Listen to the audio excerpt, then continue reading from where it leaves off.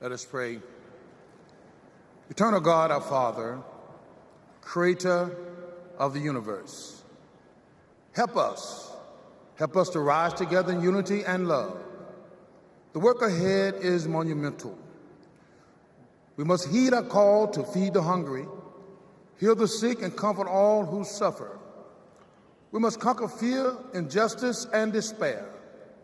Our great democracy's foundation is our knowledge that all are equal in God's eyes, that righteous truth, your gift of freedom and equality, are being questioned once again. They're what our forefathers and mothers fought and died for. They died on battlefields, in factories, on farms and picket lines. They died in chains. They died for a better world.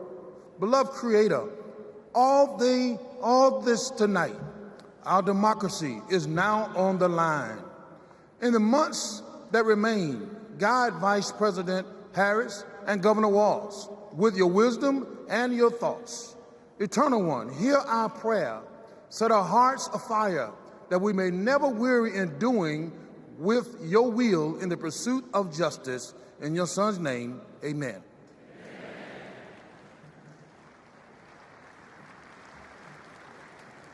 Our merciful benefactor, the Creator Redeemer, who opens the way to us to have a good conscience and life. Grant that we continue as a nation out of many one, a people of faith, taking pride in caring for our common humanity. Let us pray that this great nation inspire nations to advance social and economic progress. O God, make us among those who seek justice for all. O God, help us stand with humanity against hate. O God, bless us to approach each day with a feeling of gratitude and remembrance of you. Bless our homes and our schools. Bless us to never be without hope. Bless us in every decision, endeavor, and undertaking. Bless the efforts of the presidency to secure more opportunities for all in our great society. And finally, bless Americans to cherish our freedom and noble essence. Amen. Amen.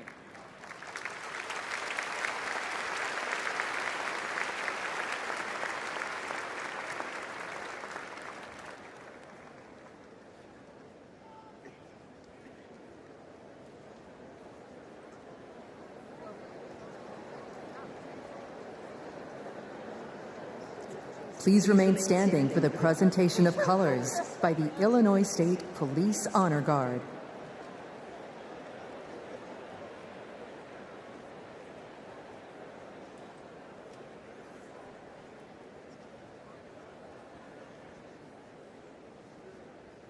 Detail, attention. Kerry, colors. Forward, march. Left, left, left, left, left, left. Colors, color turn.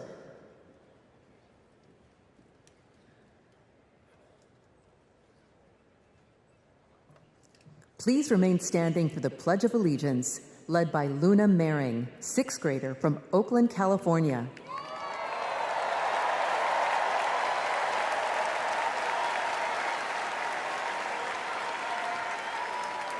I pledge allegiance to the flag of the United States of America and to the republic for which it stands, one nation, under God, indivisible, with liberty and justice for all.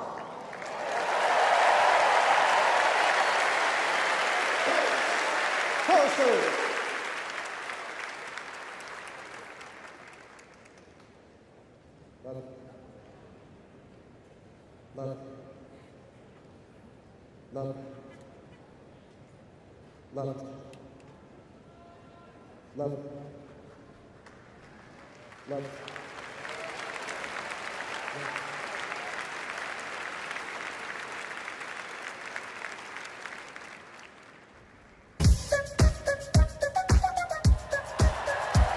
She's a fighter for the American people, committed to our values, our hopes, our dreams, bringing joy back across our nation. It's about damn time. Turn up the music. Turn down the lights. Where did this strength and passion come from in this daughter of middle-class Oakland?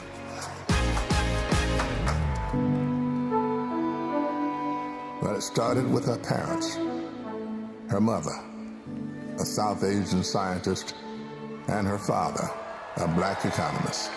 They took her to civil rights marches and inspired her to pursue her dreams. After her parents divorced, she and her sister were raised by her mother with the help of friends and neighbors, attending Sunday school at the 23rd Avenue Church. We grew up in this wonderful, loving, supportive environment. My mother was very well aware that she was raising two black girls to be two black women. Her mother saved up for 10 years to buy their first home and shared with Kamala the words and wisdom that remain her North Star to this day. Be a fighter for things that matter, and don't be limited by what has always been.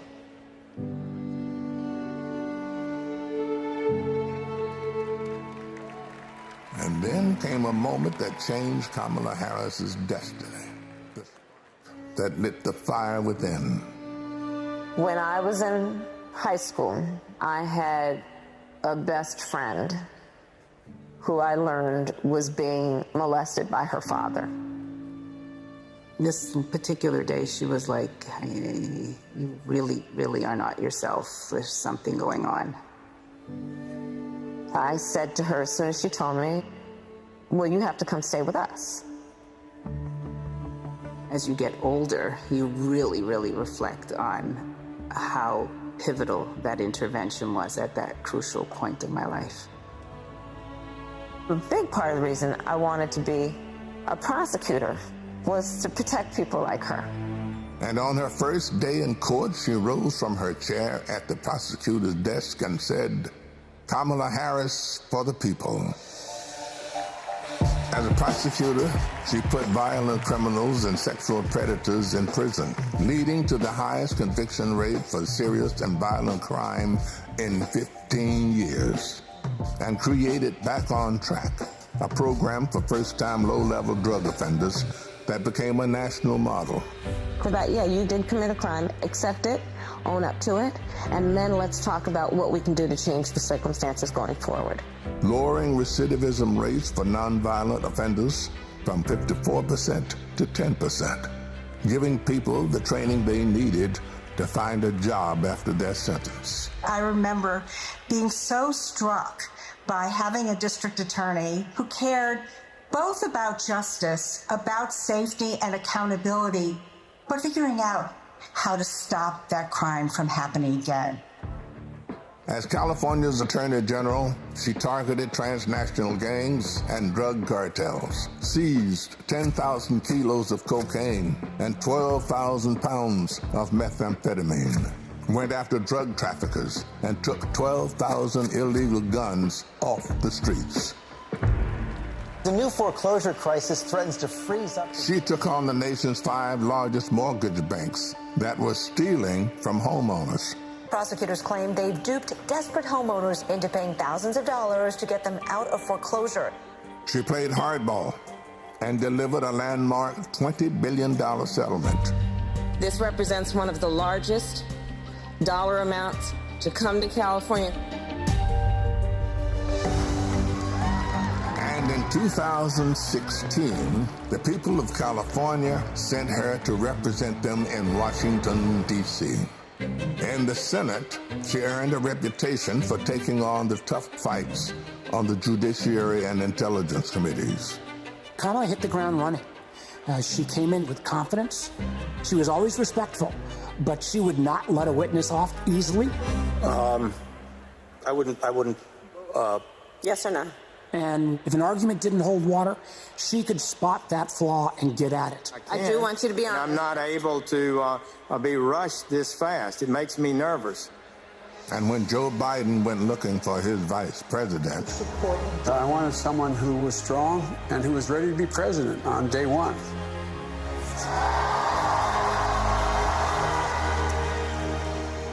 as vice president, she worked to cap insulin costs for seniors at $35, to replace lead pipes and provide clean water for communities, and she helped create 16 million jobs.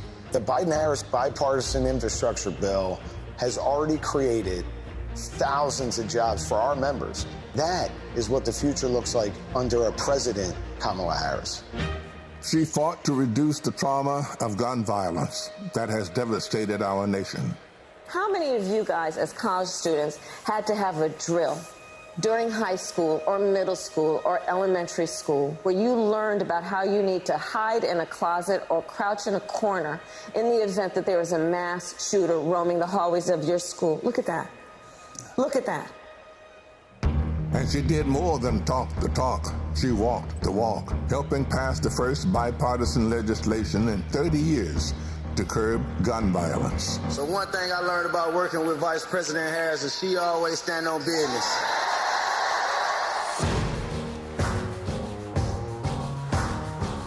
She has traveled the world to strengthen our national security and restore our global leadership, meeting with more than 150 heads of state.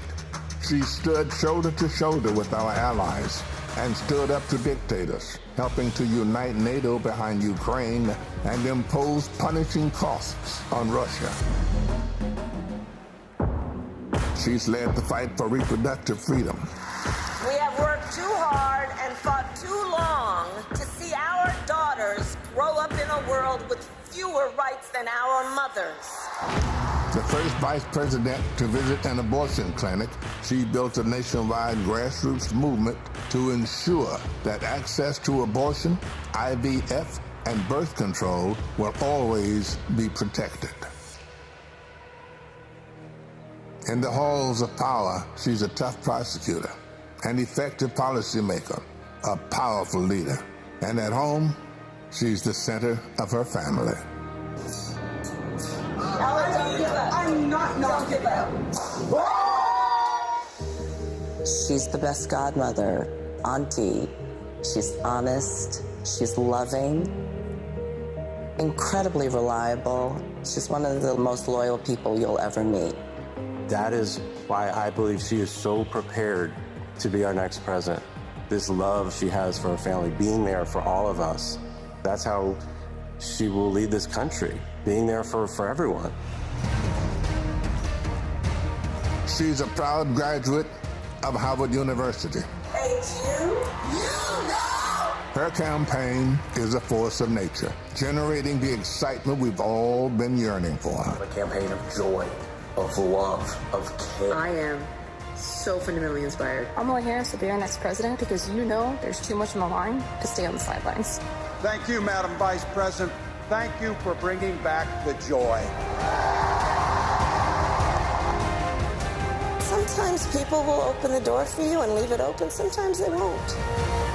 And then you need to kick that door down. We are not going back.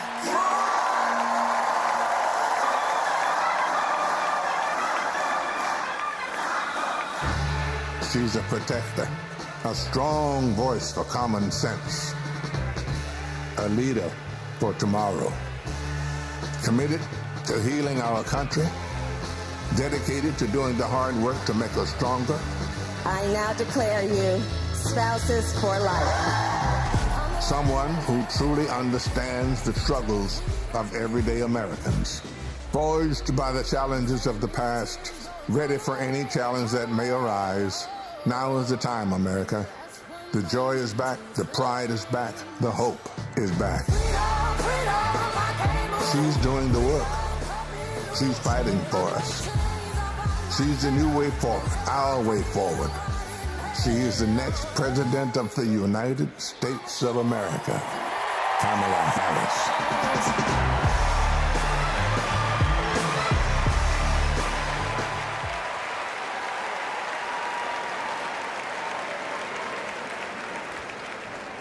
Wow. Bienvenidos todos to the final night of the Democratic National Convention. We have so much in store for all of you tonight, including a special rendition of our national anthem by our favorite country music rabble-rousers, the Chicks. And I just want to say, this week, our energy, hope, and joy have inspired the nation. Meanwhile, Donald Trump has been a small man, speaking in small venues, talking about small ideas. Our ideas, our vision for America brings us together. Our vision for America embraces every community and everyone. Kamala Harris and Tim Walz are working hard because they know our country is great. They know that we can build a future for all of us, and they're earning our votes by laying out a plan that puts the American dream not just within reach, but so we can fully grasp it. By making sure going to the grocery store doesn't break the bank, that we have control over our bodies, that our kids like my own kids, Christian and Eloisa, have opportunities to lead healthy and happy lives. We'll get to know Kamala a little more, and I promise you, you will not only be more inspired, but also ready to fight for a new way forward. And to keep us pumped for this journey, Chicago's very own DJ Metro. Over to you. Chicago, how's everybody feeling out there today? Welcome to night 4 of the Democratic National Convention. I know you all are having so much fun out there, is that correct? Well, there's only one thing left to do, and that's to make sure that the fun continues right here, right now, the only way that I know how. The Chicago way, baby. Y'all ready? Let's go. Thank you.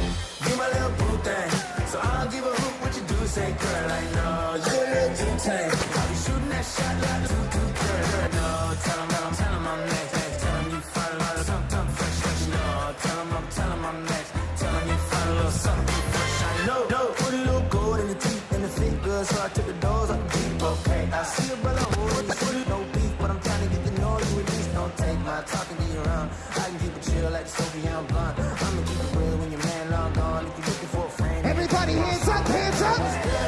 What's picture? If you book tonight, that's fiction. I'm outside, no pictures. You want me? Go figure. To the back, to the front. You a 10, baby girl, but I know why. Hey, to the back, one time, to the front. everybody, 10, hands up in the air, let's go. You my little boo thing, so I'll give a hoot what you do. Say, girl, I know you a little too tame. I'll be shooting that shot like 2K, girl, I know. Tell him I'm next. Tell him you find a little something fresh, I know. Tell him I'm next. Tell him you find a little. Thank you very much, ladies and gentlemen.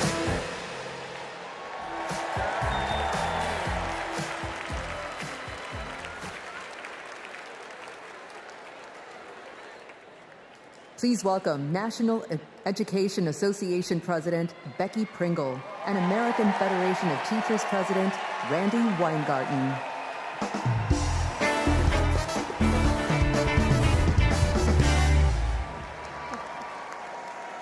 I am Becky Pringle,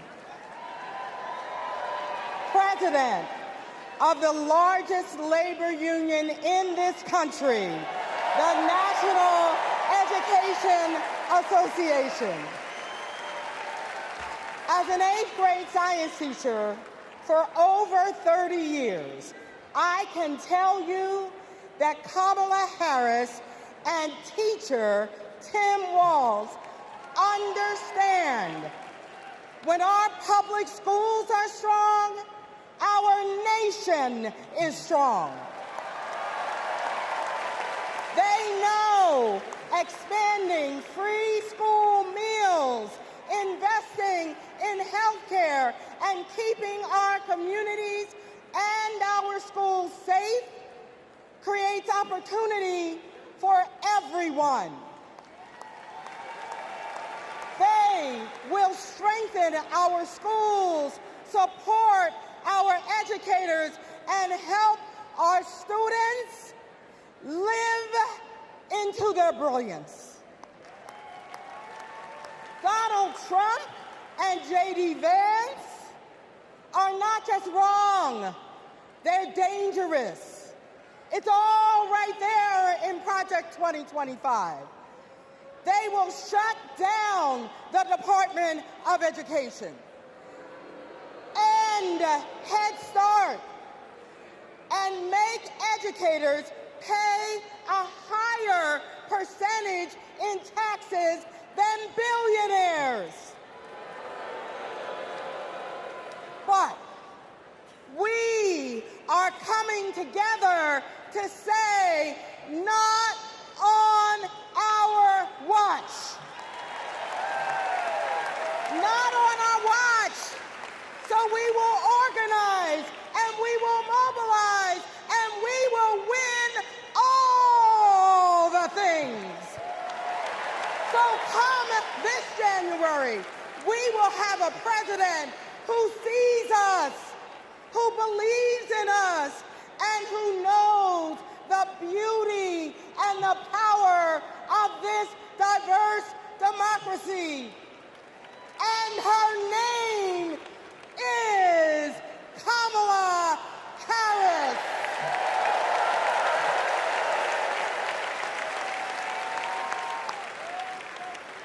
I'm Randy Weingarten, the president of the AFT and a public school teacher. One of my first lessons I taught my students was about the social contract, how both individual freedoms and mutual responsibility are essential in our democracy. This covenant underlies our commitment to public schools, where educators prepare students to spark innovations, steward the environment, create our arts, and shape our democracy. Now, one of the first lessons my students taught me was, you gotta walk the walk. That means Donald Trump and J.D. Vance can't claim they're pro-child while gutting funding for public schools. That means that being pro-family means we support access to good union jobs, affordable housing, health care, and higher education. That's what Kamala Harris and Tim Walz are fighting for, and we are all in. They have spent their lives making the promise of America real in the classroom and the courtroom. America, with Kamala Harris as our president, our best days are ahead.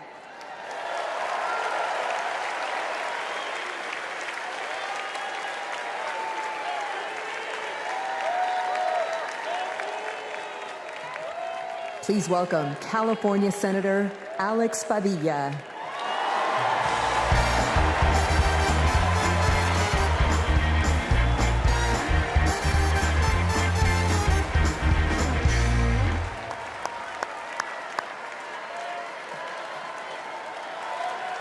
Good evening, Democrats.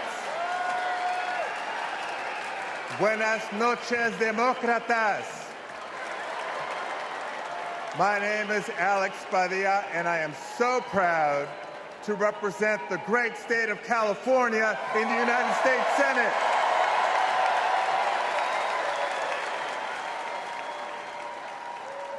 But the titles I'm most proud of are husband to my beautiful wife, Angela, and father to 3 young gentlemen. You know, as a father, when we talk about the future of our country, it's not just hypothetical. For me, it is very real. Every day I go to work in Washington, I think about my kids and the future we're building for their generation. And to show you how Kamala Harris will treat America's kids as president, I'll tell you how she treats mine. Because whenever she sees Roman, Alejandro, and Diego, she greets them with kindness and respect, literally meeting them on their level, to speak to them and to listen. And every fight that Kamala and I have taken on together has been about making life better for this generation and the next. As a state senator, I stood with then Attorney General Harris as she took on the big banks to keep kids and their families in their homes. As California's Secretary of State, I knew her as a fearless United States Senator and my partner in defending our sacred right to vote. That's right. And when Kamala became vice president, I was honored to fill her seat. But I knew that I had some big Chuck Taylors to fill. But I was proud to carry on legislation that she championed to protect workers, to safeguard public lands, to provide kids with more access to quality education. You see, Kamala and I believe that all of our kids deserve a shot at the American dream. It's the American dream, after all, that brought my parents to the United States decades ago. Es cierto. Mis padres, Santos y Guadalupe Padilla, vinieron a los Estados Unidos en busca del sueño americano. But today, we know that the dream is out of reach for far too many families. So my question for all of you tonight is this. This November, who's ready to defend the dream? ¿Quién está listo a defender el sueño americano?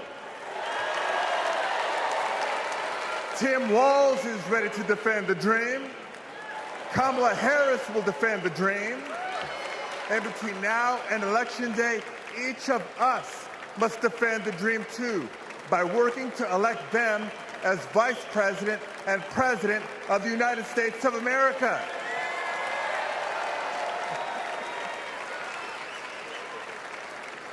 So I want to thank you.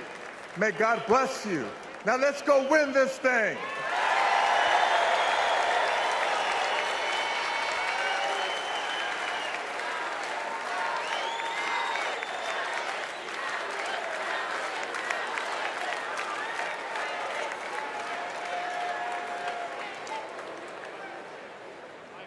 For families across our nation, the American dream starts at the same place, the place we call home.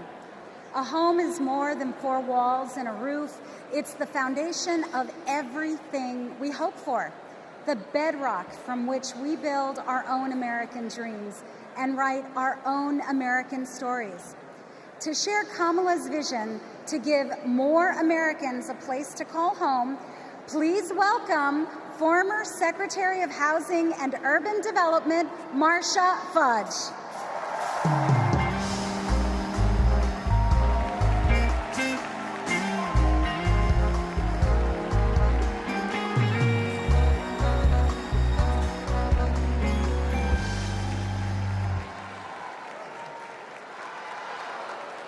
OH.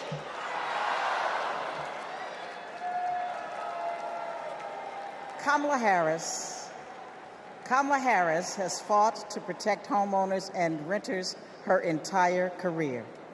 As Attorney General, she held big banks accountable for their role in the foreclosure crisis and won billions of dollars for California homeowners. As Vice President, she and President Biden helped over 400,000 homeowners at the risk of foreclosure during the pandemic. And as President, she will build 3 million new homes and rentals, limit unfair rent increases, and offer down payment support for first-time home buyers. It's personal.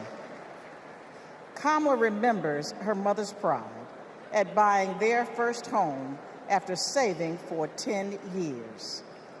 She knows housing is a human right and a pathway to the middle class.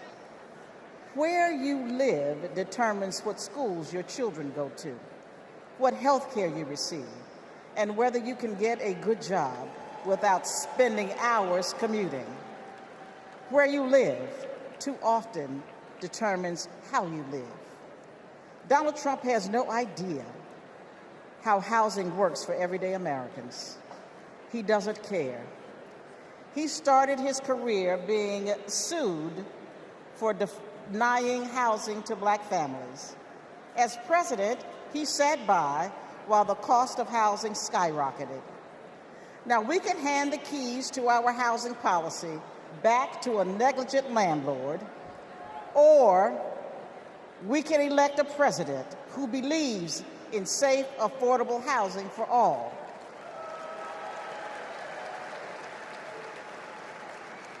Let's ensure we have an opportunity economy by voting for Kamala Harris.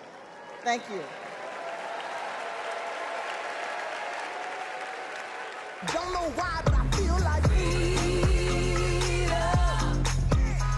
I'm Matt, and I'm a former Trump voter. Hi, my name is Dave from Pennsylvania. I'm a two-time Trump voter, 2016 and 2020. I voted for Trump before, but I'm not going to do that again. I think his agenda has really been awful for America. He doesn't care about ordinary people. He's never been one, never known any. I'm extremely worried about Donald Trump getting into the White House again. People are working. All these people who weren't working under the Trump administration, they now have jobs. One thing I like about Kamala Harris, she talks about the issues. She talks about the economy. She talks about women's rights. I'm going to vote for Kamala Harris.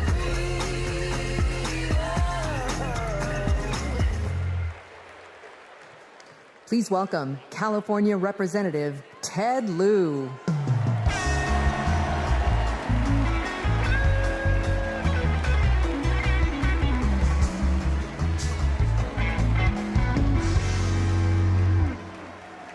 As a computer science major, I am so impressed with how large this AI-generated crowd looks tonight.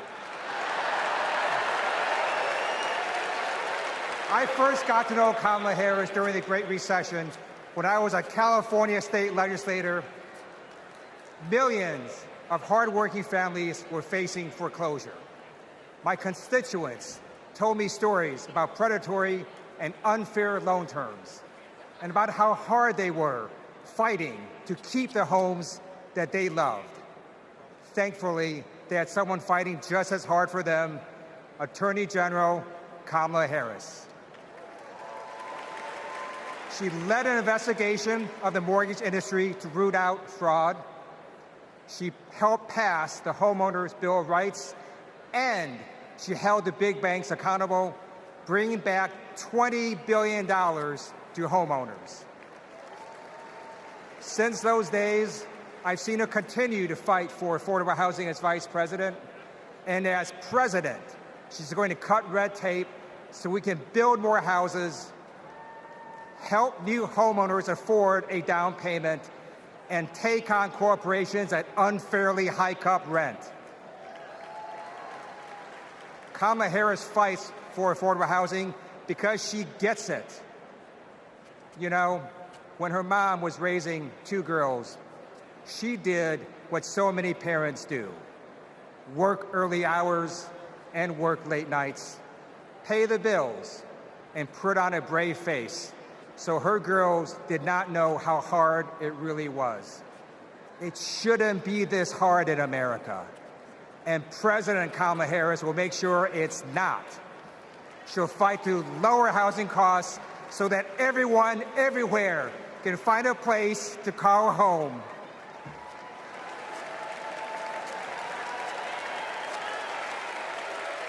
Don't know why, but I feel like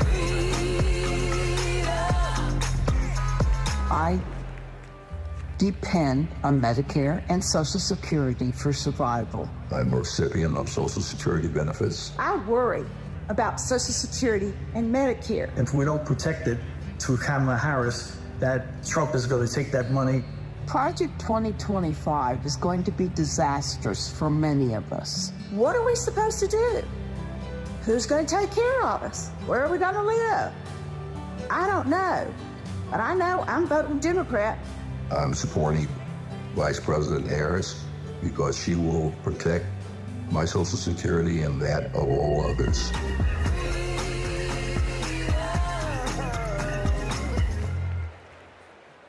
Please welcome Wisconsin Senator Tammy Baldwin.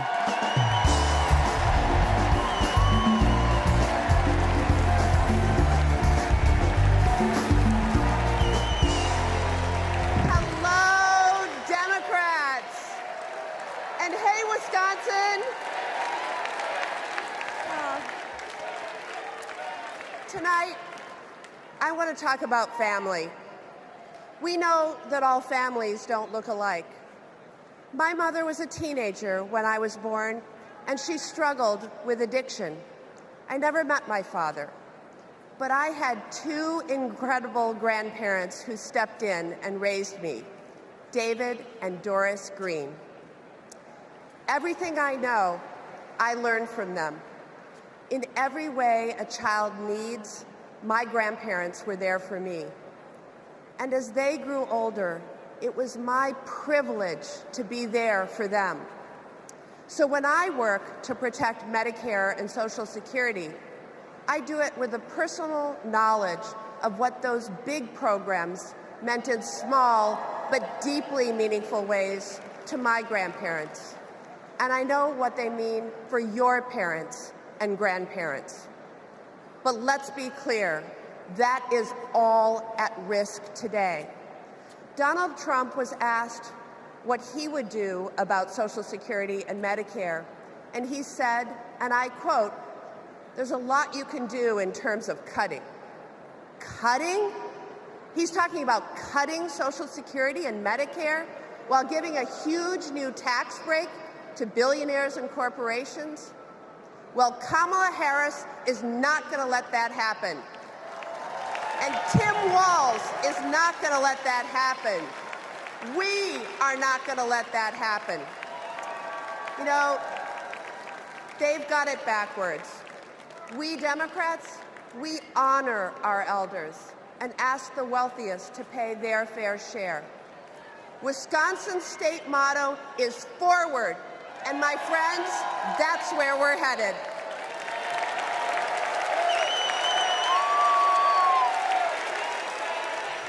Please welcome Massachusetts Representative Catherine Clark.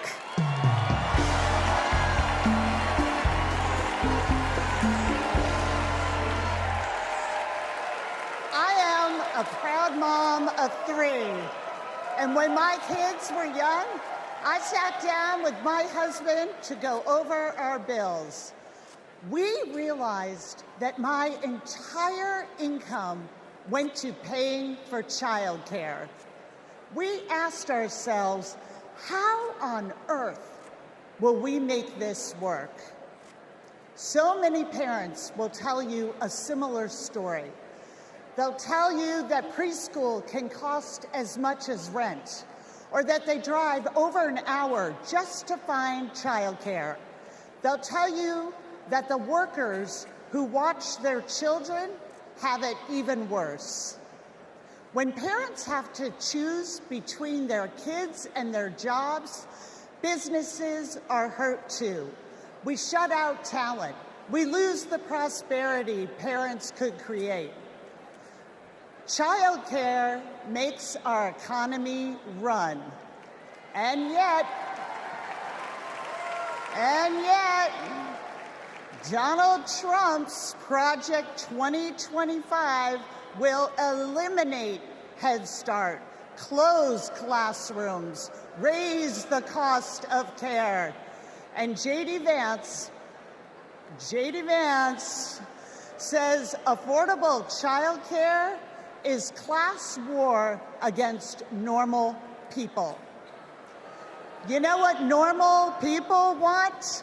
A president who understands this shouldn't be so damn hard. That's Kamala Harris. She's seen this firsthand. You've all heard Kamala talk about her mother. She was both a brilliant scientist and a devoted mom. She had to fight to make it all work, to raise her daughters, to pay the bills, to keep the career she loved. Kamala and Tim know that when everyone can find and afford childcare, our kids and our communities will thrive. Our middle class will grow. So let's put childcare at the top of the agenda. Let's build a future worthy of our children. Let's elect Kamala Harris and Tim Walz.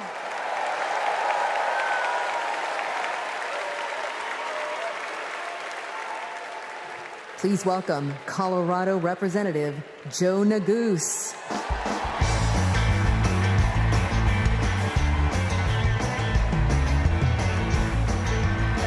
Thank you. Good evening, Chicago.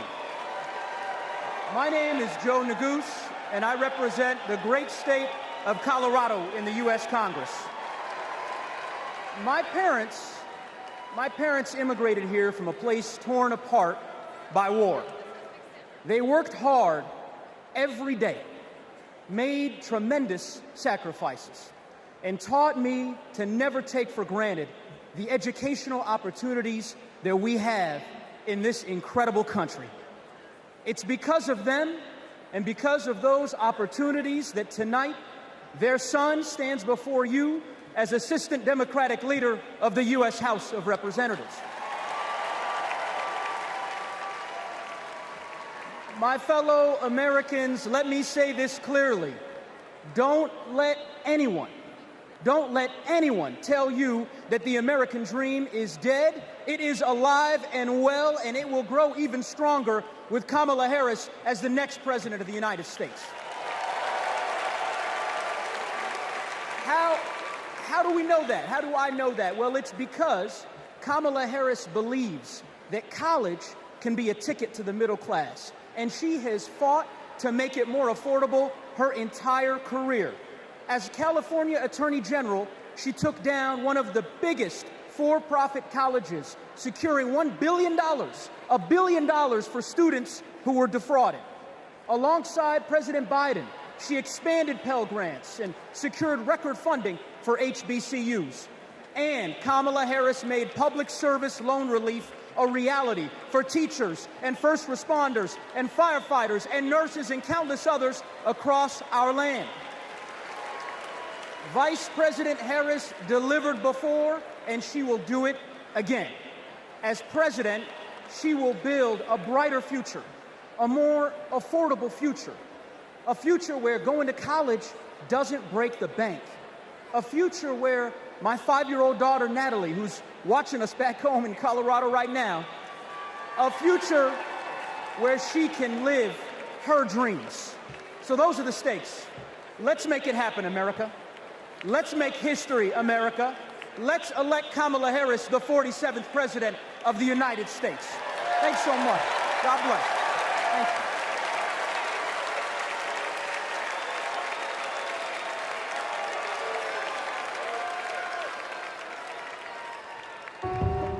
I basically worked in public service my entire adulthood, over 27 years. Seeing my mom work in the public service sector, it was actually inspiring me, and I'm like, she gives more to the community than she is for her own self. As a single mother, I knew I wanted my daughters to have a better life than I did. So I said, you know, going to school will help me. I would see her move like the bills to the side, but I know she was mounting. I know she was drowning in student loan debt. Then eventually my loans got to $800 a month. I paid it. I did what I was supposed to do. But I was like, oh my God, I'm gonna be in debt until the day I die. When the Biden-Harris administration first announced the public service loan forgiveness, and I'm rushing to my mom, like, apply for this, apply for this. I'm sitting at my desk, opening up my mail. It says, thank you, Kelly, for public service. Your loans now have been forgiven. Took a deep breath, and I screamed. I had to pinch myself. I had to see if this was really happening. Seeing my mom finish her higher education was life-changing. I don't think anything can ever stop me from my goals, because I saw her do it as a single parent with twin girls, with life pushing her down so many ways, but she continued to rise up. She has been the force, the motivation for me to want to continue to work in the public service agency. With this loan forgiveness, I can plan for my future. I was able to purchase my very first home. It creates great opportunity for my daughters. It creates stability. Thank you, Vice President Harris and the entire administration. I just want to thank you again and again and again. Thank you so much.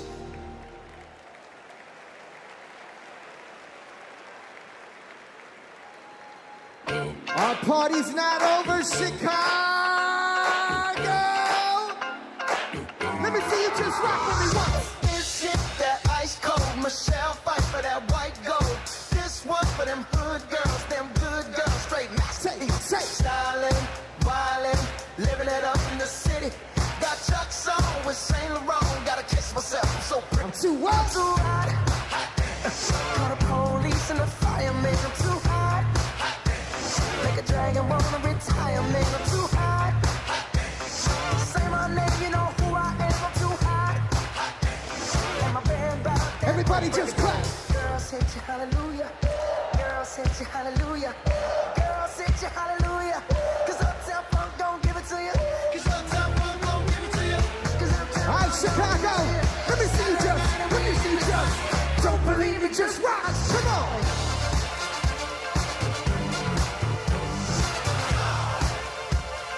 Don't believe me, just rock. Don't believe me, just rock. Don't believe me, just rock. Don't believe me, just rock.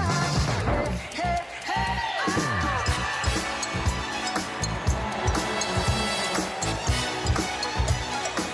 Anybody here ready to have a great time with me tonight? Let me hear you make some noise. I'm DJ Metro from Chicago. Let's go.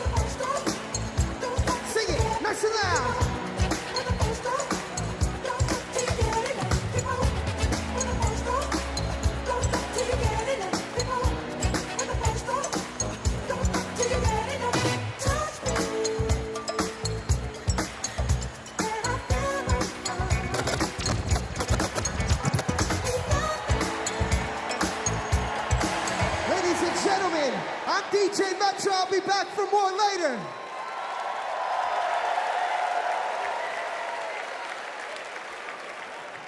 Please welcome Durham, North Carolina Mayor Leonardo Williams.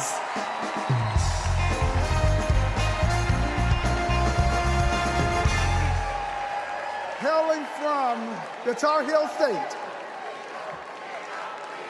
home of Duke University and North Carolina Central University, I am Mayor Leonardo Williams from Durham, North Carolina. You know, several years ago, my wife Zweli and I started cooking for our community. We drove to schools, doctor's offices, just to give out a few samples. And eventually our friends asked, "Where's the restaurant, y'all?" But you know, it takes capital. It takes capital to chase a dream. And during the Trump administration, they did not make it easy. Not for folks like us. So what I thought was, I guess not everybody can have a multi-million-dollar loan from their father. So I'll tell you what we did.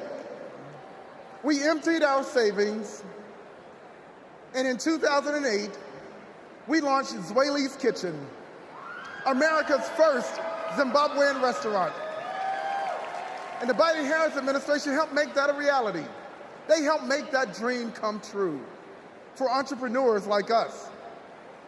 Now, thanks to small business grants and all of the help that we received from them, we now have 3 locations, and we employ nearly 30 employees with a living wage.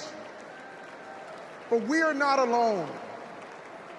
Under Joe Biden and Kamala Harris, more than 500,000 business applications have been filed in North Carolina. Kamala Harris is fighting to create an opportunity economy that can break down barriers for entrepreneurs like us. And as president, she will support risk takers and problem solvers who want to just do their part and claim their piece of the American dream. And also, I want to thank Maya from Nevada, who has served her famous dumplings for the past 3 years and opened new locations thanks to the historic support for small businesses. And Robert, I want to thank you from Minnesota. Robert owns a solar business, heated up once by Joe Biden and Kamala Harris. They passed the Inflation Reduction Act. And Paul from Arizona. Paul, who's a commercial cleaning company, landed huge contracts thanks to the Biden-Harris manufacturing boom. So Kamala Harris knows.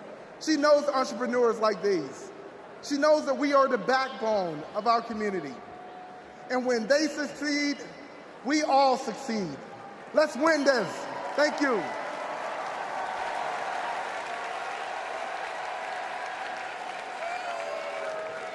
Please welcome Illinois Representative Raja Krishnamurthy.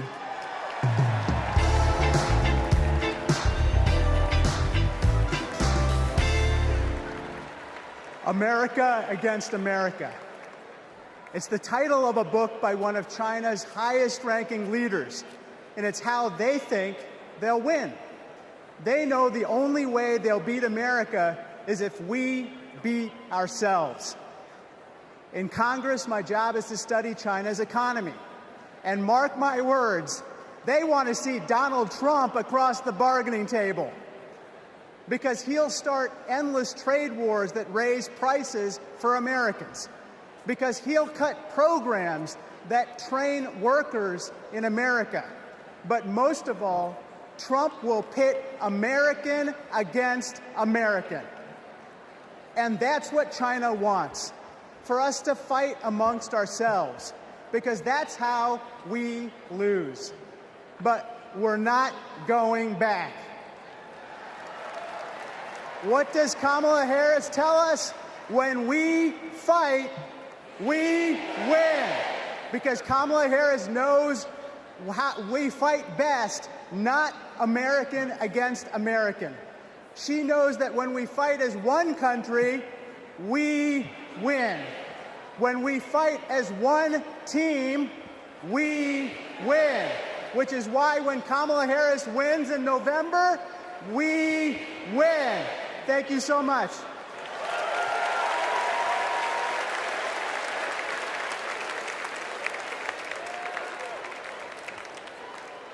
We believe in a future where every person has the opportunity to build a business, to own a home, to build intergenerational wealth, a future with affordable health care, affordable child care, paid leave, and all of this is to say, building up the middle class will be a defining goal of my presidency.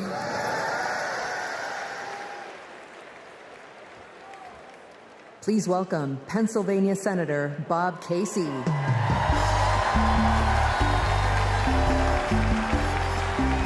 Pennsylvania.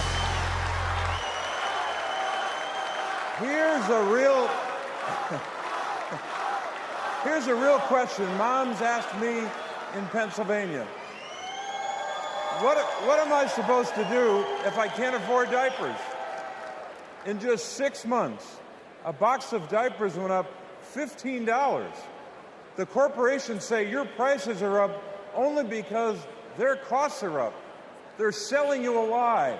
It's in the bag with the diapers. Prices are up because these corporations are scheming to drive them up. Most companies are good companies. It's the food conglomerates that sit behind the supermarkets, the faceless wholesalers. They're the ones who are extorting families at the checkout counter. This is greedflation. I've been fighting it a long time. So has Kamala Harris. And finally, we're starting to win. When Big Pharma jacked up the cost of insulin, we passed a bill to stop them. Now, for millions of Americans, it's capped at $35 a month. So that's one. I've been fighting to ban price gouging on food. And next year, when she's president, Kamala Harris will sign a bill to do just that. So that's another. And when corporations take advantage of a crisis, like toilet paper during the pandemic, we'll hit them with harsher fines when Kamala Harris is president. Now, Americans don't expect stuff to be free, but we do expect it to be fair. The people I'm talking to, from Allentown to Erie, they don't tolerate being ripped off.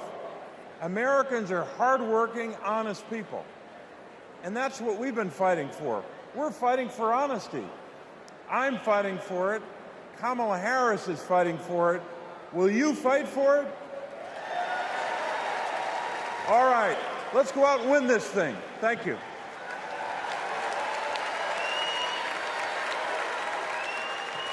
Please welcome Massachusetts Senator Elizabeth Warren.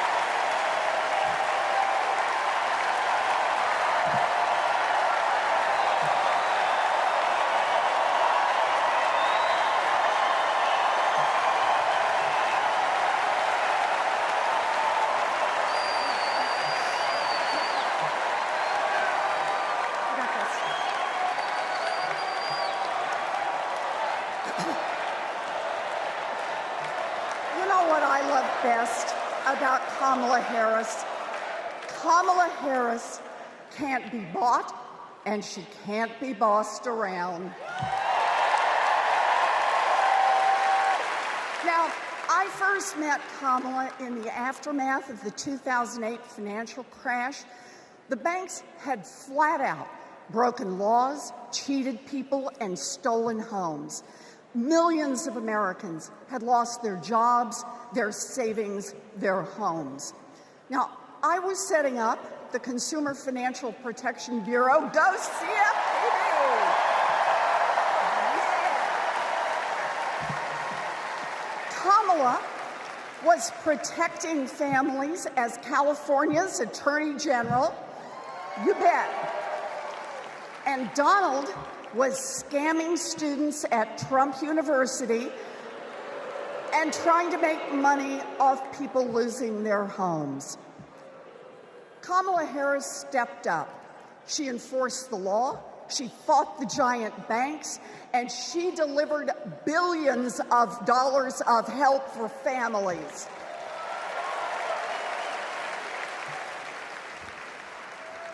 And that is the difference between a criminal and a prosecutor.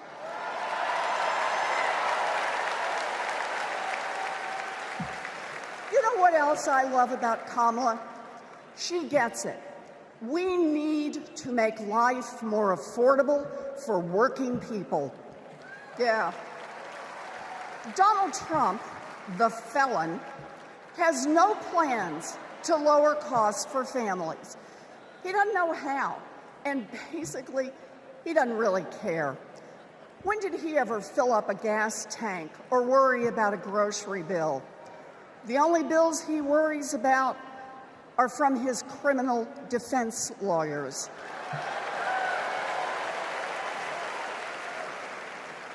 But Kamala, she cares deep down.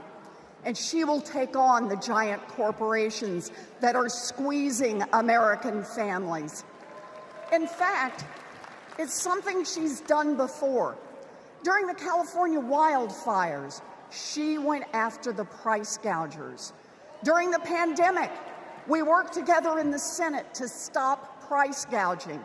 And as president, she will lower costs for your family. She'll take on the Wall Street firms that buy up millions of houses and apartments and then jack up the rent. She'll take on drug companies that charge an arm and a leg for prescriptions. She'll take on corporate monopolies that rip off consumers and billionaires who don't pay taxes.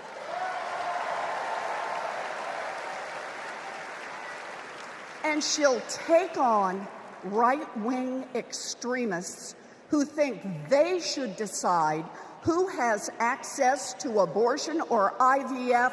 Kamala will protect abortion rights nationwide. Yeah. And there it is. Groceries, gas, housing, healthcare, taxes, abortion. Trust Donald Trump and J.D. Vance to look out for your family? Shoot, I wouldn't let those guys, I wouldn't trust them to move my couch.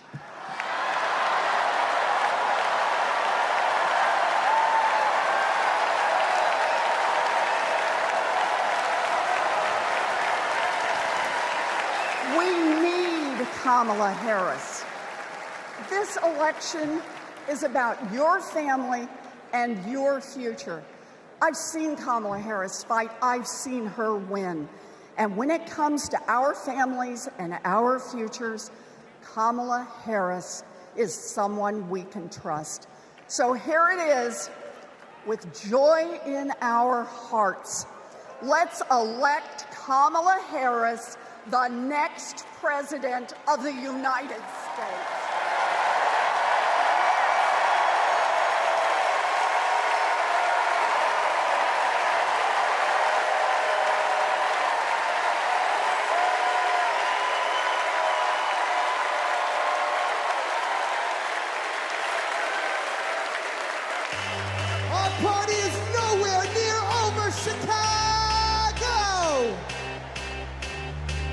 We're gonna do this real big because we got a good feeling about this presidency.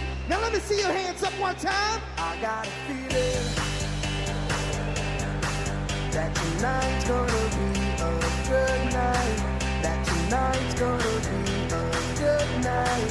That tonight's gonna be a good night. A feeling that tonight's gonna be a good night. That tonight's gonna be I want to see everybody losing their mind. 1, 2, now everybody party. Tonight's the night. Let's live it up. I got my money.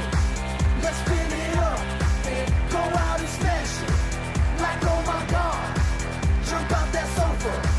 Let's kick it up. I know that we'll have a ball. If we get down and go out and just lose it all. I feel stressed out. I won't let it go. Let's go way out. Face out and losing our control. Fill up my cup. Marble top. Look at her dancing. Just take it up, up, up, up, up, up, up, up, up. Let me hear you, Sharpton.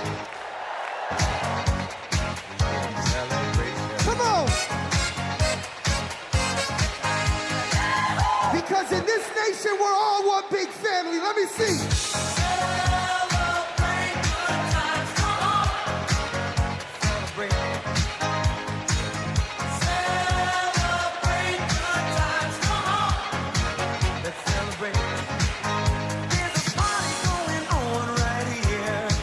A celebration to last throughout the years. So bring your good times and your laughter too. We gon' celebrate your party with you. Come on now. Celebration. Let's all celebrate and have a good time. Celebration. We gon' celebrate and have a good time. It's time to come together. It's up to you. What's your pleasure? Everyone around the world, come on! Ladies and gentlemen, I'll see you guys in just a little while. Thank you.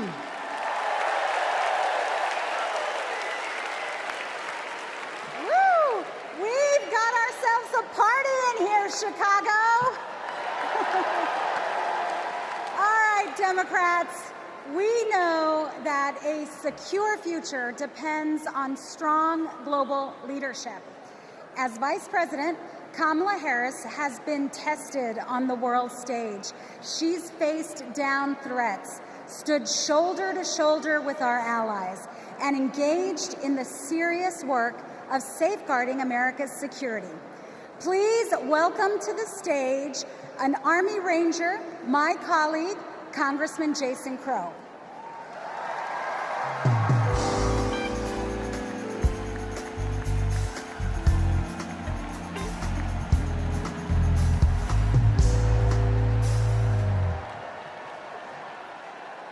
Before serving in Congress, I was a paratrooper and an Army Ranger. Over 100 combat missions in Iraq and Afghanistan taught me what really makes America strong and secure. You see, it's not tough talk, it's not chest thumping, because in war, talk is cheap. And trust me, I know a couch commando when I see one.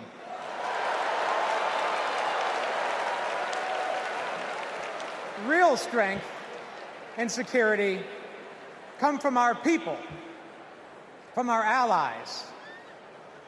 Donald Trump's Project 2025 would abandon our troops, abandon our veterans, our allies, and our principles.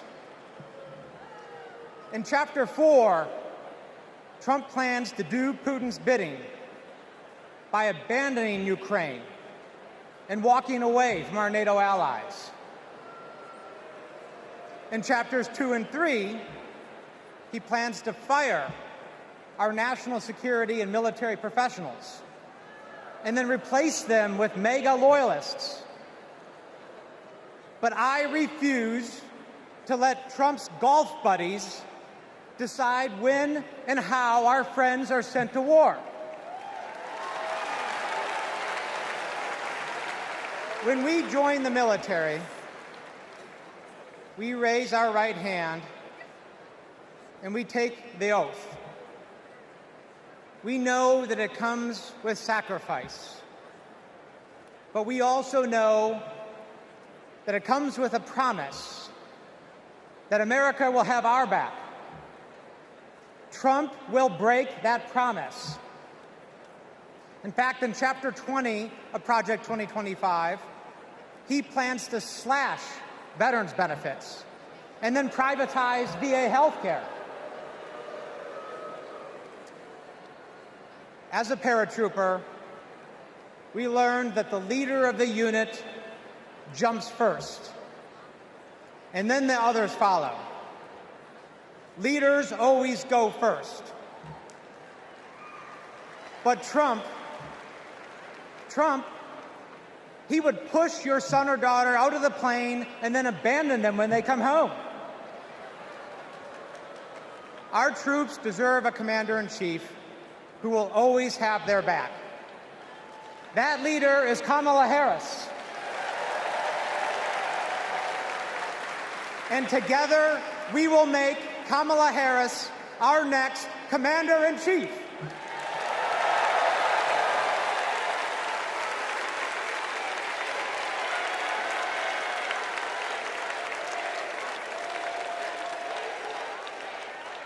President Joe Biden and I, along with our entire country, are grateful, deeply grateful to each and every one of you for your service and for your excellence. The United States military, without any question, is the strongest and best fighting force the world has ever seen.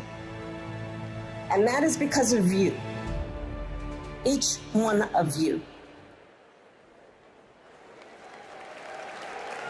Please welcome Michigan Representative Alyssa Slotkin.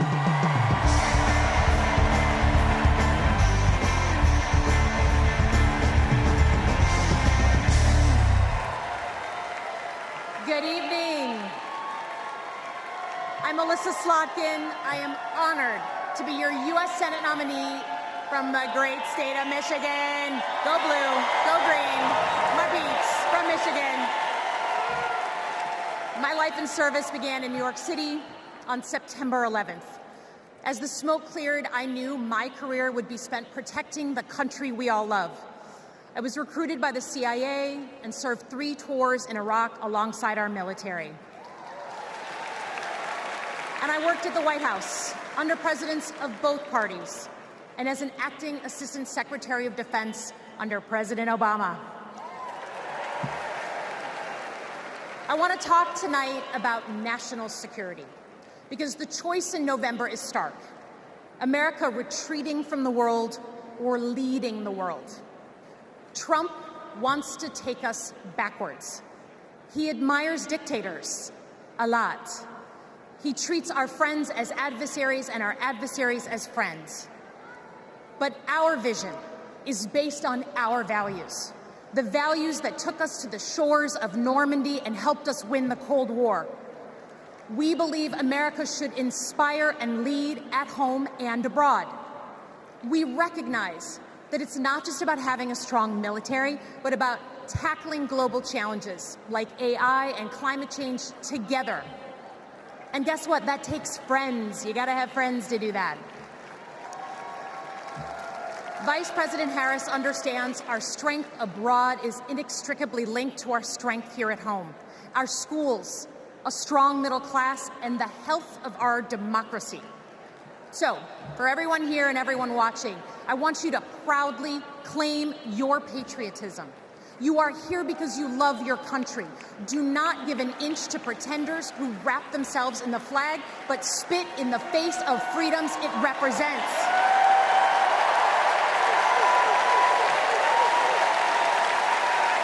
this November, let's elect a president who will lean forward to embrace the future. Because America doesn't follow. We do not retreat. We are the damn United States of America. We lead.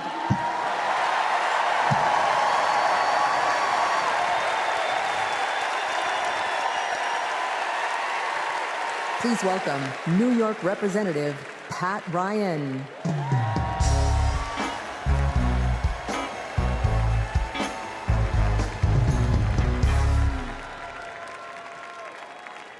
Among the Americans I proudly represent in Congress are the 4,400 cadets at West Point, my alma mater. Last year, I welcomed Vice President Harris when she delivered the commencement address. I watched as she shook the hand of every single cadet. That's the thing about West Point. The day you take the oath to defend our country, you get to look the person in the eye who may one day, God forbid, send you to war and take their measure. And every time, Kamala Harris looked back with respect, with reverence. That day, I saw our next Commander-in-Chief. At West Point, you learn the honor code. A cadet will not lie, cheat, steal, or tolerate those who do. Well, there's a candidate who has violated every word in that code.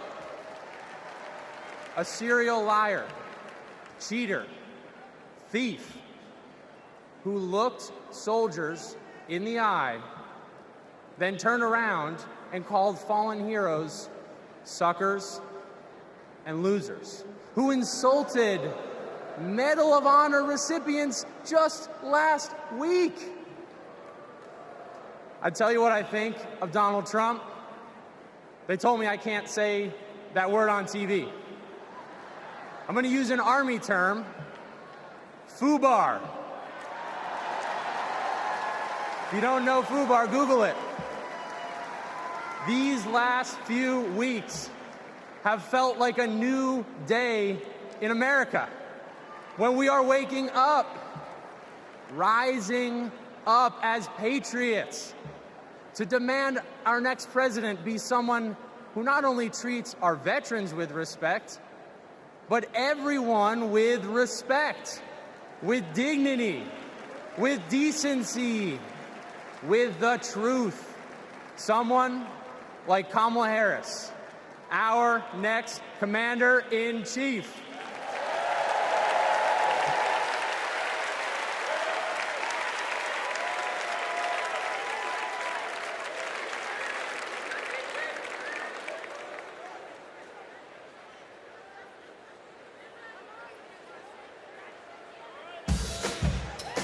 We are not done. I'm trying to tell you guys that I want to see you up off your seats, dancing and moving around. Get excited with me and say, I say I'm too late. Got nothing in my brain. That's what people say. That's what people say. I go on too many dates, but I can't make them stay. At least that's what people say. That's what people say. But I keep cruising. Can't stop, won't stop moving. It's like I got this music in my mind saying it's gonna be alright. 'Cause the players gonna play. And the haters gonna hate. Baby, I'm just gonna shake. Shake it off, shake it off. Breakers gonna break. And the fakers gonna fake. Baby, I'm just gonna shake. Shake it off. Hold on. Come and move that in my direction. Thankful for that. Representando para mi latino aquí conmigo esta noche. Oh, you are my sunrise on the darkest day. Got me feeling some kind of way. Make me wanna savor every moment slowly. Slowly. Despacito. Quiero respirar tu cuello despacito. Deja que te diga cosas al oído. Para que te acuerdes si no estás conmigo. Despacito. Quiero desnudarte a besos despacito. Firmo en las paredes de tu laberinto. Y hacer de tu cuerpo todo un manuscrito.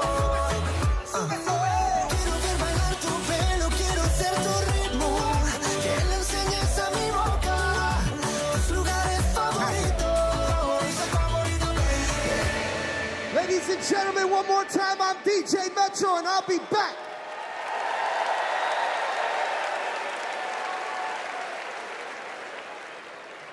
Please welcome the president of the National Action Network, Reverend Al Sharpton.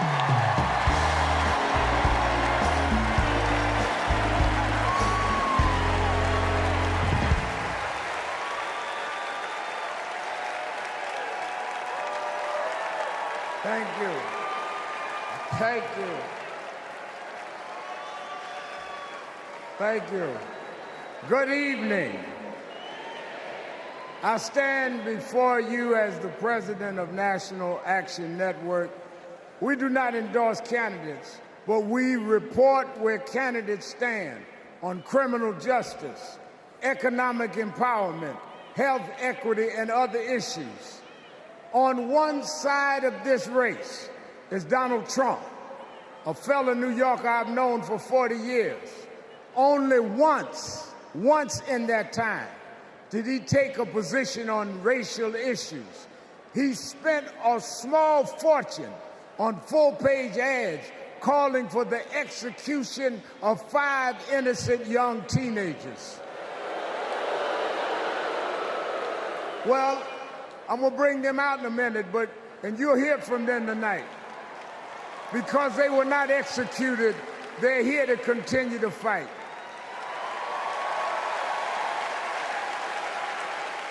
But it was there that I saw Trump love to fan racial flames. On the other side is a woman that I walked with in Selma, Alabama to commemorate the 59th anniversary of Bloody Sunday. Kamala Harris spoke to me that day about unity and passing bills. All I ever heard from Donald Trump was how he can get an advantage.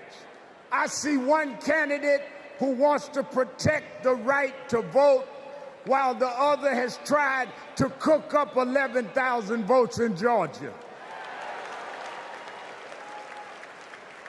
I see a candidate who, with Joe Biden, brought leaders to the White House to confront violent hatred, running against a man who said neo-Nazis in Charlottesville were fine people. I see a candidate who has sought to reform and uphold the law, and a man who wrongly assumes his mugshot appeals to black Americans. I worked with Kamala Harris. In every job she's had, she has consistently committed to making government work for those of us who've been disadvantaged. All Donald Trump has been consistent about is making himself richer and sowing division to get that done. This man sat right here in Chicago a few weeks ago refusing to apologize for claims that migrants were taking black jobs. Well, in November, we're gonna show him when blacks do their job.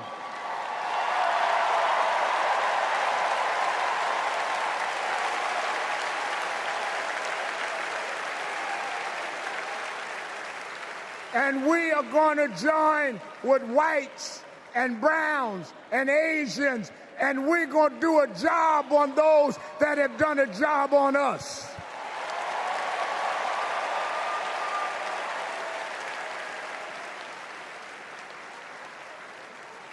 Tonight, we are going to realize Shirley Chisholm's dream.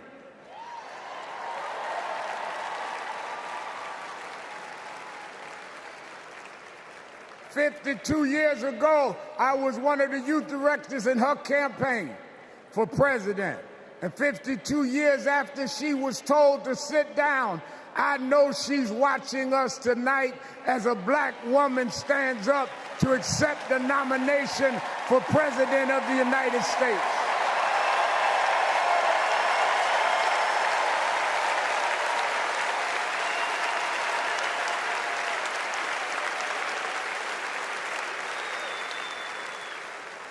We have fought too hard for women to be told to get out of the kitchen. We are now on our way to the Oval Office. We won't go back.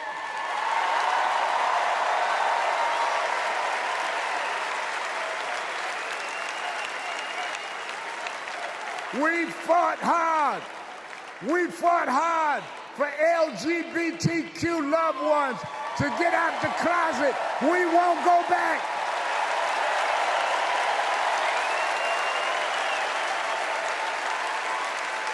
We fought hard for the right to choose, the right to education.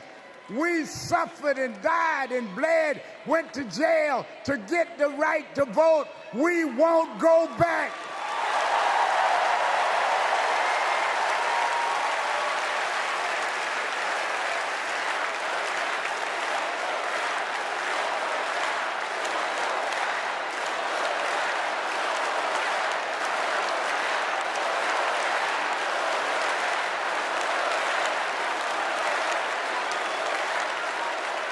So we must be committed, no matter how the Supreme Court tries to roll back on civil rights, no matter what the amount of money they have. We are here because others fought and suffered for us, and we vowed tonight we won't go back.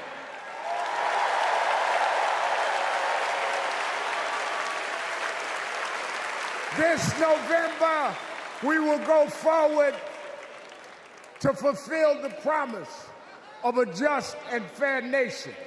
And let me say, as we transition, I'm a preacher.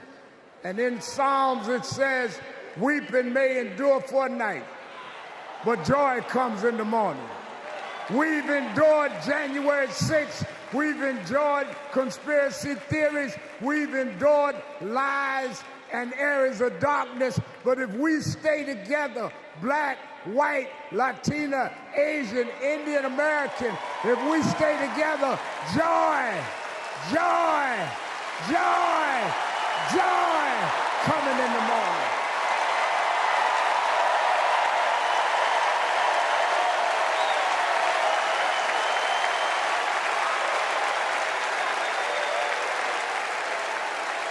I want to now, since I was a teenager, I was mentored by Reverend Jesse Jackson.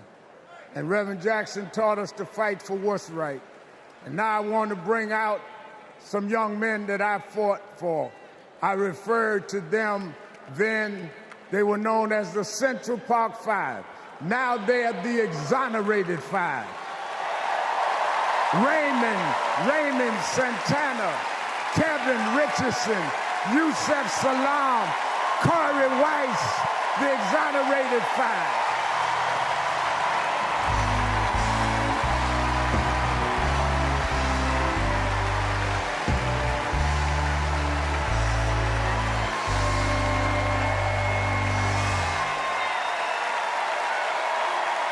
We won't go back.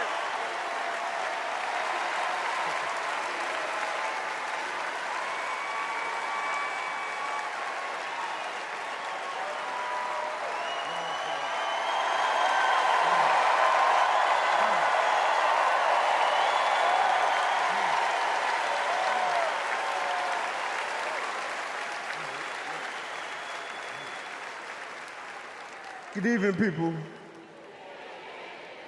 My name is Corey Wise. 35 years ago, my friends and I were in prison for a crime we did not commit.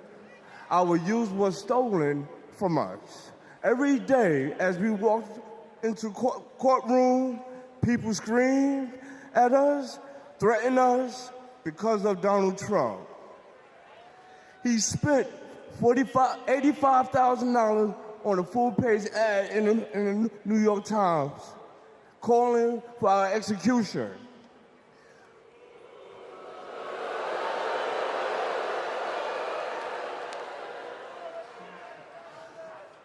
We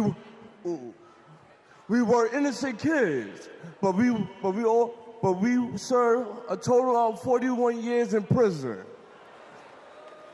Reverend Sharpton stood with us. Now, I'm proud to stand with him today.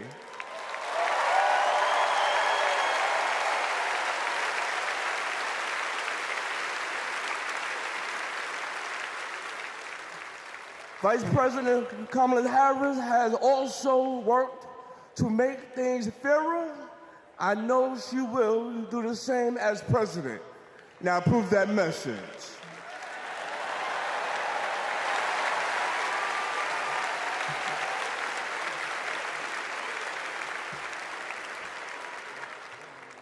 I love these guys. These are my brothers. These are my brothers. Yes, indeed. America. I am Yusuf Salaam.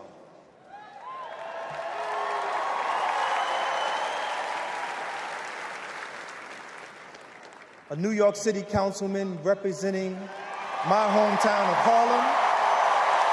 That's right.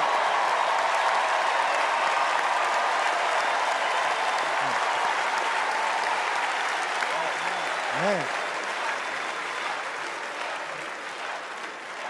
Representing my hometown of Harlem, USA. And listen, as my friend Corey Wise just said, 45 wanted us unalive. He wanted us dead. Today we are exonerated because the actual perpetrator confessed and DNA proved it. That guy says he still stands by the original guilty verdict. He dismisses the scientific evidence rather than admit he was wrong. He has never changed, and he never will.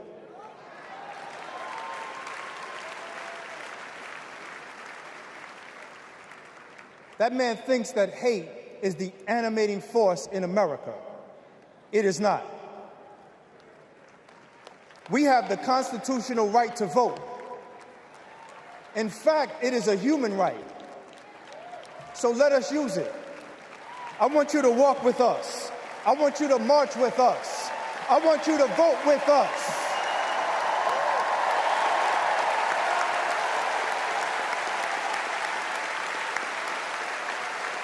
And together, and let me tell you, this is going to be so beautiful. And together, on November 5th, we will usher in Kamala Harris and Tim Walz into the White House.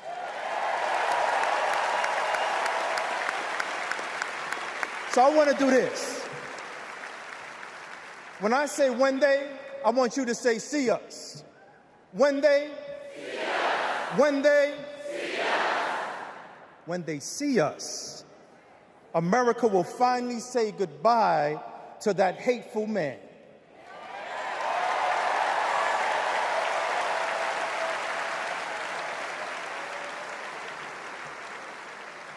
We will say what I have said after 7 long years of wrongful incarceration. Free at last. Free at last. Free at last. Thank God Almighty, we are free at last. God bless you, and God bless the United States of America.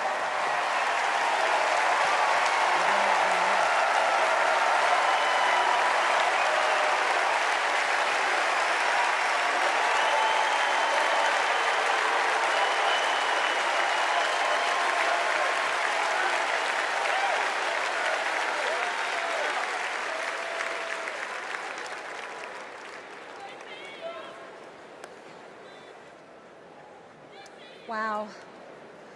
Our country is built on justice, and people's lives, as we just heard, can be harmed when we fail to do justice. But Kamala Harris fights to do justice. No one knows that better than the prosecutors who fought alongside her. These are their stories.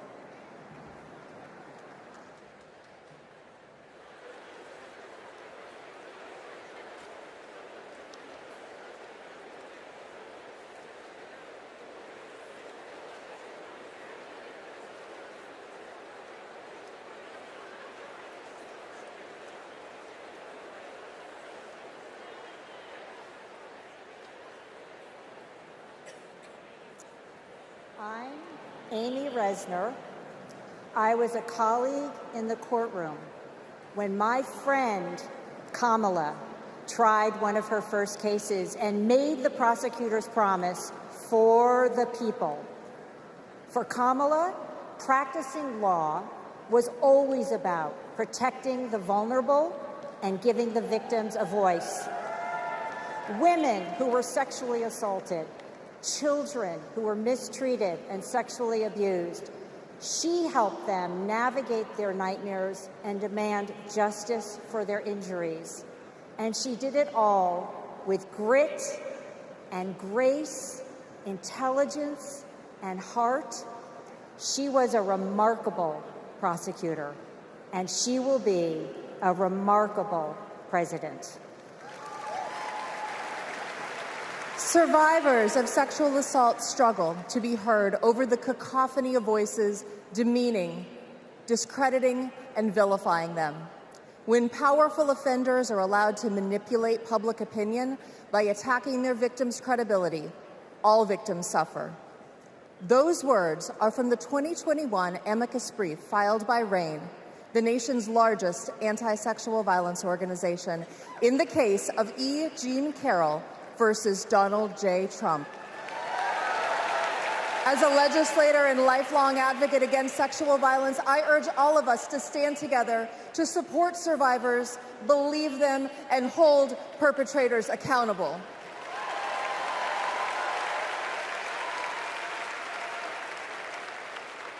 I'm Lisa Madigan, former Attorney General of Illinois. I worked with Kamala Harris during the Great Recession to protect homeowners from foreclosure. As Attorney General of California, Kamala met thousands of people on the verge of losing their homes and their faith in the American dream. She demanded big banks provide mortgage relief to allow families to stay in their homes. She stood her ground, and together, we prevailed. For as long as I have known her, Kamala Harris has always taken principled positions and never wavered. Thanks to Kamala's determination, countless Americans have a home they can call their own.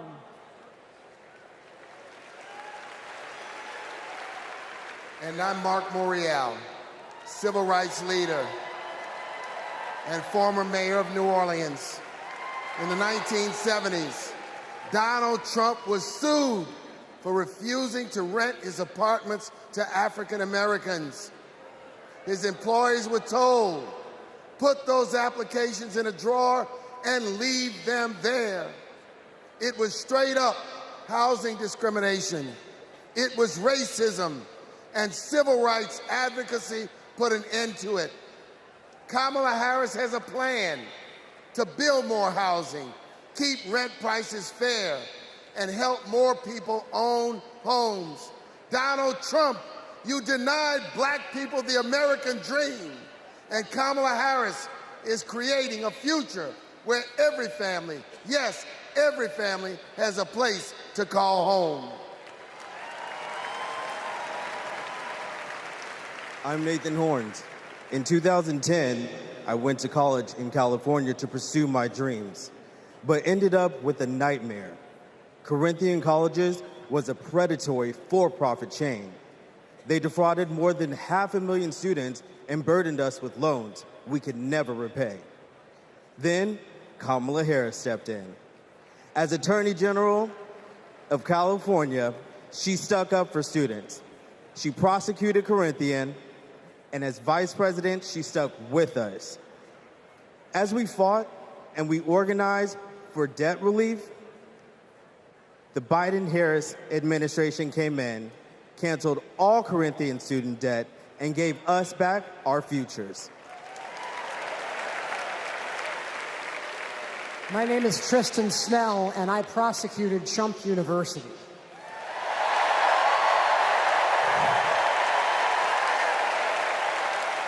I interviewed over 100 victims of Trump's fraud, a retired police sergeant, an Iraq veteran with PTSD, a mother caring for her son with special needs. They trusted Trump. They believed that he would teach them his secrets and make their American dreams come true. But all they got was credit card debt and a fake diploma.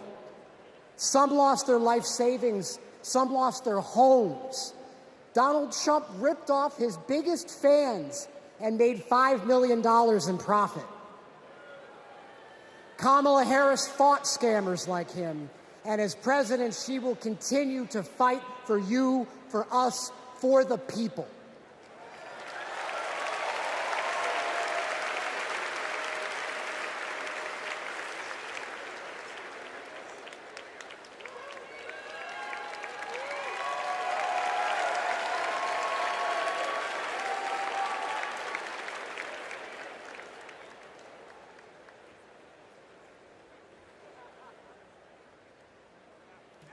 Please welcome Massachusetts Governor Maura Healey.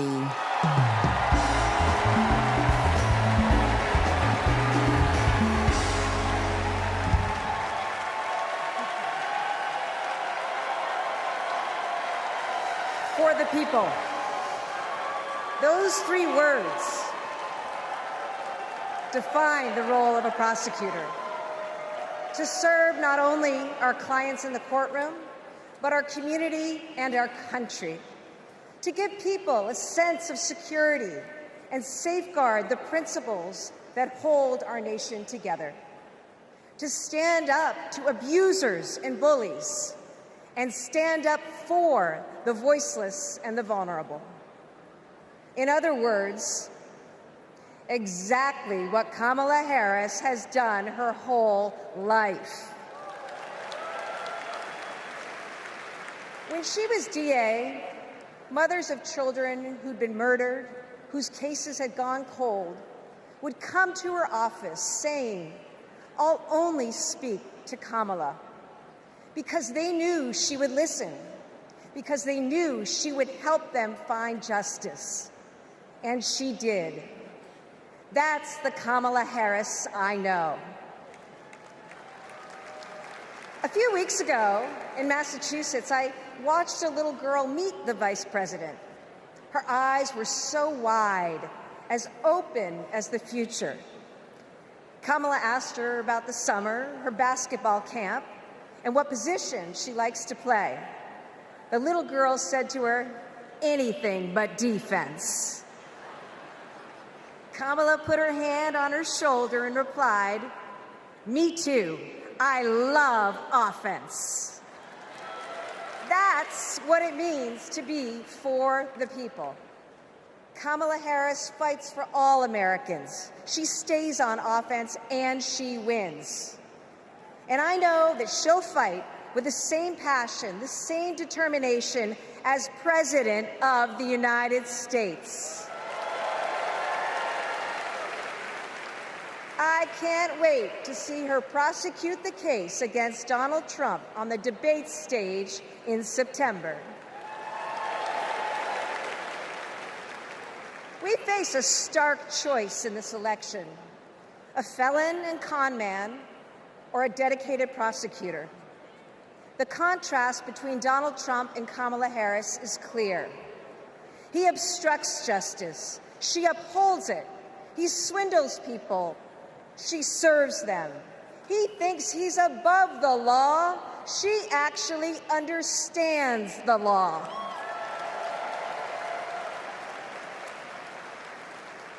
That's what this election comes down to. One candidate who's out for himself, or Kamala Harris for the people. It's a battle for the future of our nation. And tonight, we will prove beyond a reasonable doubt that Kamala Harris should be, she must be, the next President of the United States. Thank you.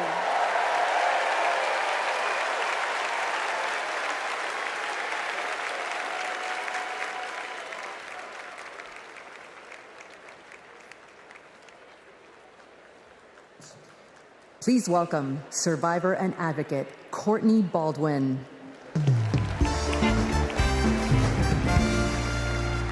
Good evening, Chicago. I'm Courtney Baldwin.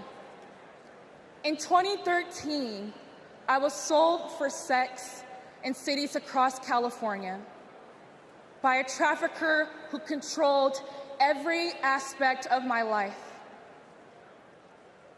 During those dark moments, I held on to hope that one day I'd be seen as more than a victim, that I could pursue my dreams, and that my trafficker would be held justice.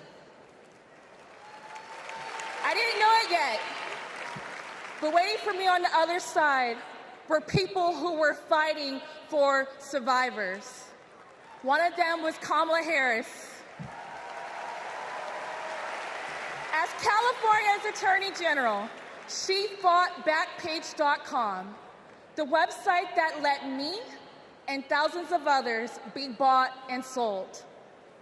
She filed criminal charges against its owner that shut down the website for good. No one has ever done that. Vice President Harris is fearless, compassionate, and she still gives me hope. She's protected people like me her whole life, and I know she'll fight for us all as president. Thank you.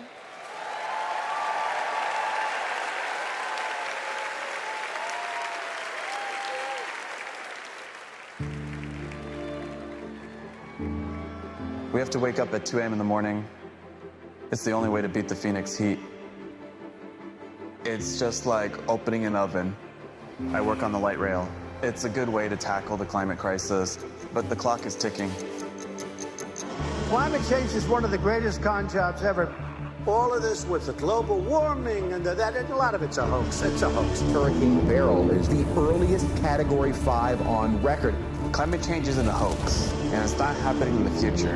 It's happening right here, right now. Here in Phoenix, the most consecutive 110 plus degree days in a row. Trump is pouring gasoline on the fire. He proceeded to solicit $1 billion from the fossil fuel companies because, if elected, he would roll back environmental rules and repeal regulations.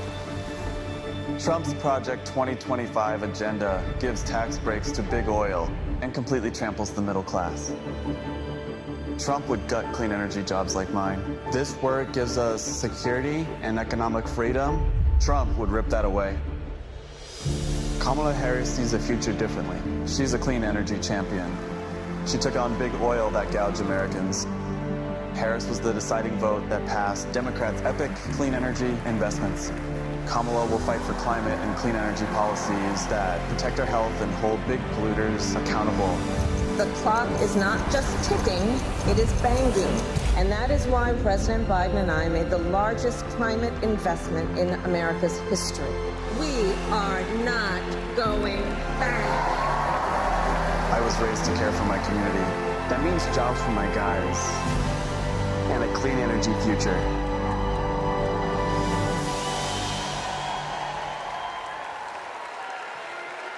Please welcome former New Mexico Representative Deb Haaland.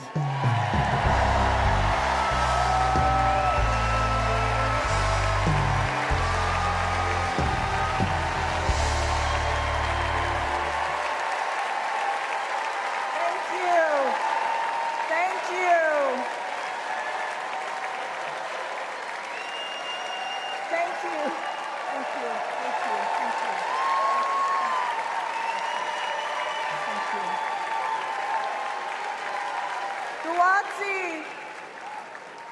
Watsi Halpa, Duhinamet Ezaktuitsa Shuimi Hanu. In my Keris language, greetings, friends and family. My name is Kresh Turquoise, and I'm from the Turquoise clan. 35 generations ago, my ancestors built lives in the high desert of New Mexico. I am on this stage tonight because of them.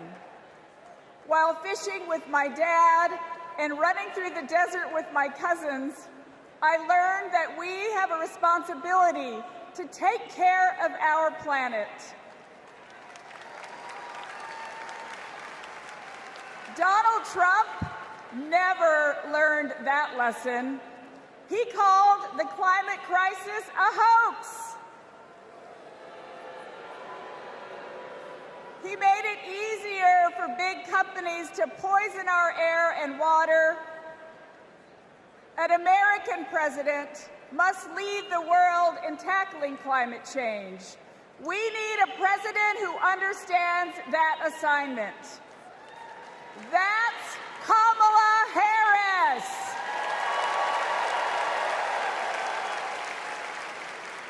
I know her record.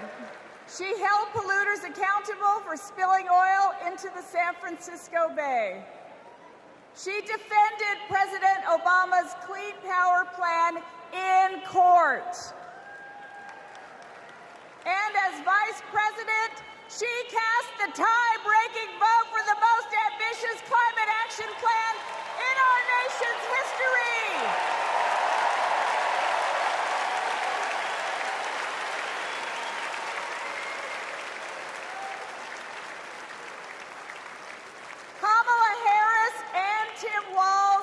Will fight for a future where we all have clean air, clean water, and healthy communities.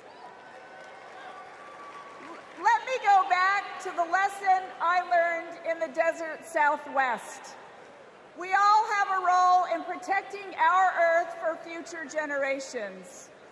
So let's all be fierce, and let's make Kamala Harris the next president of the United States. Thank you all so much. Thank you. Thank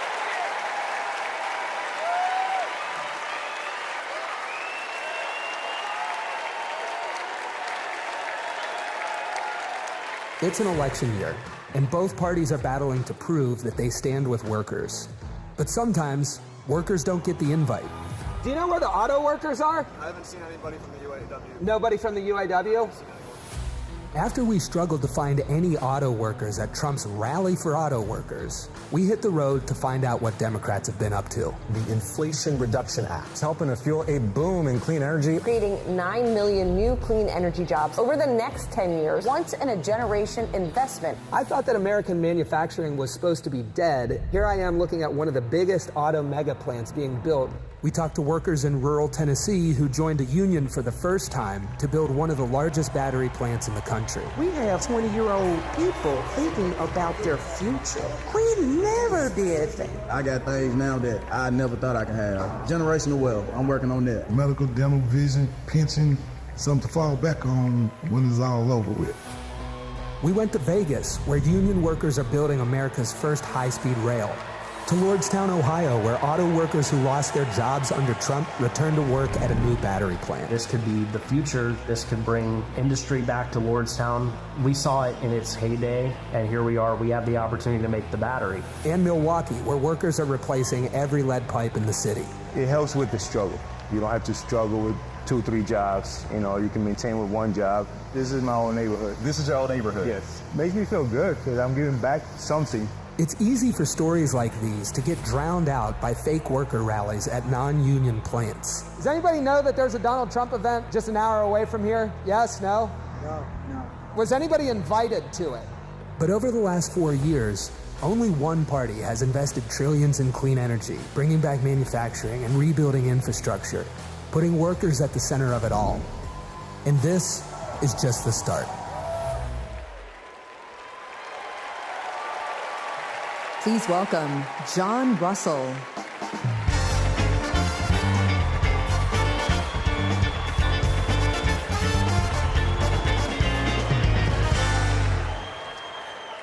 Hello, America. Thank you to the workers that make this convention happen. Let's never forget how essential all of our labor is. I come from Appalachia. We kept the lights on in this country for generations. But the wealth made by our broken backs and our black lungs never did trickle down. And Washington listened to rich men demanding that we stick with dirty energy at any cost. Across the country, working class people are looking for a political home after years of both parties putting profit above people.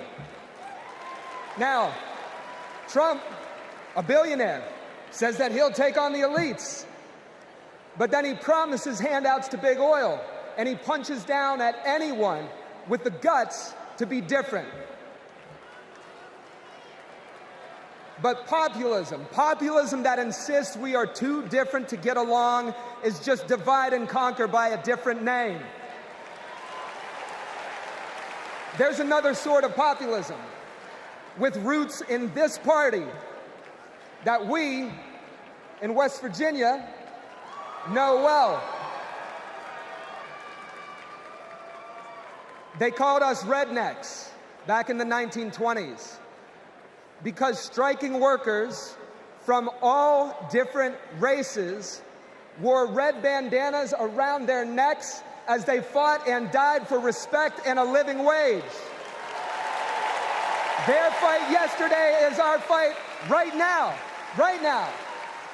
It is our choice to build on this progress and to create a political home for the mass of working Americans fighting for control over their government, their workplaces, and their planet. And it is our moment to live up to. Let's get after it. Thank you very much.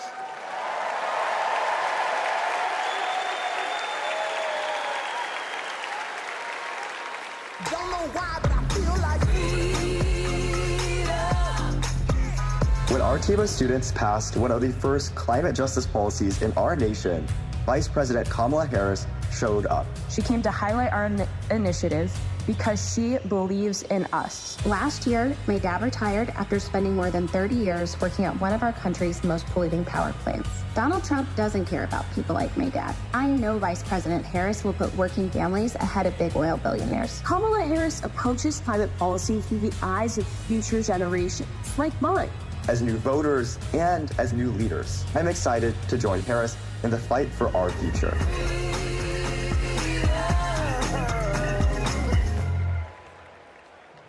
Please welcome Florida Representative Maxwell Frost.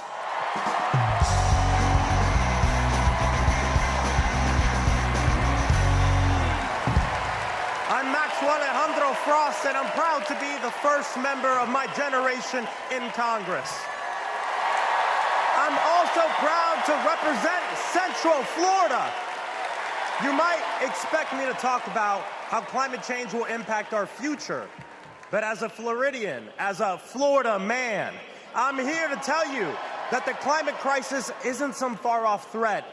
It is here.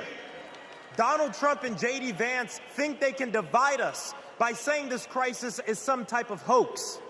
But I've walked the streets of communities that have been forced to rebuild after hurricane flooding destroyed their homes. I've heard the stories of immigrant farm workers made to work in horrid conditions exacerbated by this crisis. And I felt the scorching record heat and know that climate change can sometimes feel like an unstoppable force. But with our movement and with organizing and an administration that cares, we are making progress. Kamala Harris and Joe Biden have proven that tackling this crisis creates jobs, that investing in clean energy protects our health, and that investing in mass public transit builds strong communities. And we must always remember that peace is essential to our climate and war destroys our environment. This election is about every drop of water that we consume and every breath we breathe. Fighting the climate crisis is patriotic. And unlike Donald Trump, our patriotism is more than some damn slogan on a hat. It's about actually giving a damn about the people who live in this country. Because when you love somebody, you want them to have clean air. When you love somebody, you want them to have safe drinking water. And when you love somebody, you want them to have a dignified job. And so, America, it's simple. Let's get to work and elect Kamala Harris and Tim Walz for our planet, for our future, for our present, and for our people. God bless.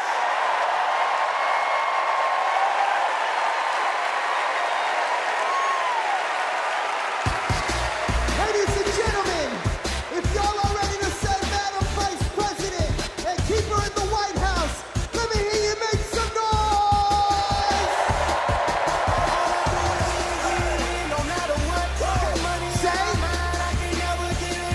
and every time I hit the, everybody's hands go. Let me see. And they stay there, and they stay there, and they stay there, and they stay there, and they stay there, and they stay there, and they stay there, and they. I want to hear you nice and loud, Chicago. Are there any union workers here today? Make some noise. Are there any teachers in this building? Make some noise. Now everybody hands up, up. Whoa. Thank you, ladies and gentlemen. I'm DJ Metro. We'll be back for more.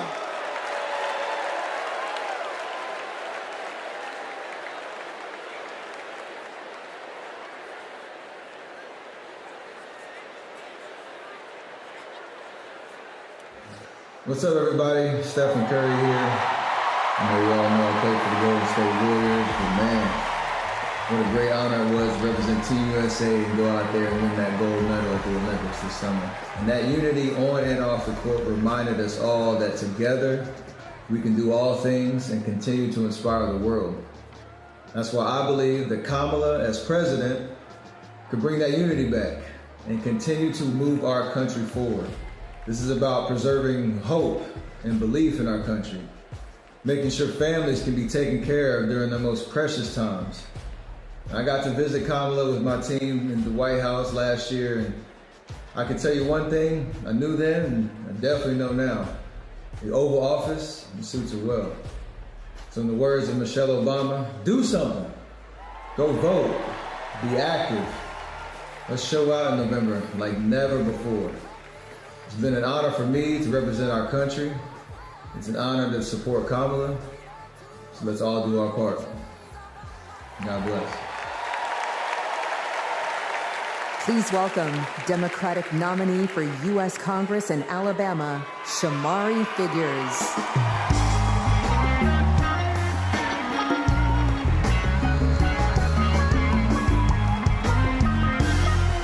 Good evening, America. And hello, sweet home Alabama. I am running for Alabama's 2nd Congressional District. This is the district that gave America the Tuskegee Airmen, Rosa Parks, Fred Gray, and it is the birthplace of the civil rights movement in Montgomery, Alabama.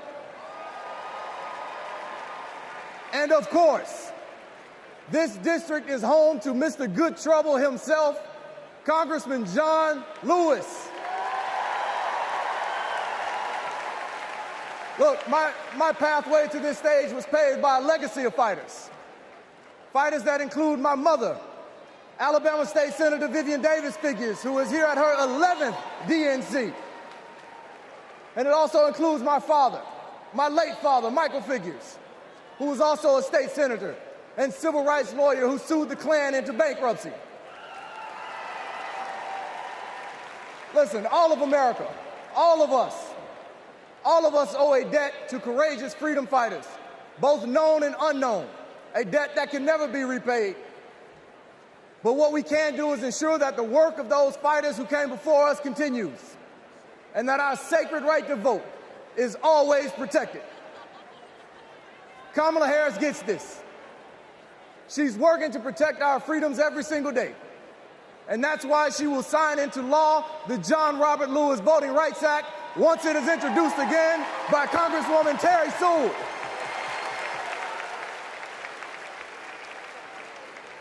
Listen, America, a California poet named Kendrick Lamar recently reminded us that sometimes we gotta pop out and show up. Well, America, it's time we pop out and vote. It's time we pop out from California to Alabama and all across America, and we show them that we are not going back. We are going forward, and we are going forward with Kamala Harris as the next president of the United States of America. Thank you. God bless you. Roll Tide. Let's go win this thing.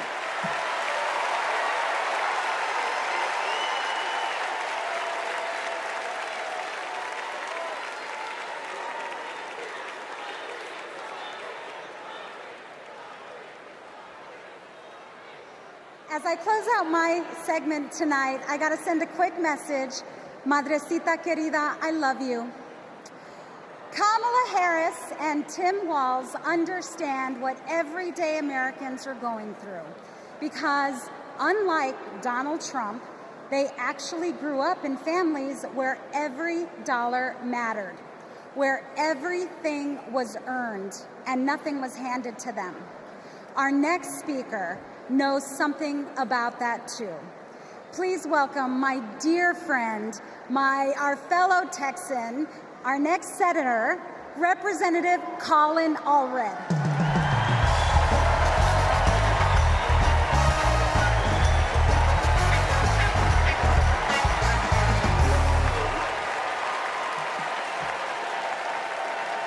All right.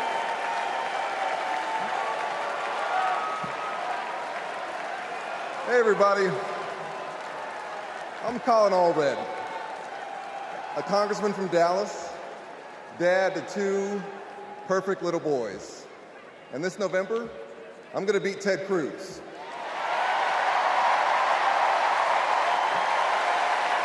And I'm so proud to be here to support our next president, Kamala Harris. You know, like Kamala, I was raised by a single mom.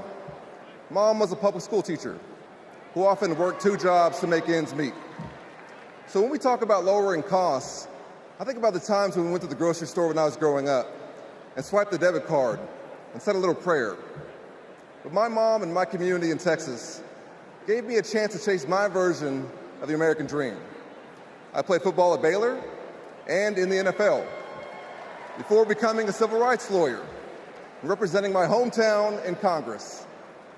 Now I'm the guy who's going to turn Texas's Senate seat blue.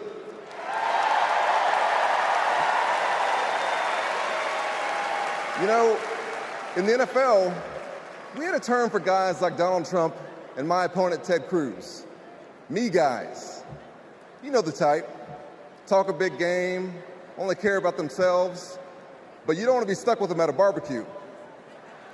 The truth is, America has never been about me. As President Obama said, the single most powerful word in our democracy is the word we. We the people. We shall overcome. Yes, we can. And we've got a message for the me guys. We is more powerful than me. We will protect and restore reproductive freedom. We will secure the border. We'll protect Medicare and Social Security. And we'll turn the page and write a new chapter for this country and elect Kamala Harris to be the next president and beat Ted Cruz. Thank you all so much. God bless you, and may God bless Texas.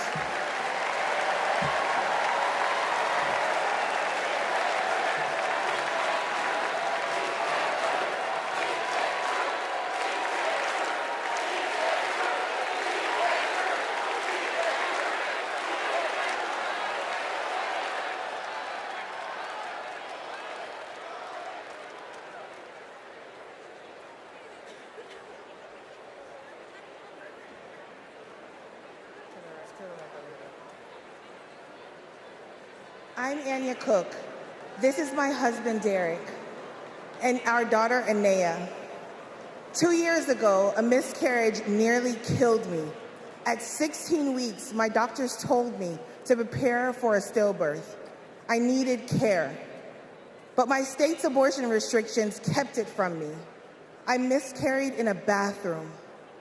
I'll never forget my husband's face as he tried to stop the bleeding, trying to do what doctors should have been doing. When I reached the hospital, I'd lost nearly half the blood in my body. I can't change the past, but we can choose a different future.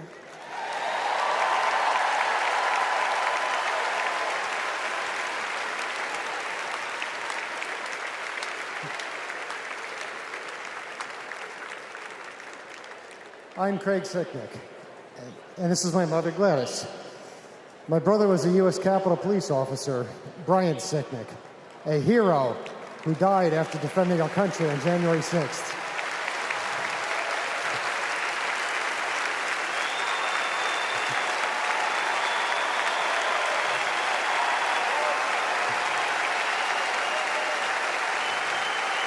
My family knows how dangerous Trump is.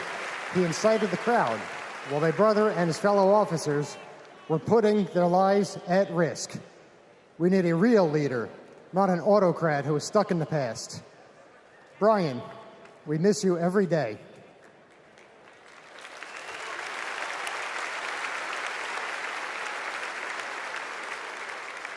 I'm Gail DeVore. I've had type 1 diabetes since I was 11. Stressing about insulin cost has been a constant in my life. President Biden and Vice President Harris have moved mountains to help. Medicare can finally negotiate prescription drug prices.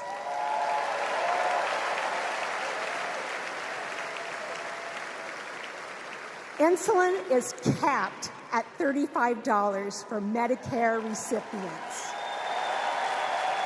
And when elected, Kamala Harris plans to extend that cap to the rest of us. That's the future I want. That's the future I am voting for.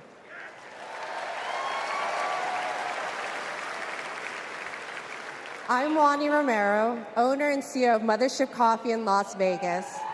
I put in work to build my business.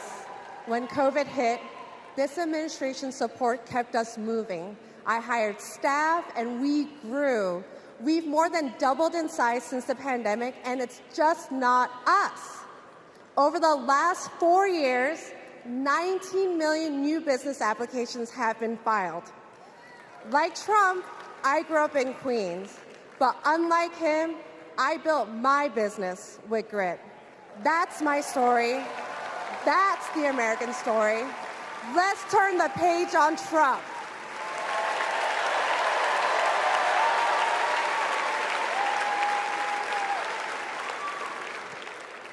I'm Eric Fitz, and these are my sons, Christian and Carter.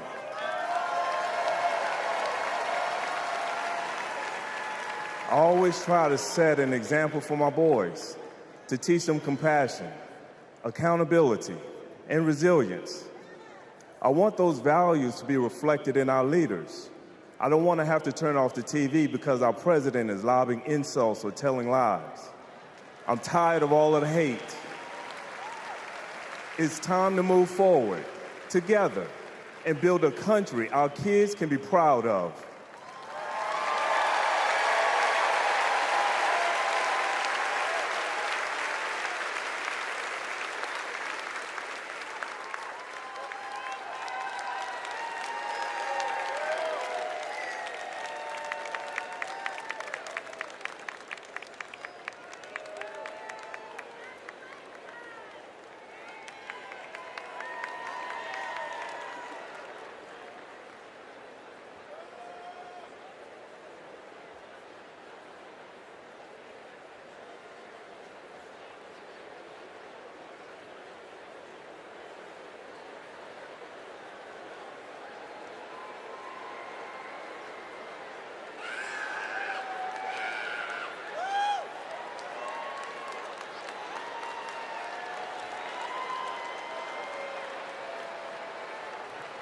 Please welcome the Bulls' official drumline, Chicago's own Pack Drumline.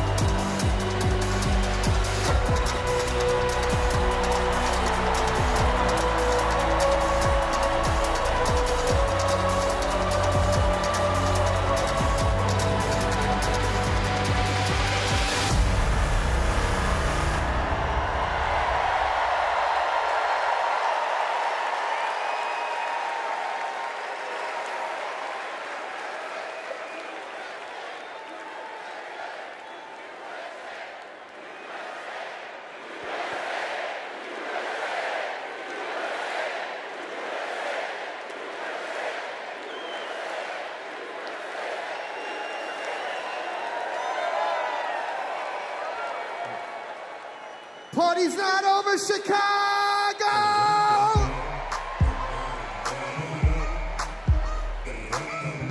What I want to see is those flags and those hands up in the air. Help me sing it out nice and loud. Y'all ready to get down and party with me one time? DNC say 369, damn good fine. You can sing it to me one more time and go. Get low, get low, get low, get low, low. To the window, to the wall, to the wall. One drop down my body.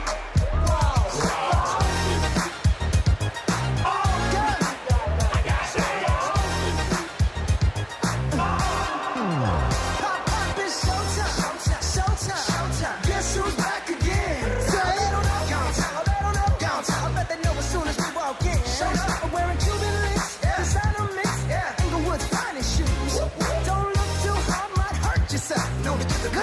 say, I'm a dangerous man with some money in my pocket. Keep up. So many pretty girls around me and they're waking up the rocket. Keep up. Why you mad? Fix your face. Ain't my fault they all be jocking. Keep up. Players only. Come on, Joe. Bring them to the moon. Girls, what y'all trying to do? 24 karat magic in the air. Head to toe so bad. Look out. This ain't Texas. No hold'em. So lay our cards down. Say! Rock your Lexus. Throw your keys up. Stick around, round. Nice and loud. And I'll be damned if I can't slow dance with you. Come throw some sugar on me, honey, too. It's a real live boogie and a real live hold down. Don't be a come take it to the floor now. Woo! There's a tornado in my city. In the basement. That ain't pretty. Rugged whiskey. We surviving. Of red cup kisses, sweet redemption, passing time, yeah. Ooh, one step to the right. We headed to the dive bar we always thought was nice. Ooh, run me to the left. Texas, ain't no hold'em. So lay our cards down. So rock your Lexus, throw your keys up, stick around, round. One more time, that's it loud. And I'll be damned if I can't slow dance with you. Come pour some sugar on me, honey, too. It's a real live boogie and a real live hold down. Don't be a take it to the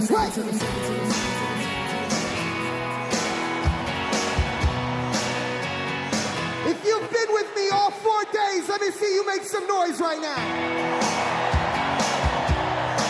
And if this is your first convention, let me hear you make some noise. I was born in a small town and I live in a small town. Papa died in a small town. Oh, small communities.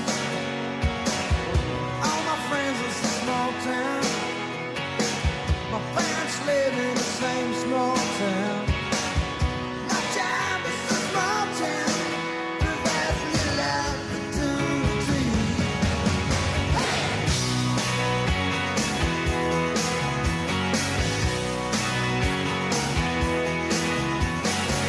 Educated in a small town.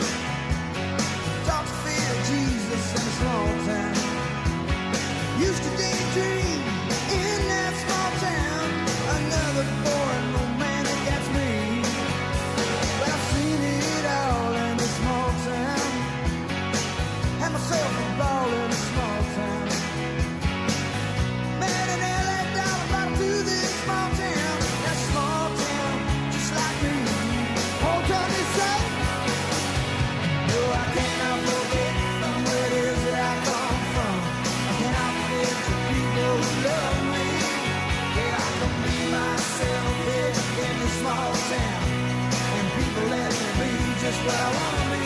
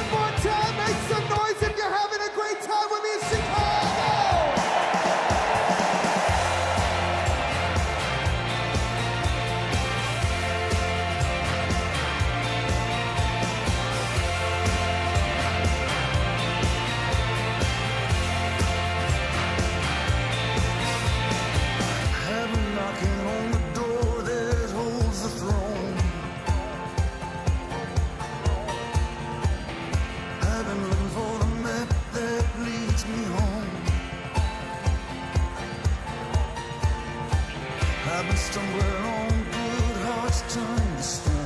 The road of good intentions is gone dry as a bone. We take care of their own. And we say, we take care of their own. One more, wait.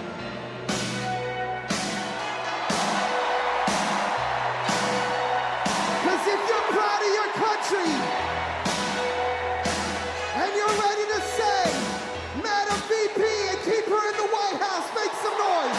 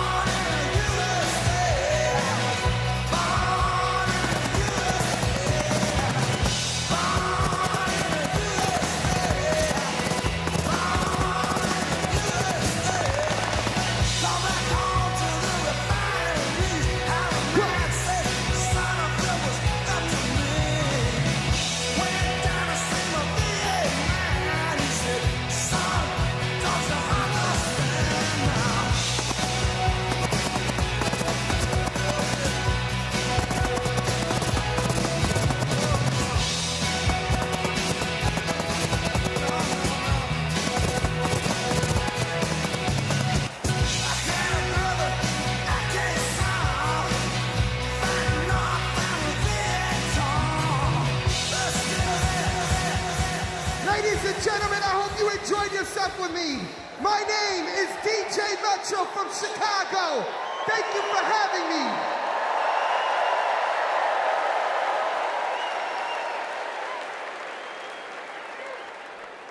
Here we go.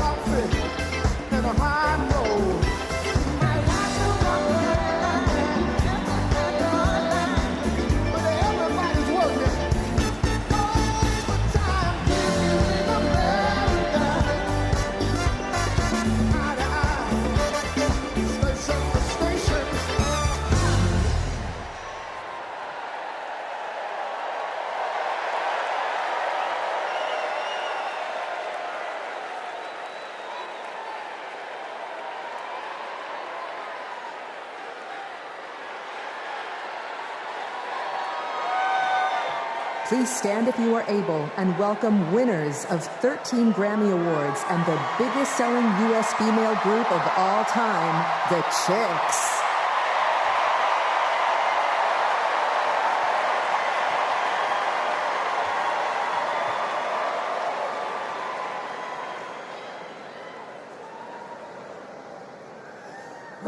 Oh, say, can you see by the dawn's early light what so proudly we hailed at the twilight's last gleam, whose broad stripes and bright stars through the perilous fight o'er the ramparts we watched were so gallantly streamed, and the rocket's red glare, the bombs bursting in air, gave proof through the night that our flag was still there.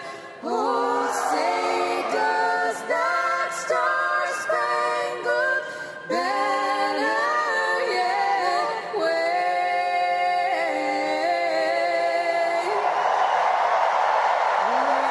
Land of the free and the home of the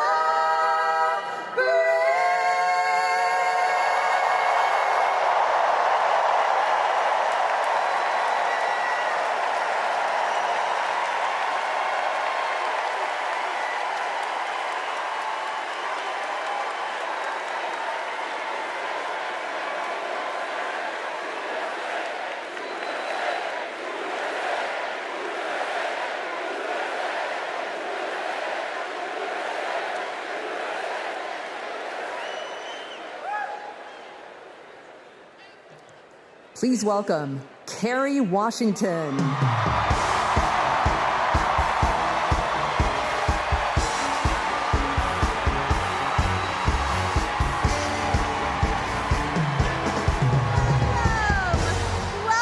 to the final night of the Democratic National Convention. The last 3 nights have been extraordinary, and tonight we hear from our next president, Kamala Harris.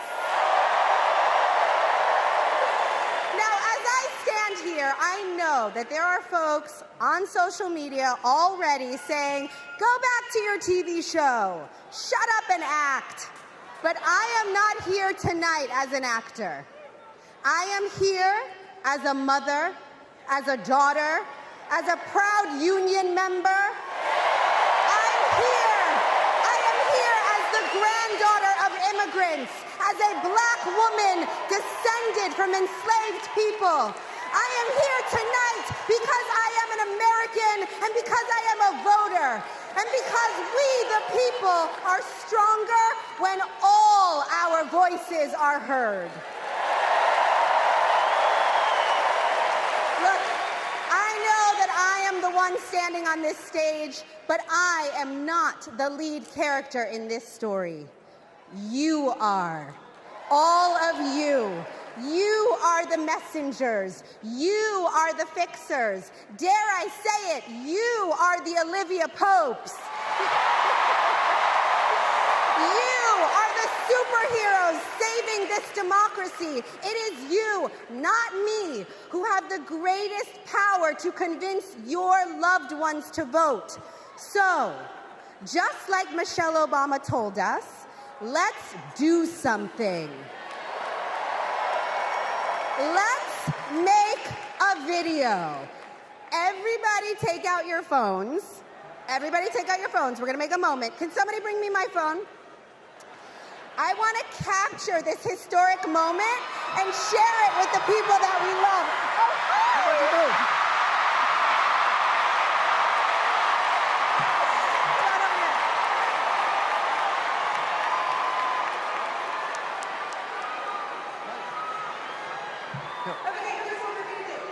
Take this video, guys. We're all going to take it together. We're going to post it to social media, text your friends, send this message out into the world. When I say when we fight, you're going to say? Are you ready? Okay, let's record. We're recording. You ready, Tony? Yep, I'm ready. Okay, ready? When we fight, when we fight, when we fight,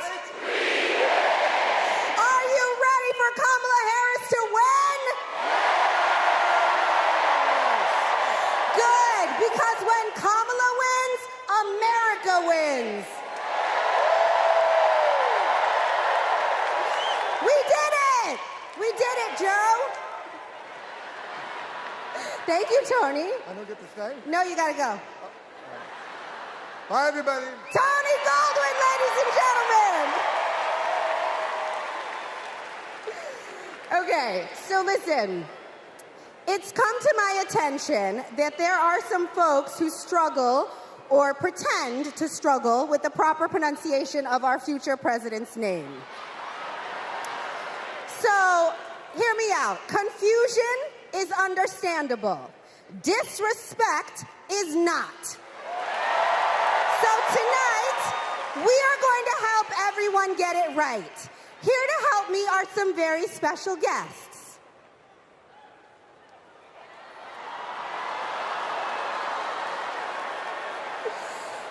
Thank you, ladies. Can you tell us your names? Hello, everybody. My name's Maura. And my name is Leila, her little sister. And what are you here to do? To teach you how to say your auntie's name. Okay. So how do you pronounce it? First you say comma like a comma in a sentence. Then you say la like la la la la la. Put it together and it's 1, 2, 3. Kamala. All right, so let's practice. Everybody over here say comma. Everybody over here say la. Together.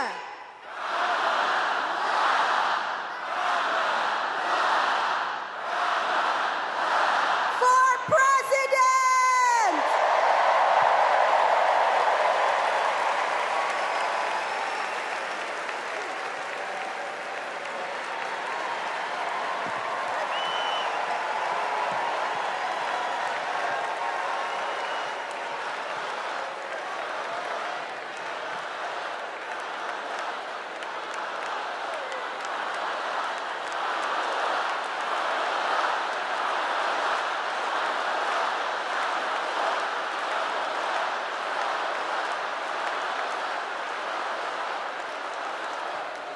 Please welcome Nina Harris, Ella Emhoff, and Helen Hudlin.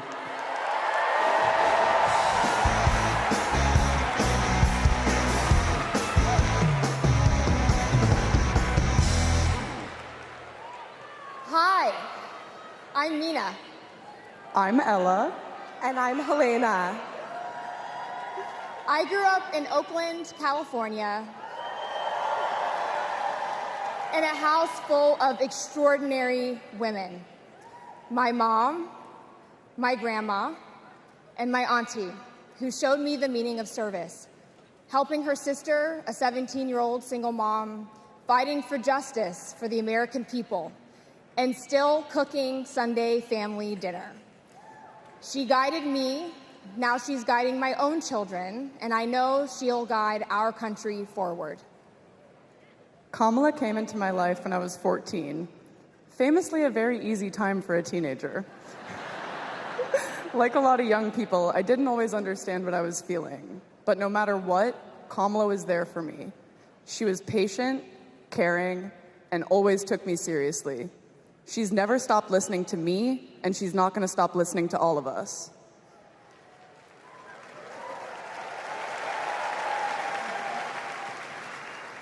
Kamala Harris is my godmother. To me, her advice means everything. Whether it's pursuing my passions, making an impact, or finding hope when the world doesn't feel so hopeful. She taught me that making a difference means giving your whole heart and taking action. She's fighting for economic opportunity, LGBTQ+ equality, and reproductive freedom, because we are not going back. She's fighting for social justice, health justice, environmental justice, and she isn't alone. We're all in this fight together. So let's keep up the fight, let's keep up the joy. And let's elect this extraordinary woman as our next president.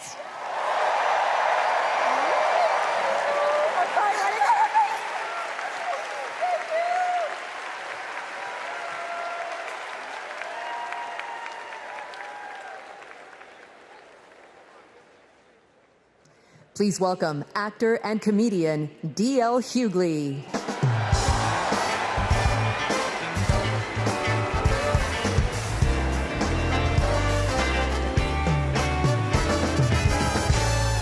Hey now, hey Chicago, how y'all doing? What's happening, California? Now, wait, where those AKAs at? Where they at? You know what? In 3 months, ain't gonna be no living with y'all. I can tell you this, I don't blame Donald Trump for not wanting to debate Kamala. I've been married to a black woman for 40 years and I ain't won one debate. I'm owing $93,000. Now, of course, Trump is saying that Kamala isn't black. I guarantee you this, Kamala's been black a lot longer than Trump's been a Republican.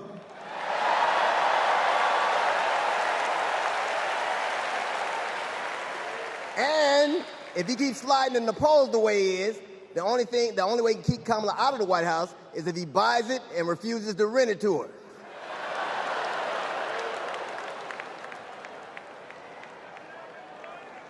Of course, Kamala's getting broad support. They got black men for Kamala, white men for Kamala, Latinos and Asians for Kamala. They even have Republicans for Kamala. Republicans for Kamala. I guess Donald Trump will finally know what it's like when you get left for a younger woman.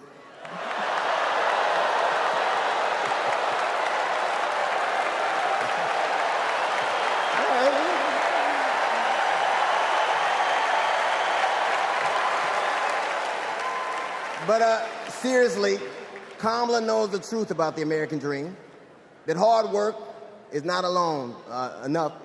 Hard work alone is not enough to succeed, that you need access and information and opportunity. And she knows that some folks are often denied those very things. As president, she will give each and every one of us a fair shot in life.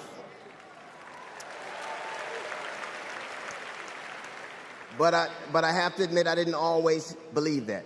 I mean, if you told me the 15-year-old me would be on stage supporting a prosecutor and a teacher,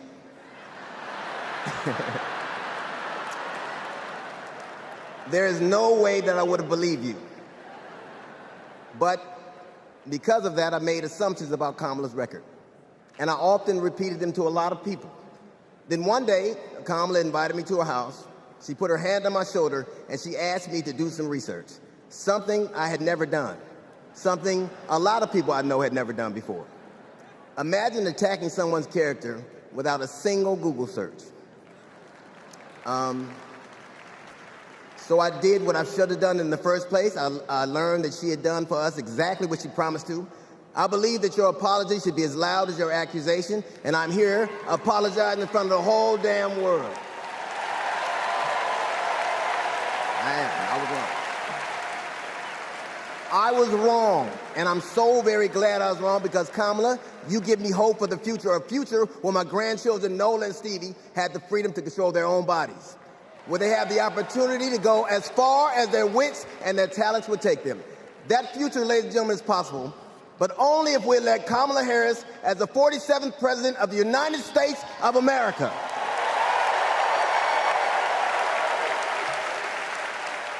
I will say this to you. The best piece of advice I've ever gotten in my entire life is you don't have to know what you will do, just know what you won't. And we won't go back.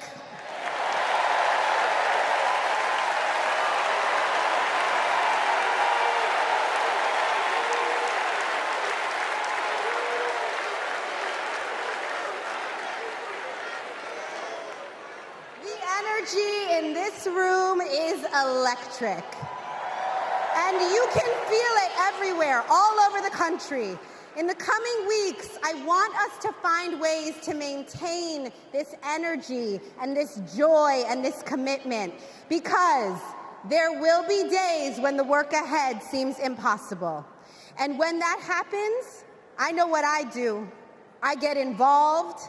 I get engaged. I ask myself, how can I be of service to my community? Because community is why we do this. Am I right?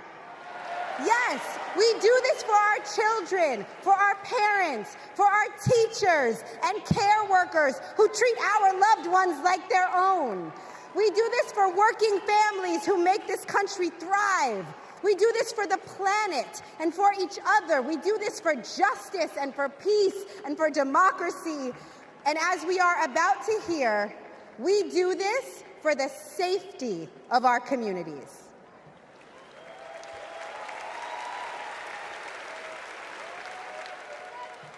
Please welcome Genesee County, Michigan Sheriff Chris Swanson.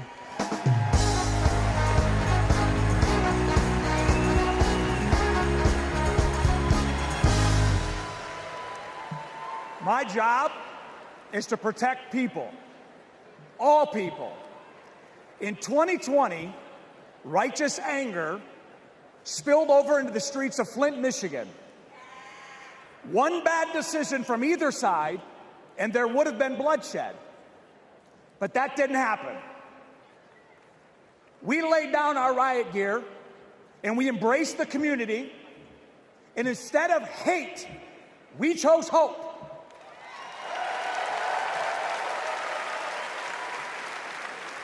On January 6th, the opposite occurred. That day was paved with division, deceit, and denigration. Police officers were attacked that day. It could have been stopped.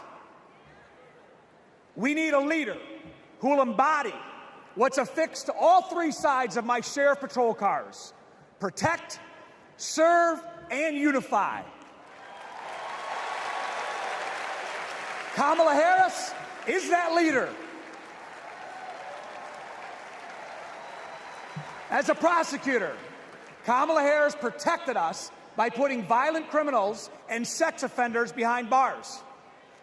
If I was in a courtroom, she's exactly the tough prosecutor that I'd want to see. As vice president, she served America by keeping us safer. And I can testify firsthand, where I come from, crime is down and police funding is up.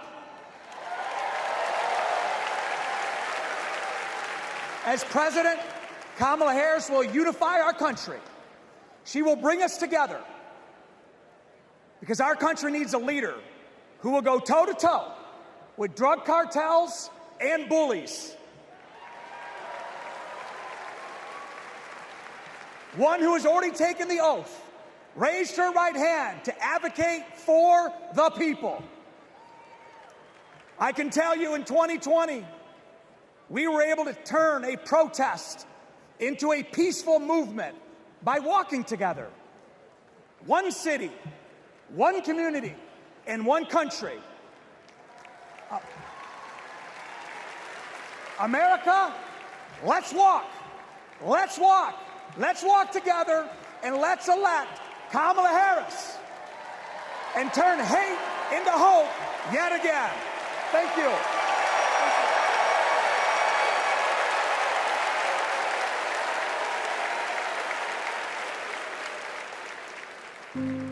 We were contemplating adopting, and then, out of nowhere, I got pregnant. Jordan was so much fun as a child. When all of a sudden... Oh my God, somebody's shooting! 3 of those rounds he aimed at Jordan. Jordan didn't deserve to die that way. Reports of an active shooter at a high school. These students have now lived through so many of these shootings since they were born almost. We were praying and crying. I don't know how we're alive. An active shooter at an elementary school in Uvalde, Texas. Multiple children have been killed. Most of the body so mutilated that only DNA test or green Converse could identify. Trump did nothing on guns and was proud of it. There was great pressure on me. We did nothing. After a mass shooting in Iowa, Trump said, I have to get over it. You never get over it.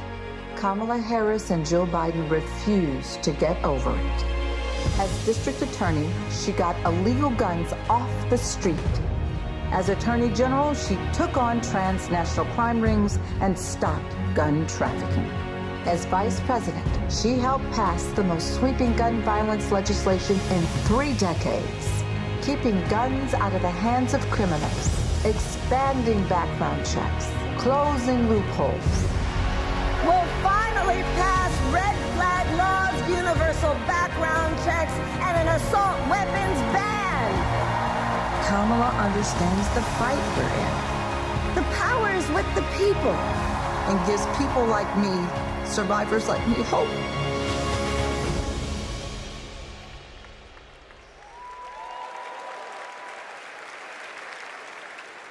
When I worked for Every Town Please for Gun welcome Safety. Georgia Representative Lucy McBath.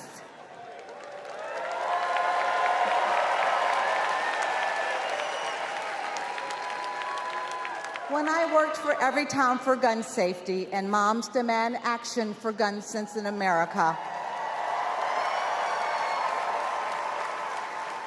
I saw firsthand the power of telling our stories. You've just heard mine, but there are many more to tell.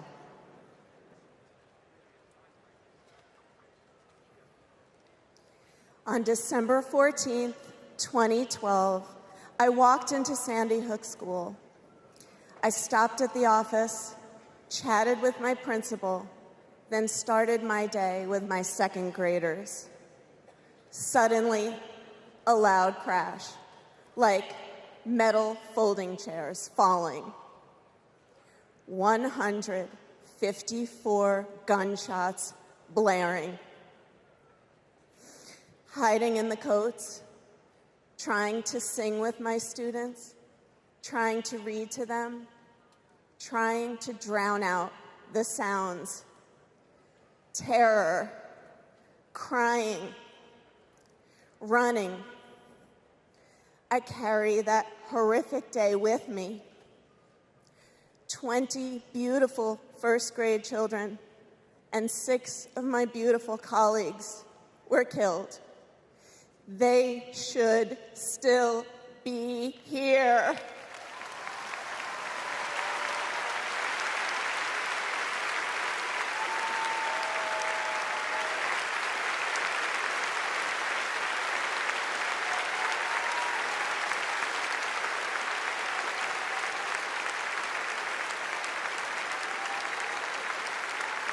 It's 10:30 a.m. at Robb Elementary in Uvalde.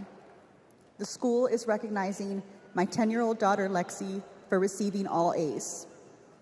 She receives a Good Citizen Award, and we pose for photos. She wears a St. Mary's sweatshirt and a smile that lights up the room. 30 minutes later, a gunman murders her, 18 classmates, and 2 teachers. We are taken to a private room where police tell us she isn't coming home. Uvalde is national news. Parents everywhere reach for their children. I reach out for the daughter I will never hold again.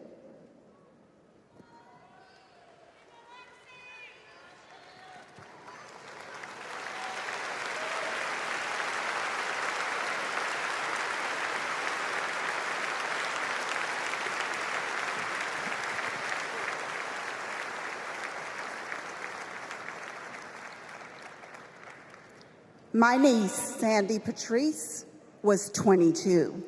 She drove to Myrtle Beach for sun and fun and motorcycle parades.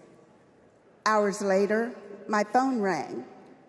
Shooting on the beach. No one can find Sandy. I stayed calm. You see, my mother, Patricia Ann, had been shot and killed by an abusive partner. I was calm then, too. I got to handling business. I called relatives, the police, hospitals, and I kept calling, voice steady, heartbeat pulsing. Then I was connected to the coroner. 10 years of waiting, and Sandy's murder is still unsolved. I'll keep calling, and I'll keep fighting.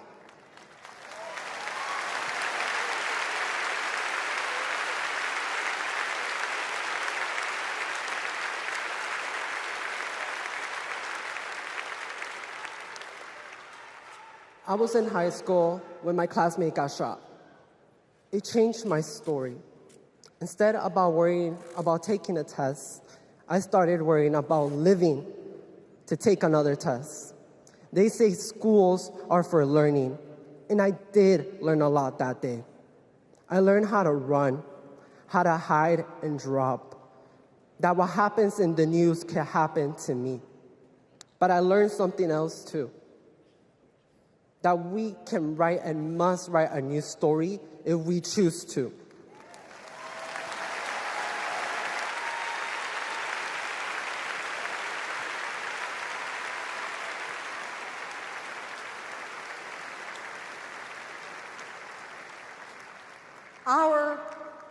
Are stories of loss. But make no mistake, our losses do not weaken us. They strengthen our resolve. We will secure safer futures that we all deserve. We will organize. We will advocate. We will run for office.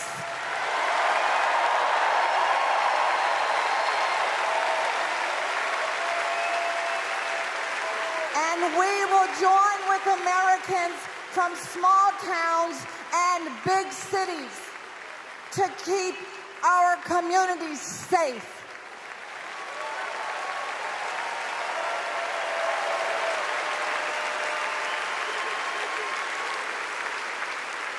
And we will elect leaders like Kamala Harris, who won't just empathize, but will act.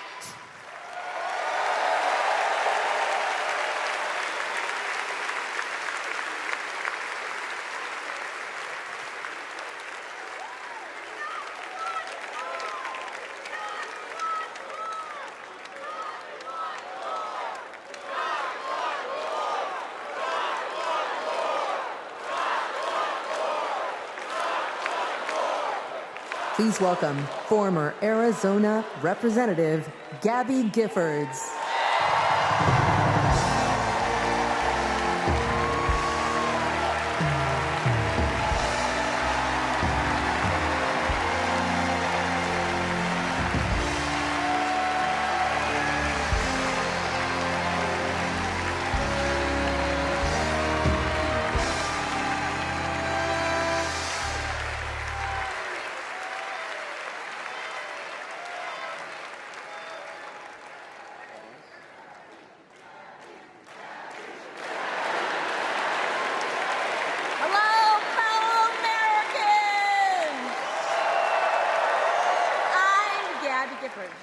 I was born in the great state of Arizona.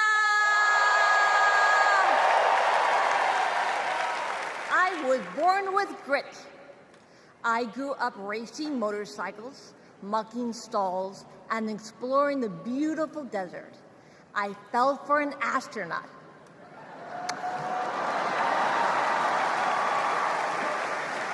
For 5 years, I served in Congress from a swing district.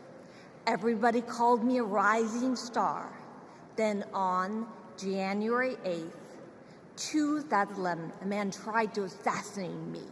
He shot 19 people. He killed 6. Terrible, terrible day. I almost died, but I fought for my life and I survived.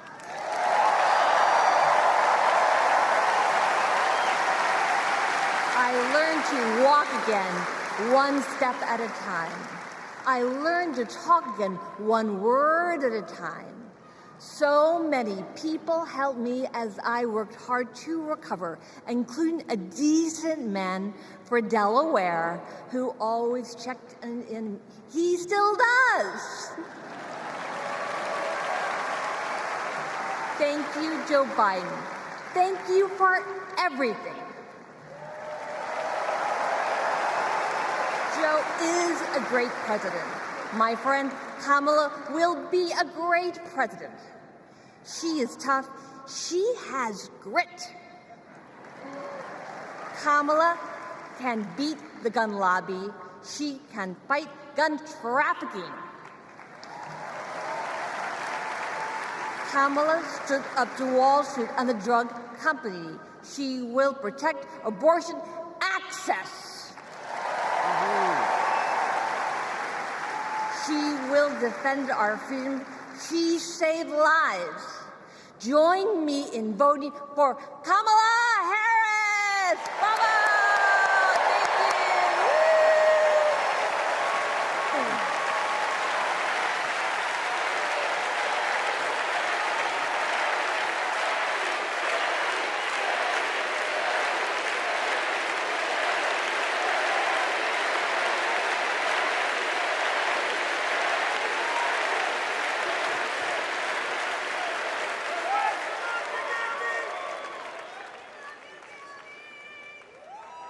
Don't know why, but I feel like I had the honor of meeting Vice President Harris when I got to introduce her when she spoke at my high school about gun violence. Parkland happened, and all I could think about is that I wanted to keep my kids safe. On July 4th, 2022, I was next in line to walk in the Highland Park Independence Day Parade when gunshots erupted.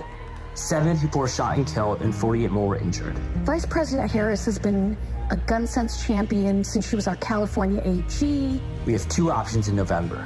We have Kamala Harris, who has already proven her leadership in the Biden-Harris administration.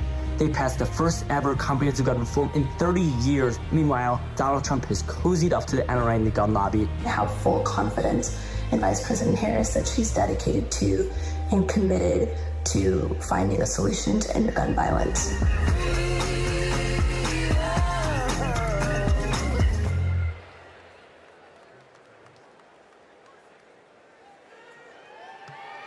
Please welcome 3-time Grammy-winning singer-songwriter and global pop icon, Pink.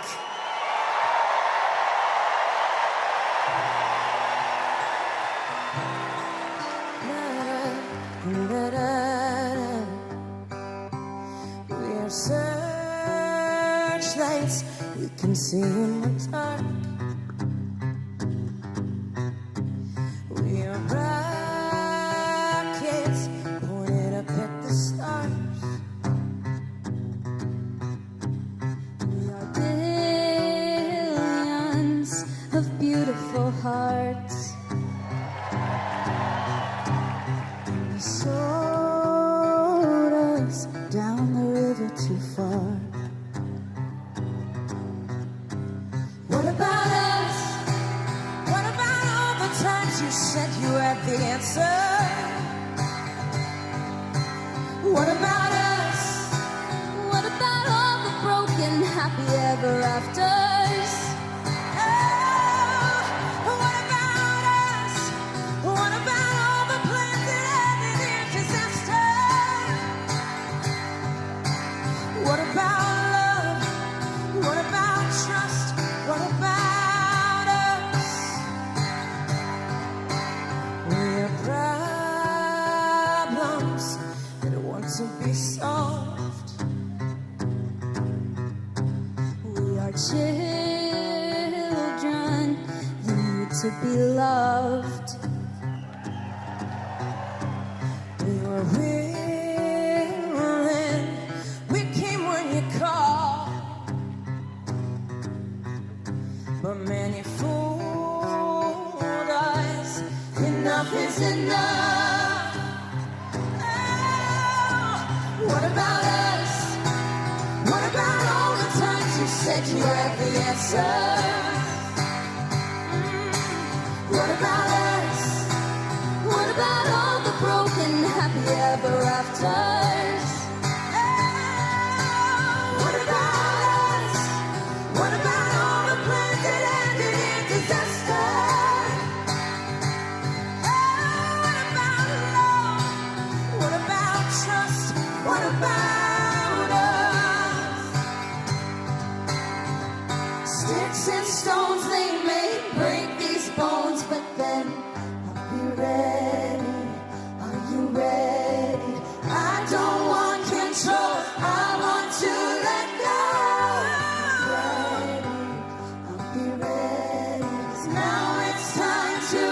Let them know. What about us? What about all the times you said you had the answers?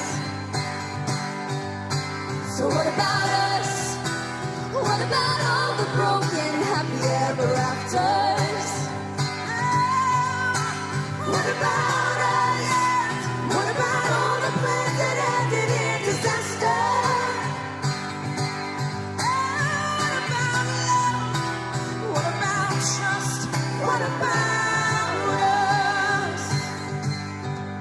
What about us? What about us?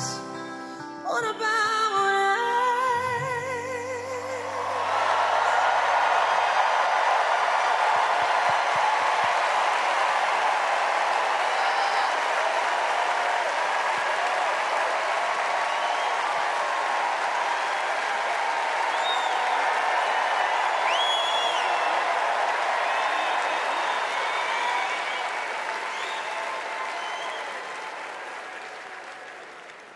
Global security and global prosperity depend on the leadership of the United States of America.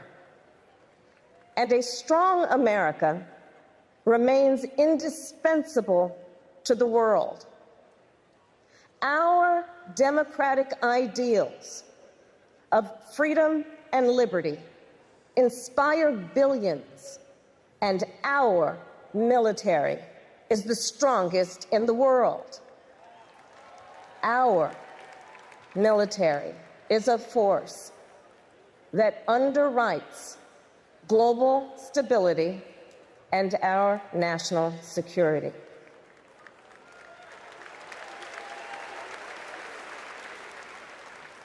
Please welcome Arizona Senator Mark Kelly.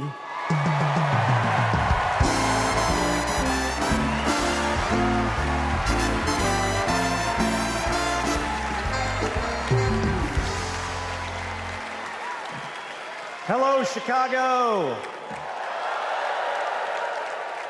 Hello, Democrats.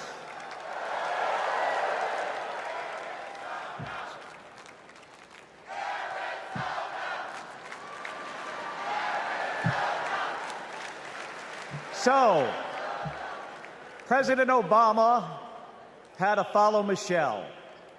I had to follow Gabby and Pink. Gabby amazes me every single day. She was able to walk out and address you tonight because she's a fighter. And thanks to a team of doctors, nurses, and especially her speech therapist. We all need a team. I've flown into space 4 times. I've flown into combat nearly 40 times. Not once did I do that by myself. It took a team to accomplish a mission. It always does. I flew in the Navy during the first Gulf War. America rallied our allies to kick out a tyrant who invaded a neighbor. Today, Vladimir Putin is testing whether we're still that strong. Iran, North Korea, and especially China watch closely. What's Trump's answer? He invited Russia to do, and these are his words, not mine, whatever the hell they want.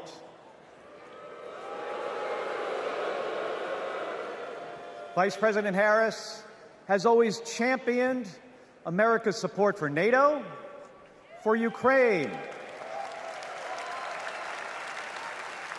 and for the Ukrainian people.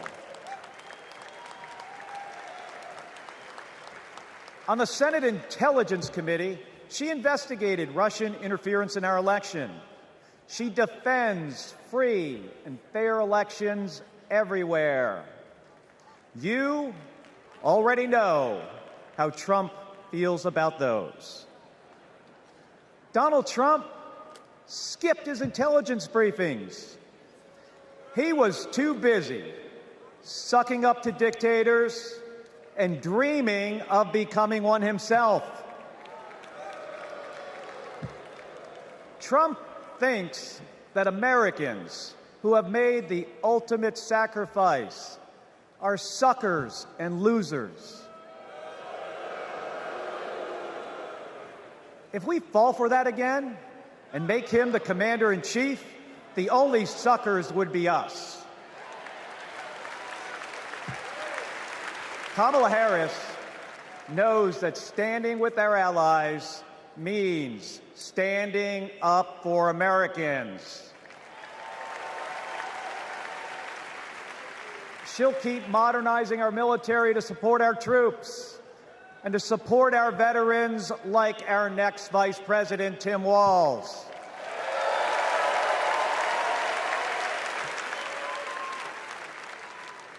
The world laughs at Trump, literally. But folks, it is not funny. When he was president, that meant the world was laughing at us. The threats we face are too serious. The sacrifices our service members make are too sacred. The alliances we've spent decades building are too critical. That's what's at stake now. And the choice isn't even close. But in Arizona and nationwide, this election will be.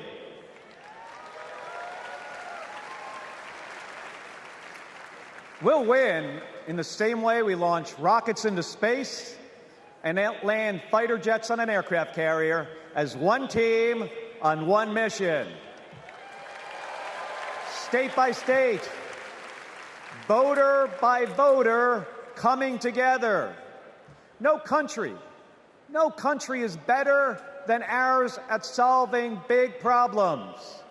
So, on November 5th, let's prove that America is still the leader the world needs today by electing the leader we need right now, Kamala Harris.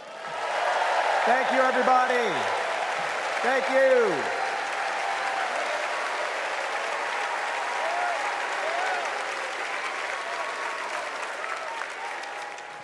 Please welcome former Secretary of Defense Leon Panetta.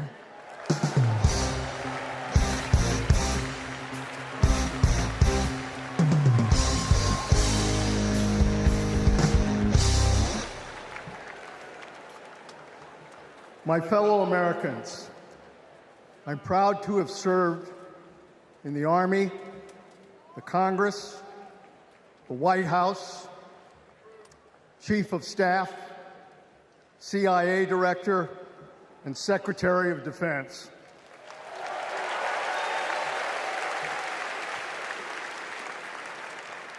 I've looked into the eyes of our warriors and deployed them into battle. I gave the order directing our Special Operations Forces to fly 2 helicopters 150 miles into Abbottabad at night. And by the time the sun rose, Osama bin Laden was dead.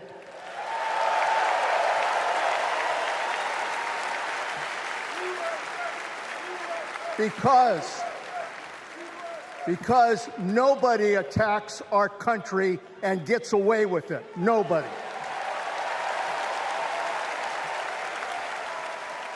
That's what our warriors do. That's what our warriors do. Our warriors need a tough, cool-headed commander-in-chief to defend our democracy from tyrants and terrorists.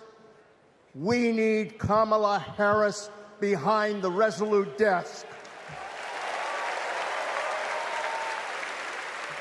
She knows a tyrant when she sees one. And our allies know a leader when they see one. On the Senate Intelligence Committee and as vice president, she worked with more than 150 world leaders. She's looked our allies in the eye and said, America has your back.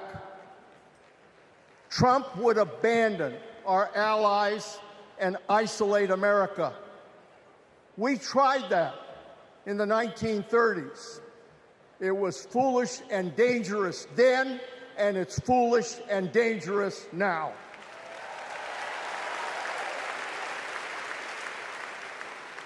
Listen to President Reagan. President Reagan. Isolationism never was and never will be an acceptable response to tyrannical governments. Never. Trump tells tyrants like Putin they can do whatever the hell they want. Kamala Harris tells tyrants, the hell you can, not on my watch. She's worked with President Zelensky to fight back against Russia. She knows that protecting their democracy protects our democracy as well. Look, Donald Trump does not understand the world, and he does not understand the service and sacrifice of our military. Our fallen veterans are not suckers. They are not losers. They are our heroes.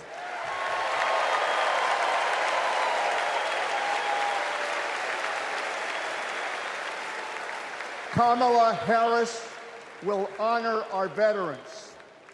And in Tim Walz, we will have a vice president who has served in uniform honorably for 24 years.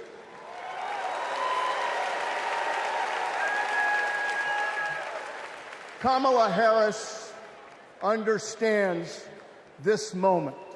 It is a moment of danger and a moment of opportunity. She'll keep America's military the strongest in the world, the strongest ever known. And she understands what our military is for. The role of our military is to defend us from foreign enemies. It is not to threaten Americans, and it sure as hell isn't to put immigrants in camps.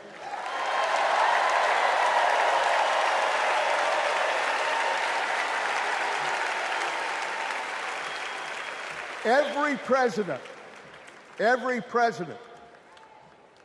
since World War II, Republican and Democrat, has shared the belief that America must protect democracy in the world. Every president has honored our veterans and their sacrifices. Every president, but one.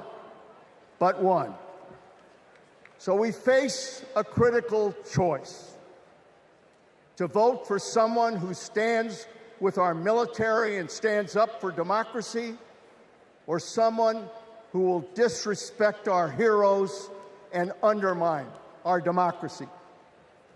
My fellow Americans, there is only one choice. One choice. And let me tell you something. When she takes her oath of office, as she will this January,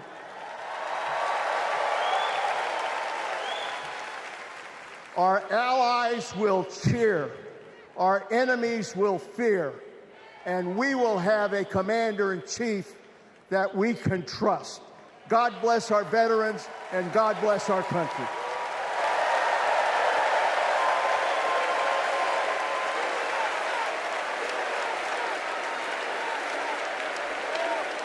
Please welcome Arizona Representative Ruben Gallego.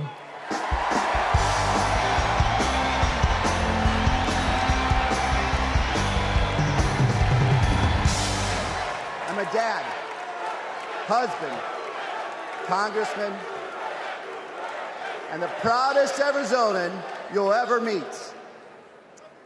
But I am even prouder to be a Marine. Rah! My mom raised us alone on a secretary's salary. I slept on the floor. I worked every job I could: meat packing, construction, making pizzas.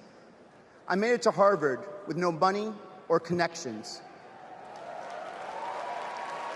Other kids were happy because they were at Harvard. I was happy because I finally had a mattress. Then I enlisted, fought alongside my brothers with Lima 325 in Iraq. They called us Lucky Lima, but our luck ran out. We saw some of the heaviest combat of the war. And when we got home, the government failed to help us readjust. We have a duty to care for our patriots who serve our nation.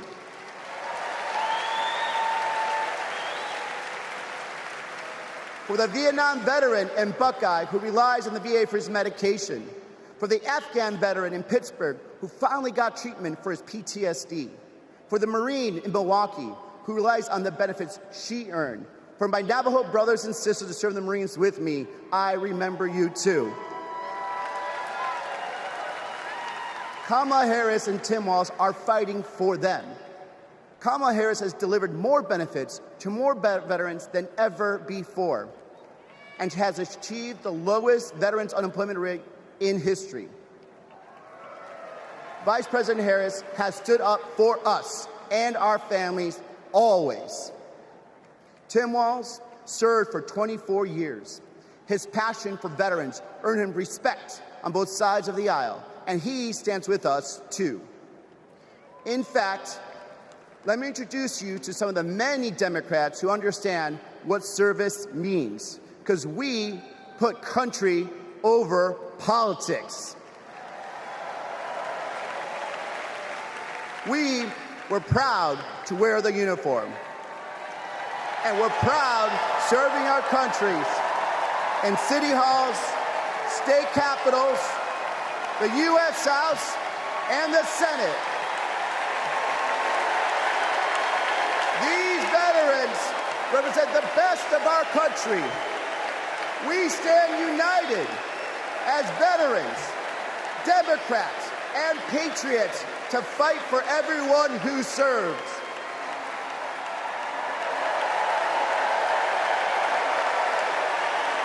But politicians like Donald Trump, they don't stand with us. They call patriots like Senator McCain losers. John McCain was an American hero. Show some respect.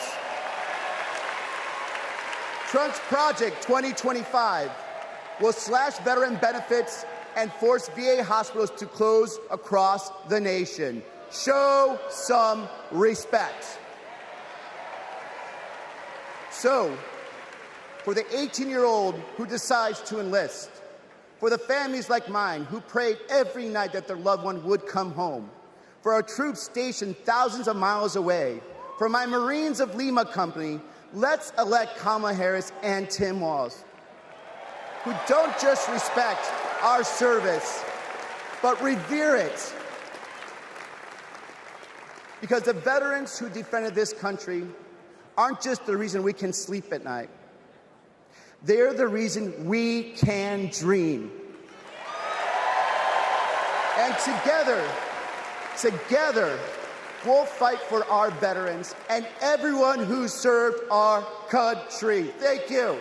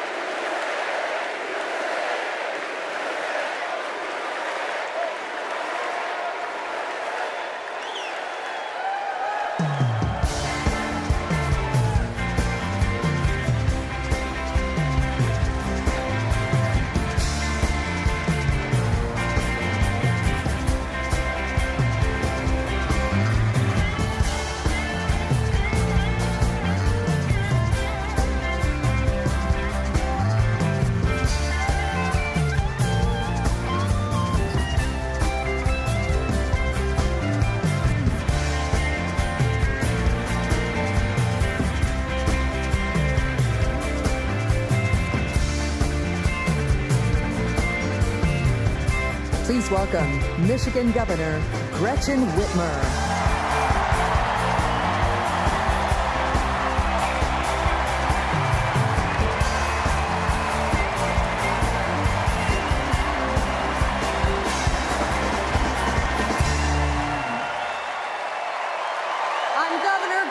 Whitmer. In Lansing, they call me governor. But in Detroit, they call me Big Gretch.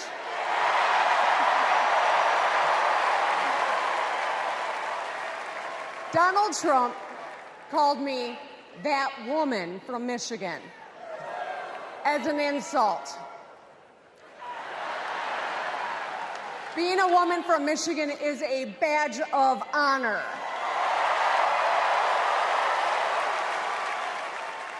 Like women across America, we just GSD.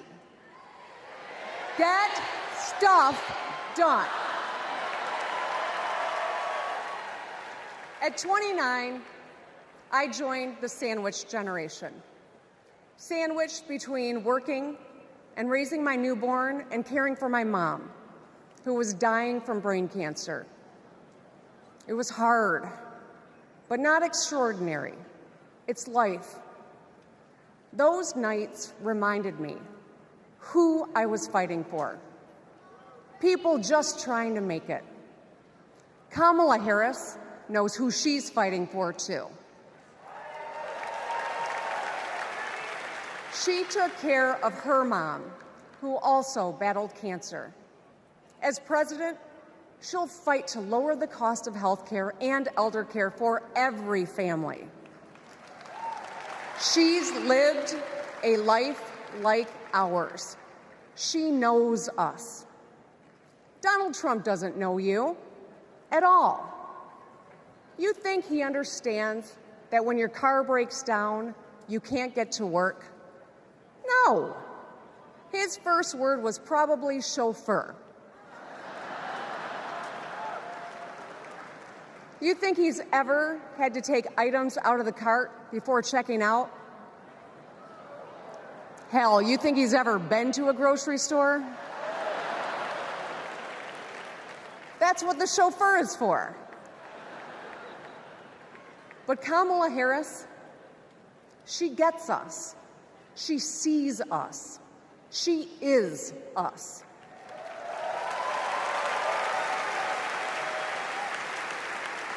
Look, we've all lived through a lot of history over the past few years. Floods and fires, an attempted coup, a plot, and a pandemic. It's exhausting. We don't know what the next 4 years will bring. But what we do know is this. Through it all, your life won't stop. You're going to have to get to work, pick up the kids, and pay your bills. And then one day, when you're just trying to get everyone out the door, a news alert goes off. Something happened. Something hit the fan. You'll ask, is my family going to be okay? And then you'll ask, who the hell is in charge? What if it's him? What if it's that man from Mar-a-Lago?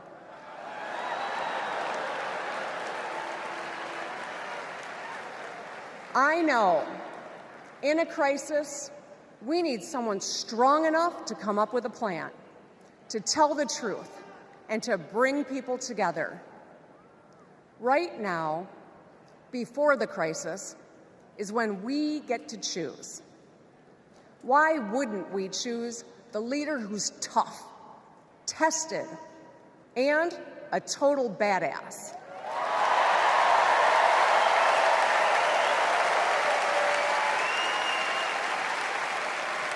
I know who I want as our commander-in-chief. America, let's choose Kamala Harris.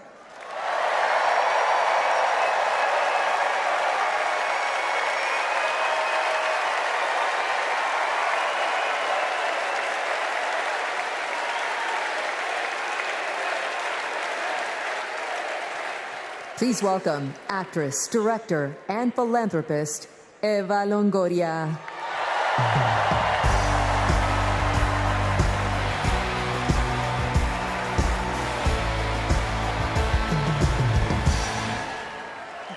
Hello, Chicago! Yes! I am so excited to be here tonight. What an honor to be part of this historic moment, and y'all are part of it. Look, I have known Kamala Harris for more than a decade, and she comes from a family a lot like mine, and I'm sure a lot like yours. We were both raised knowing that no one was going to hand us anything, especially as women. That we were going to have to touch every rung of the ladder to get ahead. We were going to have to work really hard. Now, she worked at McDonald's, but I worked at Wendy's. And look at us now. You see, Kamala and I were able to see beyond the horizon because our families supported our big dreams. Well, guess what? As Americans, we're all part of one big family. Somos familia. And as familia, we have to have each other's back. We have to support each other's dreams because Kamala's success is our success. And she supports us to dream big, too. So let me tell you, in the Latino community, in our community, we have a saying, sí se puede, which means yes. It means yes, we can. But tonight, I'm here to tell you, yes, she can. So we're going to say, she se puede. So when someone asks you, is she ready to lead this country forward, we're going to say, she se puede. When somebody says, is she qualified for the job, we're going to say, she se puede. When somebody asks, is she going to be the first female president of the United States, we're going to say, she se puede. Our voices, our vote, we're going to decide this election. And let me tell you, the energy tonight isn't just here in Chicago, it's all across the country. People are gathered at watch parties everywhere to celebrate Kamala Harris. Say hello. Yes. All right. We know how to work, so let's get to work. Let's turn all of this enthusiasm and joy into action between now and November 5th. Let's go. She se puede. She se puede.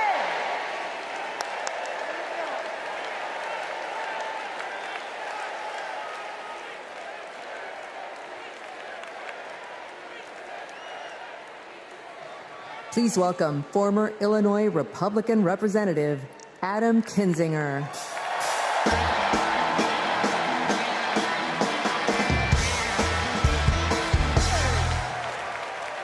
Hey, good evening.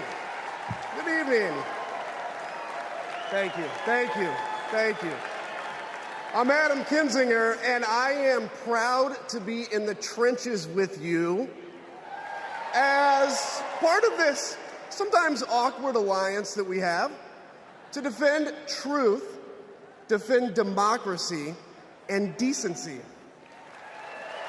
I was just a kid when I was drawn to the party of Ronald Reagan, to his vision of a strong America, the shining city on a hill. I was a Republican for 12 years in Congress, and I still hold on to the label. I never thought I'd be here, but listen, you never thought you'd see me here, did you? But I've learned something about the Democratic Party, and I want to let my fellow Republicans in on the secret. The Democrats are as patriotic as us.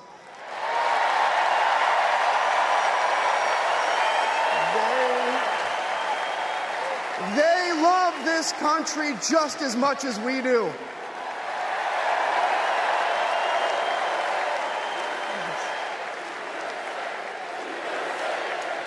And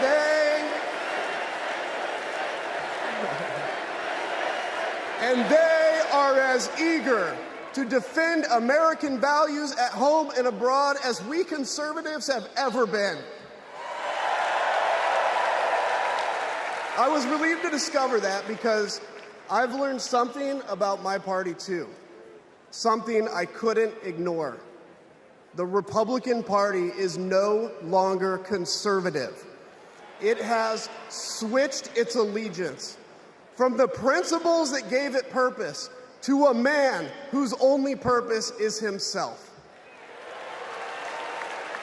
Donald Trump is a weak man pretending to be strong.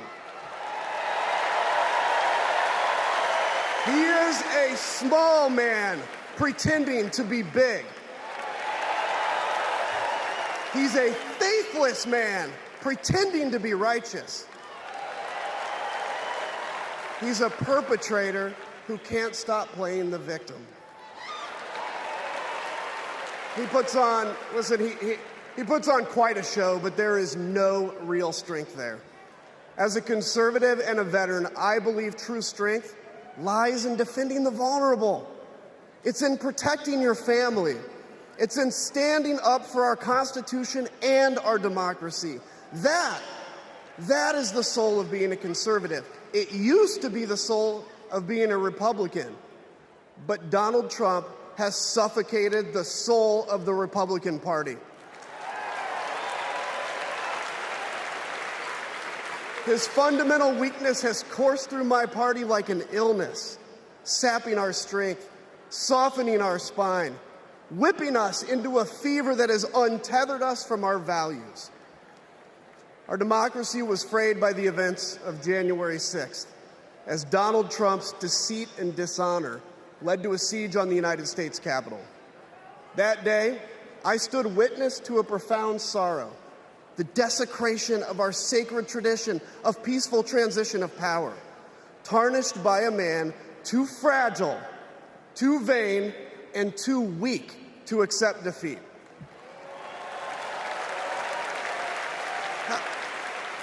How can a party claim to be patriotic if it idolizes a man who tried to overthrow a free and fair election? How can a party claim to stand for liberty if it sees a fight for freedom in Ukraine, an attack pitting tyranny against democracy, a challenge to everything our nation claims to be, and it retreats, it equivocates, it nominates a man who is weirdly obsessed with Putin, and his running mate who said, quote, "I don't care what happens in Ukraine." Yeah, and he wants to be vice president. Yeah. How can a party claim to be conservative when it tarnishes the gifts that our forebears fought for? Men like my grandfather, who served in World War II, who believed in a cause bigger than himself, and he risked his life for it behind enemy lines. To preserve American democracy, his generation found the courage to face down armies. Listen, all we're asked to do is to summon the courage to stand up to one weak man.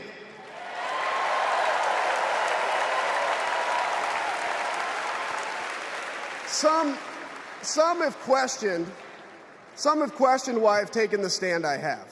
The answer is really simple, ladies and gentlemen.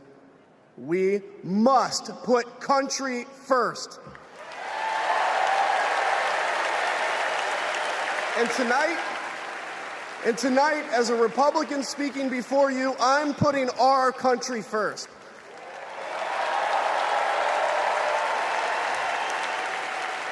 Because the fact is, I do belong here.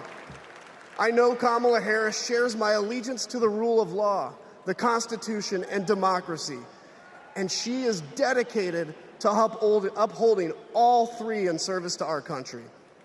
Whatever policies we disagree on pale in comparison with those fundamental matters of principle, of decency, and of fidelity to this nation.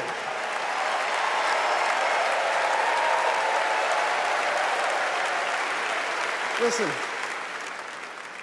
to my fellow Republicans, if you still pledge allegiance to those principles, I suspect you belong here too. Because Because democracy knows no party. It's a living, breathing ideal that defines us as a nation. It's the bedrock that separates us from tyranny, and when that foundation is fractured, we must all stand together, united, to strengthen it.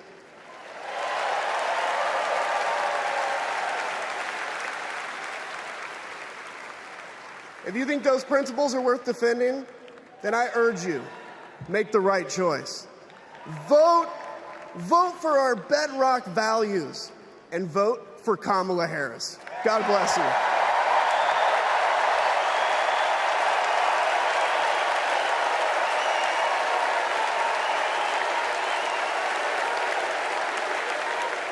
Please welcome lawyer, policy advocate, and sister of the Vice President, Maya Harris.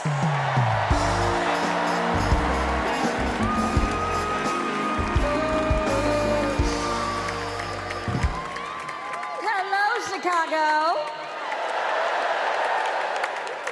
In 1958, a 19-year-old from India left the only country she'd ever known to chart her own path in America. She came here to pursue an education, but she stayed here to build a life. Her name was Dr. Kamala Gopalan Harris.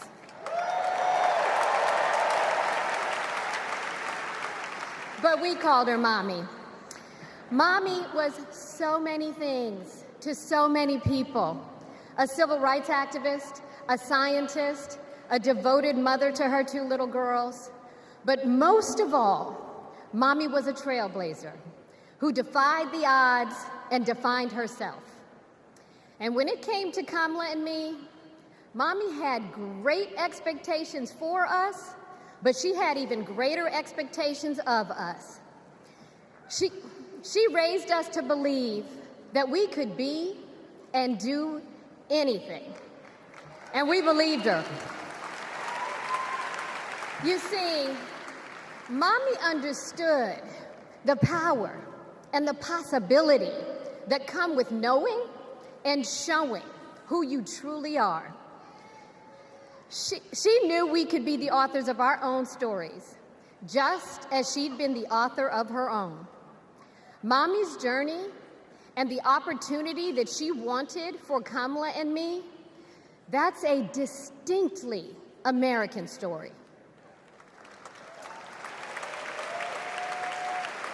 We may all have different histories, different struggles, or different perspectives, but what binds us together is the fervent desire to be free, to fulfill our God-given potential. Kamala's entire life has been about fighting for each of us to have that freedom. And like so many Americans, Kamala knows what it's like to be underestimated and be counted out. She knows what it's like to be the underdog and yet still beat the odds. And now, she has created so much electricity, so much optimism, so much joy throughout the nation, and it is why we need her leadership in this historic moment.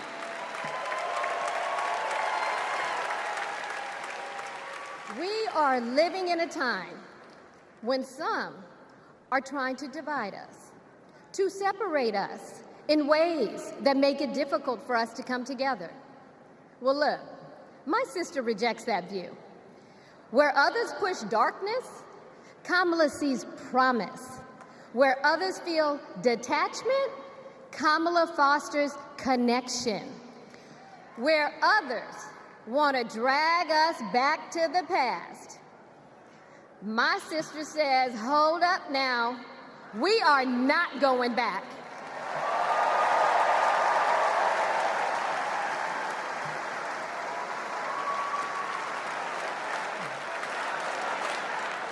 Because Kamala understands we have so much more in common than what separates us. She knows the measure of our success isn't just winning an election. It's about who we bring along and lift up in the process.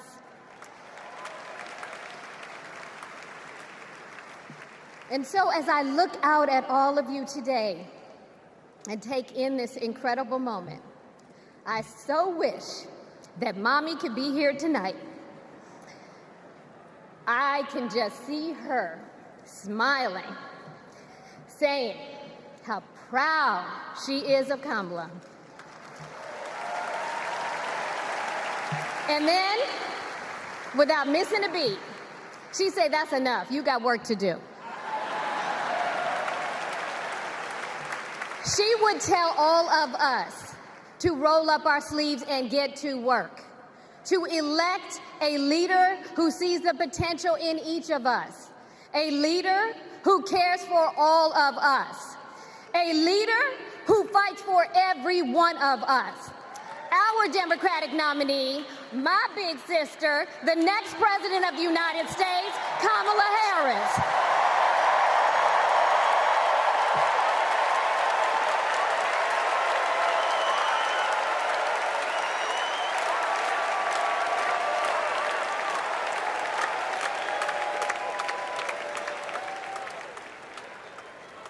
Please welcome North Carolina Governor Roy Cooper.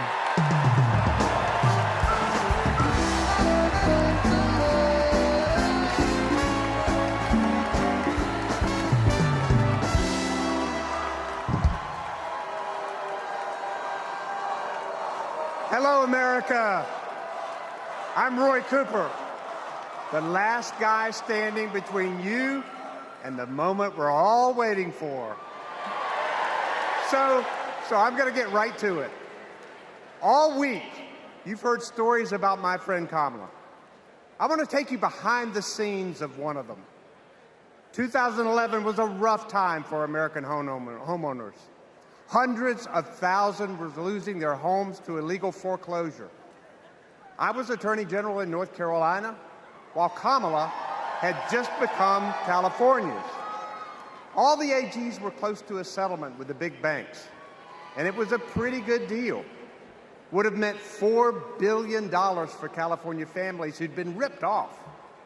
I know that sounds like a lot, but Kamala said, hang on a minute. I've met these families. I know what they've been through, and they deserve more. She went toe-to-toe with some of the world's most powerful executives, and she refused to give in. Let me tell you, this was a huge risk, but she knew it was a risk worth taking. That's Kamala. And we all know what happened. The banks caved. That $4 billion for California families became $20 billion. That was the first time I witnessed Kamala in action. And what I saw was a leader who does exactly what she says she's going to do, who never will settle for less. America, we got a lot of big fights ahead of us, and we've got one hell of a fighter ready to take them on. I know that because I know her. And tonight, I want the American people to know, even if you don't agree with her on everything, Kamala Harris will fight for you to the very end. For families who need better health care or a safer place to live, Kamala will fight for you. For parents who want better schools for their kids, for workers worried about a secure retirement for themselves, Kamala will fight for you. For any one of our allies anywhere in the world wondering if America still has your back, remember this: Kamala will fight for you. And when she fights, we win. Kamala's ready. Kamala's ready. The question is, are we? Are we going to stand up and fight for Kamala like she'll stand up and fight for us? All right. If you're ready, my home state of North Carolina, stand up. Stand up, Pennsylvania. Stand up, Michigan.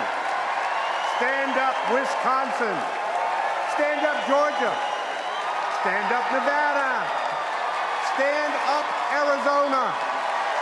Stand up, America.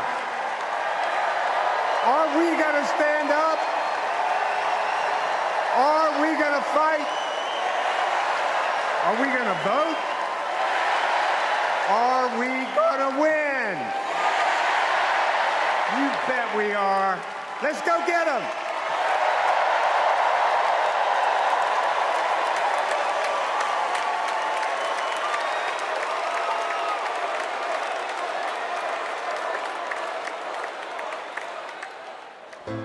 She grew up in a tight-knit neighborhood. It was the kind of place where your neighbor would look after you when school let out, where your first grade teacher would show up at your law school graduation.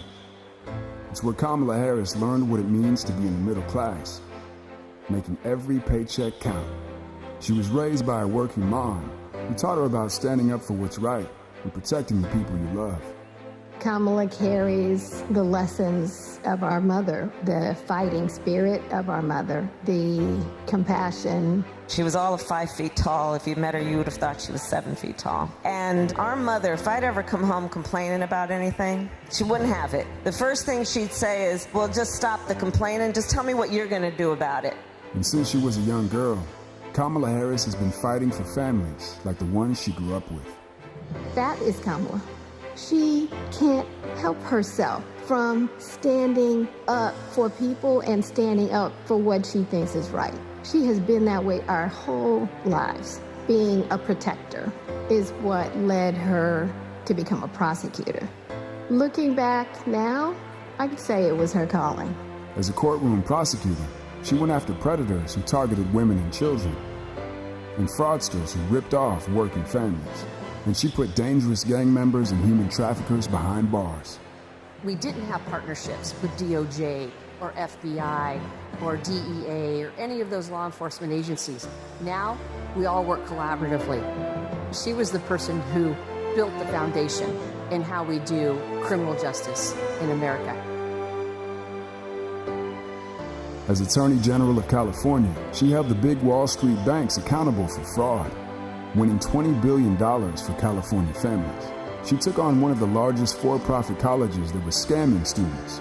And in the Senate, she fought for her constituents with the determination of the prosecutor, standing up for reproductive freedom. Can you think of any laws that give the government the power to make decisions about the male body?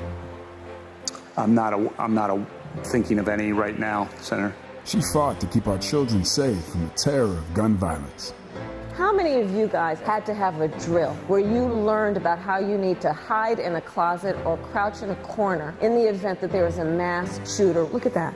Look at that. On the Intelligence Committee, she defended our nation against foreign adversaries. And in 2020, she made history as the first woman to be elected Vice President of the United States. She cast the tie-breaking vote to deliver urgent relief to the American people during the pandemic. She beat Big Pharma to lower prescription drug costs and cap the cost of insulin, and led the fight to restore reproductive rights after Roe v. Wade was overturned. We have worked too hard and fought too long to see our daughters grow up in a world with fewer rights than our mothers. Because she's never been afraid to stand up to powerful interests. Sometimes people will open the door for you and leave it open, sometimes they won't. And then you need to kick that door down.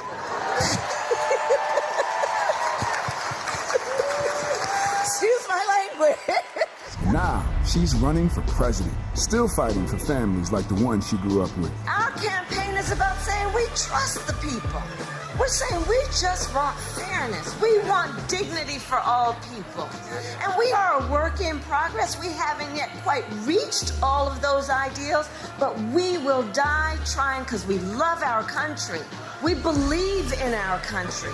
We're not falling for these folks who are trying to divide us, trying to pull us apart. We know what we stand for, and we stand for the people, and we stand for the dignity of work, and we stand for freedom. We stand for justice. We stand for equality, and so we will fight for all of it. That's who Kamala Harris is. That's what she believes, and that's what she'll fight for every day.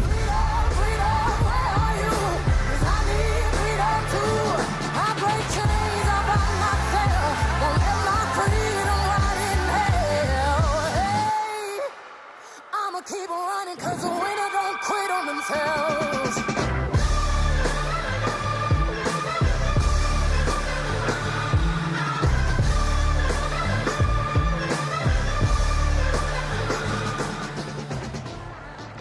Please welcome the Democratic nominee for president, Vice President of the United States of America, Kamala Harris.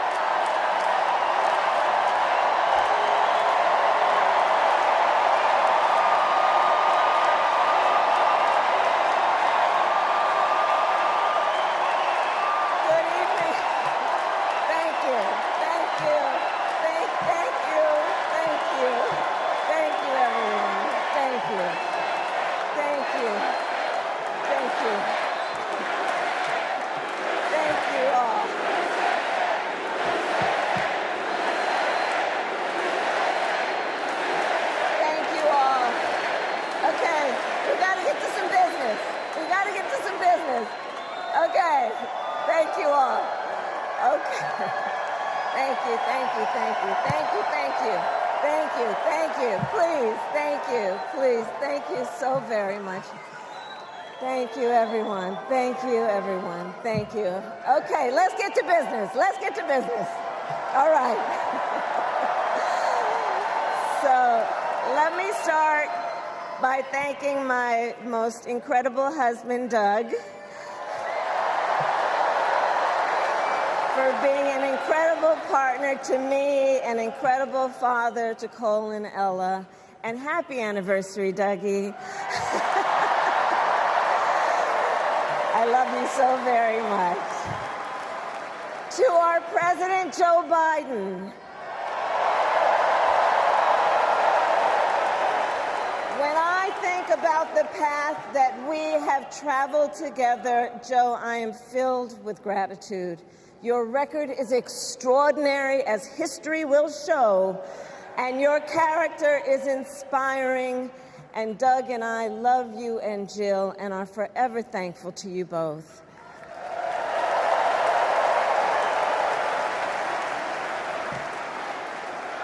And to Coach Tim Walz,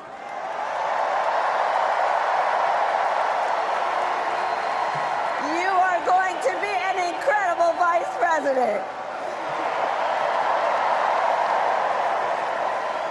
And to the delegates and everyone who has put your faith in our campaign, your support is humbling.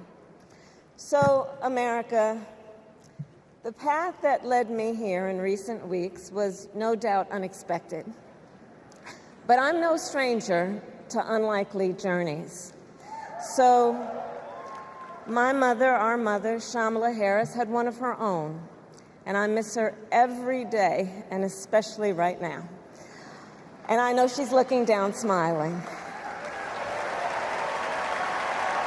I know that. So my mother was 19 when she crossed the world alone, traveling from India to California with an unshakable dream to be the scientist who would cure breast cancer.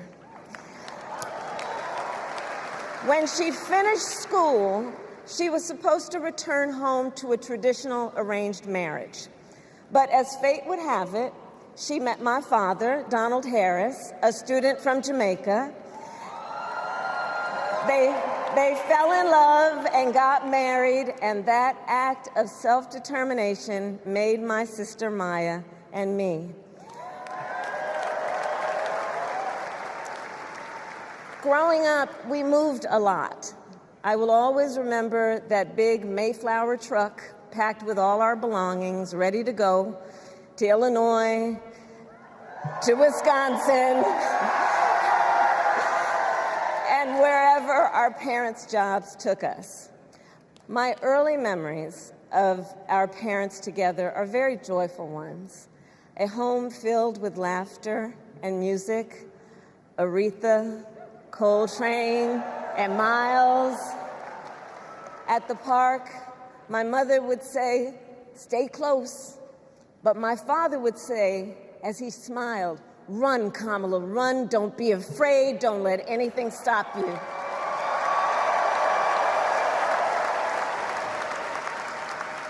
From my earliest years, he taught me to be fearless. But the harmony between my parents did not last.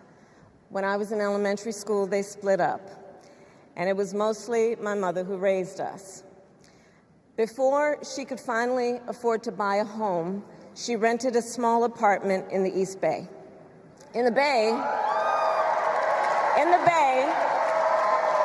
you either live in the hills or the flatlands. We lived in the flats, a beautiful working-class neighborhood of firefighters, nurses, and construction workers,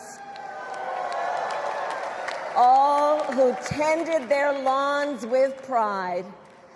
My mother, she worked long hours, and like many working parents, she leaned on a trusted circle to help raise us. Mrs. Shelton, who ran the daycare below us and became a second mother. Uncle Sherman, Aunt Mary, Uncle Freddie, Auntie Chris, none of them family by blood, and all of them family by love.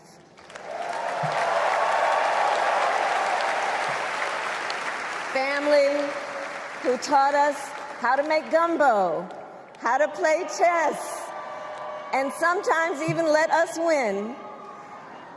Family who loved us, believed in us, and told us we could be anything and do anything. They instilled in us the values they personified: community, faith, and the importance of treating others as you would want to be treated, with kindness, respect, and compassion. My mother was a brilliant, 5-foot-tall, brown woman with an accent. And as the eldest child, I saw how the world would sometimes treat her. But my mother never lost her cool. She was tough, courageous, a trailblazer in the fight for women's health, and she taught Maya and me a lesson that Michelle mentioned the other night. She taught us to never complain about injustice, but do something about it. Do something about it. That was my mother. And she taught us, and she also taught us, and never do anything half-assed. And that is a direct quote. A direct quote. I grew up immersed in the ideals of the civil rights movement. My parents had met at a civil rights gathering, and they made sure that we learned about civil rights leaders, including the lawyers like Thurgood Marshall and Constance Baker Motley, those who battled in the courtroom to make real the promise of America. So at a young age, I decided I wanted to do that work. I wanted to be a lawyer. And when it came time to choose the type of law I would pursue, I reflected on a pivotal moment in my life. You see, when I was in high school, I started to notice something about my best friend, Wanda. She was sad at school, and there were times she didn't want to go home. So one day I asked if everything was all right, and she confided in me that she was being sexually abused by her stepfather. And I immediately told her she had to come stay with us, and she did. This is one of the reasons I became a prosecutor, to protect people like Wanda, because I believe everyone has a right to safety, to dignity, and to justice.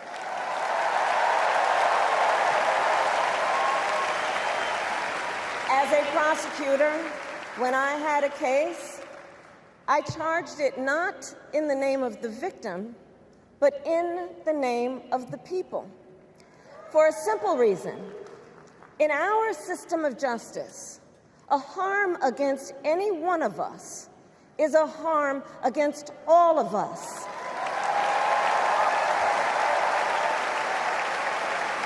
And I would often explain this to console survivors of crime, to remind them no one should be made to fight alone. We are all in this together. And every day in the courtroom, I stood proudly before a judge and I said 5 words: Kamala Harris for the people.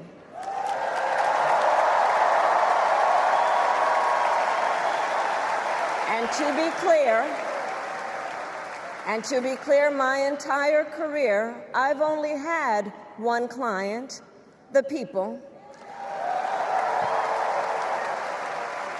And so, on behalf of the people, on behalf of every American, regardless of party, race, gender, or the language your grandmother speaks, on behalf of my mother and everyone who has ever set out on their own unlikely journey, on behalf of Americans like the people I grew up with, people who work hard, chase their dreams, and look out for one another, on behalf of everyone whose story could only be written in the greatest nation on earth, I accept your nomination to be President of the United States of America.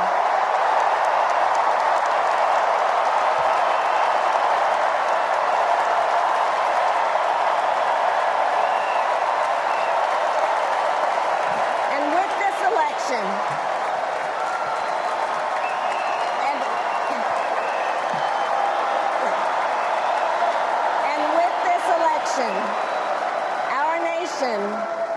our nation with this election has a precious, fleeting opportunity to move past the bitterness, cynicism, and divisive battles of the past, a chance to chart a new way forward. Not as members of any one party or faction, but as Americans. And let me say, I know there are people of various political views watching tonight, and I want you to know, I promise to be a president for all Americans. You can always trust me to put country above party and self, to hold sacred America's fundamental principles, from the rule of law to free and fair elections to the peaceful transfer of power.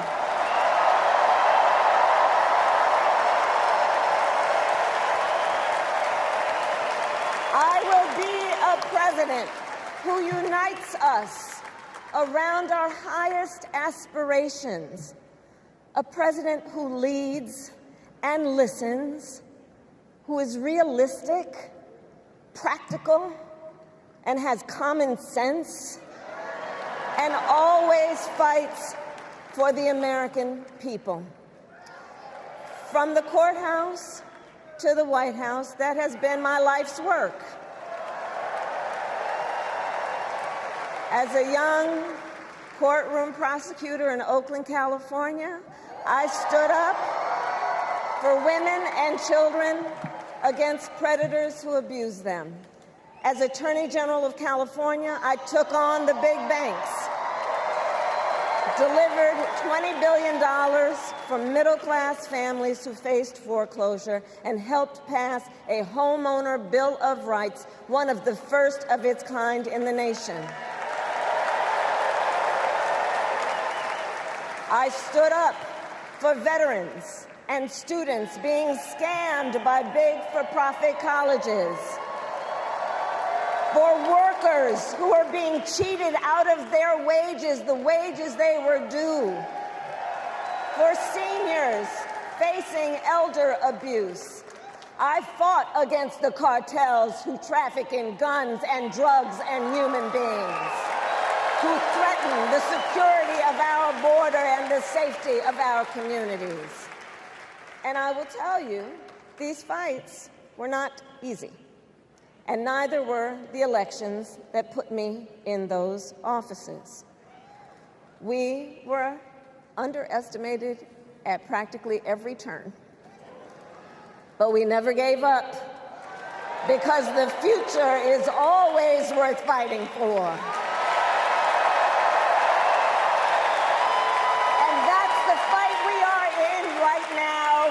Fight for America's future.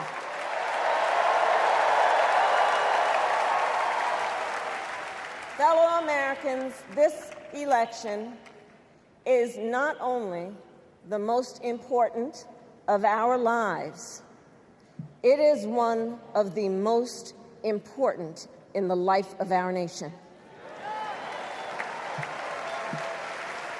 In many ways, Donald Trump is an unserious man. But the consequences of putting Donald Trump back in the White House are extremely serious. Consider not only the chaos and calamity when he was in office, but also the gravity of what has happened since he lost the last election. Donald Trump tried to throw away your votes. When he failed, he sent an armed mob to the United States Capitol, where they assaulted law enforcement officers. When politicians in his own party begged him to call off the mob and send help, he did the opposite. He fanned the flames.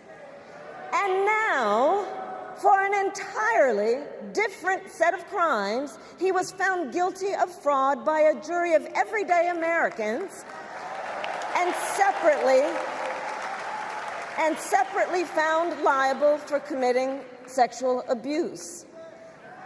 And consider what he intends to do if we give him power again. Consider his explicit intent to set free violent extremists who assaulted those law enforcement officers at the Capitol. His explicit intent to jail journalists, political opponents, and anyone he sees as the enemy. His explicit intent to deploy our active duty military against our own citizens. Consider the power he will have, especially after the United States Supreme Court just ruled that he would be immune from criminal prosecution. Just imagine Donald Trump with no guardrails, and how he would use the immense powers of the presidency of the United States, not to improve your life, not to strengthen our national security, but to serve the only client he has ever had, himself.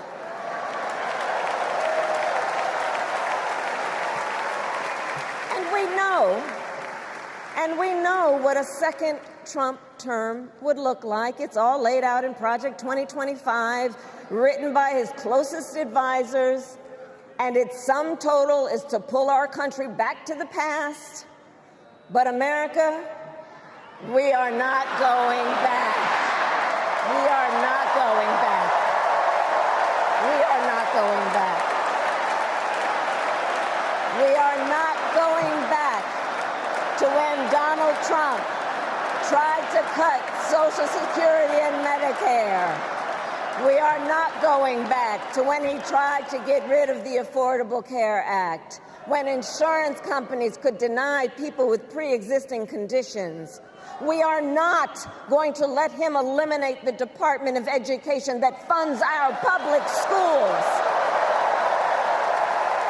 We are not going to let him end programs like Head Start that provide preschool and childcare for our children. America, we are not going back.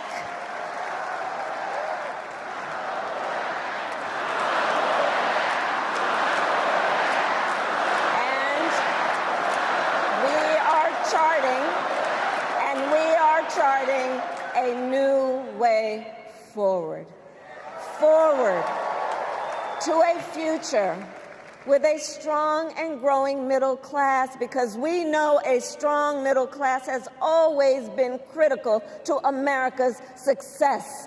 And building that middle class will be a defining goal of my presidency.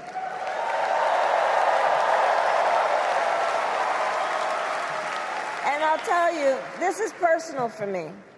The middle class is where I come from. My mother kept a strict budget. We lived within our means, yet we wanted for little. And she expected us to make the most of the opportunities that were available to us and to be grateful for them. Because, as she taught us, opportunity is not available to everyone. That's why we will create what I call an opportunity economy, an opportunity economy where everyone has the chance to compete and a chance to succeed. Whether you live in a rural area, small town, or big city. And as president, I will bring together labor and workers and small business owners and entrepreneurs and American companies to create jobs, to grow our economy, and to lower the cost of everyday needs like health care and housing and groceries. We will provide access to capital for small business owners and entrepreneurs and founders. And we will end America's housing shortage. Social Security and Medicare. Now compare that to Donald Trump, because I think everyone here knows he doesn't actually fight for the middle class. He doesn't actually fight for the middle class. Instead, he fights for himself and his billionaire friends. And he will give them another round of tax breaks that will add up to $5 trillion to the national debt. And all the while, he intends to enact what in effect is a national sales tax, call it a Trump tax, that would raise prices on middle-class families by almost $4,000 a year. Well, instead of a Trump tax hike, we will pass a middle-class tax cut that will benefit more than 100 million Americans.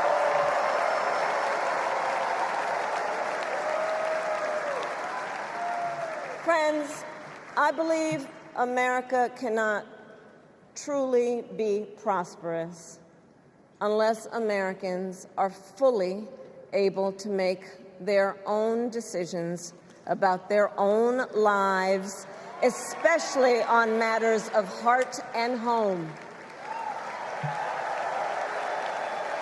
But tonight, in America, too many women are not able to make those decisions. And let's be clear about how we got here. Donald Trump handpicked members of the United States Supreme Court to take away reproductive freedom. And now he brags about it. In his words, quote, "I did it and I'm proud to have done it," end quote. Well, I'll tell you, over the past 2 years, I've traveled across our country, and women have told me their stories. Husbands and fathers have shared theirs. Stories of women miscarrying in a parking lot, developing sepsis, losing the ability to ever again have children, all because doctors are afraid they may go to jail for caring for their patients. Couples just trying to grow their family, cut off in the middle of IVF treatments. Children who have survived sexual assault, potentially being forced to carry a pregnancy to term. This is what's happening in our country because of Donald Trump. And understand, he is not done. As a part of his agenda, he and his allies would limit access to birth control, ban medication abortion, and enact a nationwide abortion ban with or without Congress. And get this, he plans to create a national anti-abortion coordinator and force states to report on women's miscarriages and abortions. Simply put, they are out of their minds.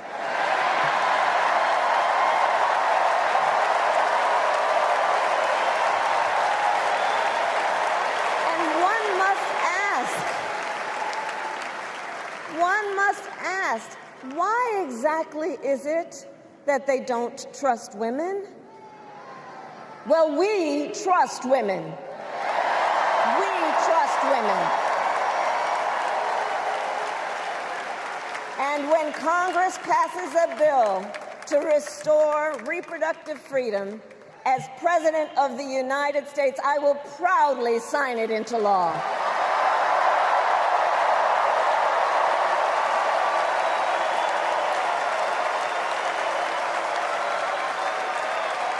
In this election, many other fundamental freedoms are at stake. The freedom to live safe from gun violence in our schools, communities, and places of worship. The freedom to love who you love openly and with pride. The freedom to breathe clean air and drink clean water and live free from the pollution that fuels the climate crisis. and the freedom that unlocks all the others the freedom to vote. With this election, we finally have the opportunity to pass the John Lewis Voting Rights Act and the Freedom to Vote Act.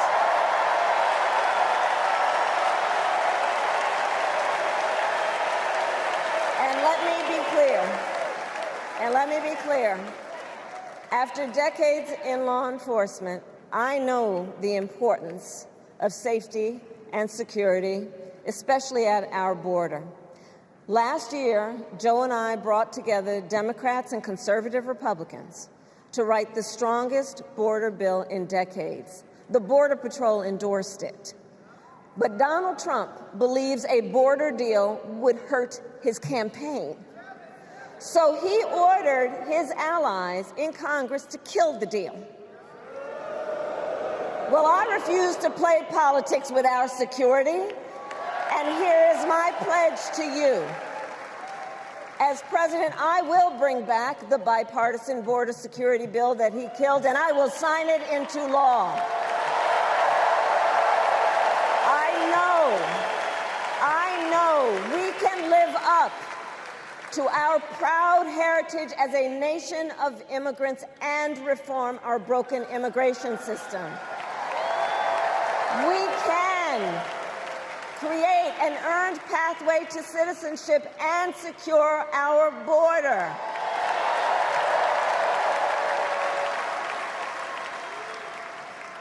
And America, we must also be steadfast in advancing our security and values abroad. As Vice President, I have confronted threats to our security, negotiated with foreign leaders, strengthened our alliances, and engaged with our brave troops overseas. As Commander-in-Chief, I will ensure America always has the strongest, most lethal fighting force in the world, and I will fulfill our sacred obligation to care for our troops and their families, and I will always honor and never disparage their service and their sacrifice.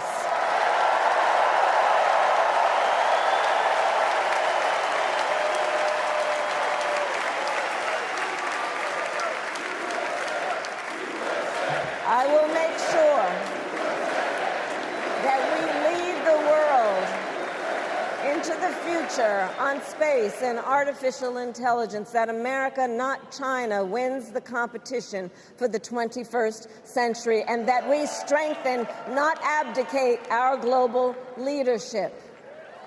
Trump, on the other hand, threatened to abandon NATO.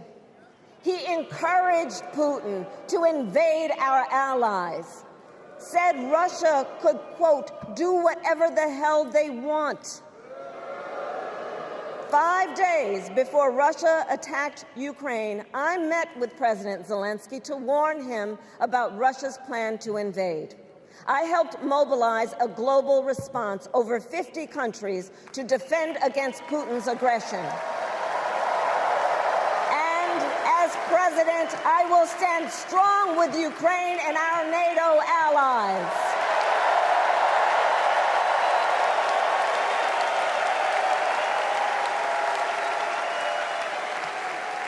With respect to the war in Gaza, President Biden and I are working around the clock, because now is the time to get a hostage deal and a ceasefire deal done.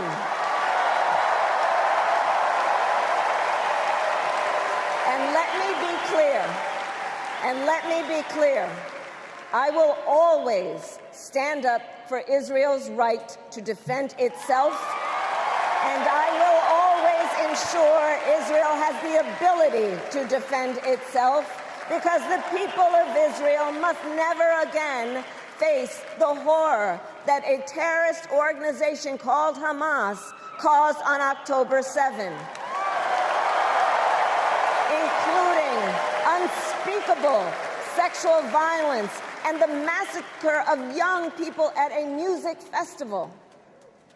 At the same time, what has happened in Gaza over the past 10 months is devastating. So many innocent lives lost.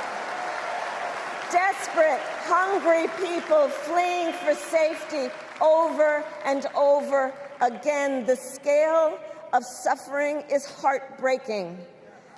President Biden and I are working to end this war such that Israel is secure, the hostages are released, the suffering in Gaza ends, and the Palestinian people can realize their right to dignity, security, freedom, and self-determination.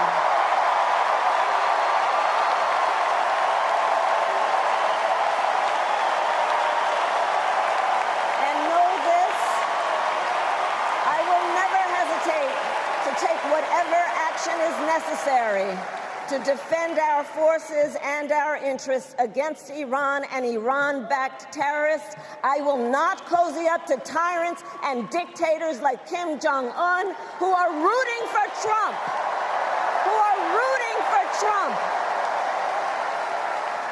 Because, you know, they know he is easy to manipulate with flattery and favors. They know Trump won't hold autocrats accountable because he wants to be an autocrat himself. And as president, I will never waver in defense of America's security and ideals, because in the enduring struggle between democracy and tyranny, I know where I stand and I know where the United States belongs.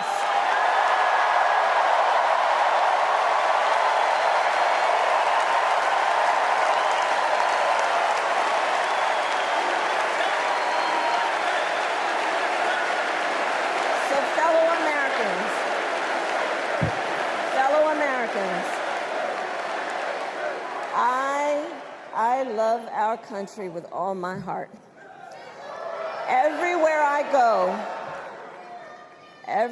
go, in everyone I meet, I see a nation that is ready to move forward, ready for the next step in the incredible journey that is America. I see an America where we hold fast to the fearless belief that built our nation and inspired the world, that here in this country, anything is possible, that nothing is out of reach. An America where we care for one another, look out for one another, and recognize that we have so much more in common than what separates us. That none of us has to fail for all of us to succeed. And that in unity there is strength. You know, our opponents in this race are out there every day denigrating America, talking about how terrible everything is. Well, my mother had another lesson she used to teach. Never let anyone tell you who you are. You show them who you are. America,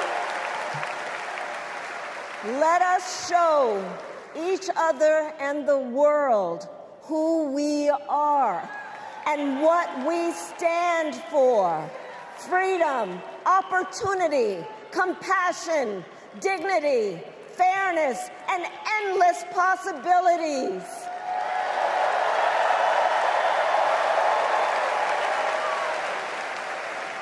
We are the heirs to the greatest democracy in the history of the world. And on behalf of our children and our grandchildren and all those who sacrificed so dearly For our freedom and liberty, we must be worthy of this moment.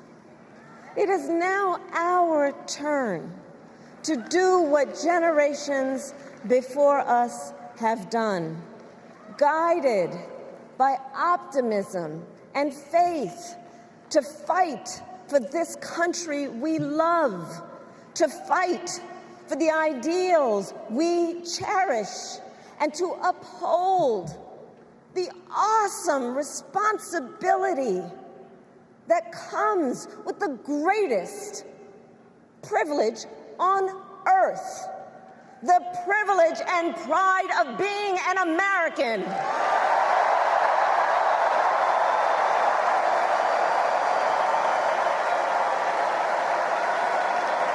So let's get out there, let's fight for it, let's get out there, let's vote for it, and together let us write the next great chapter in the most extraordinary story ever told. Thank you. God bless you, and may God bless the United States of America. Thank you all.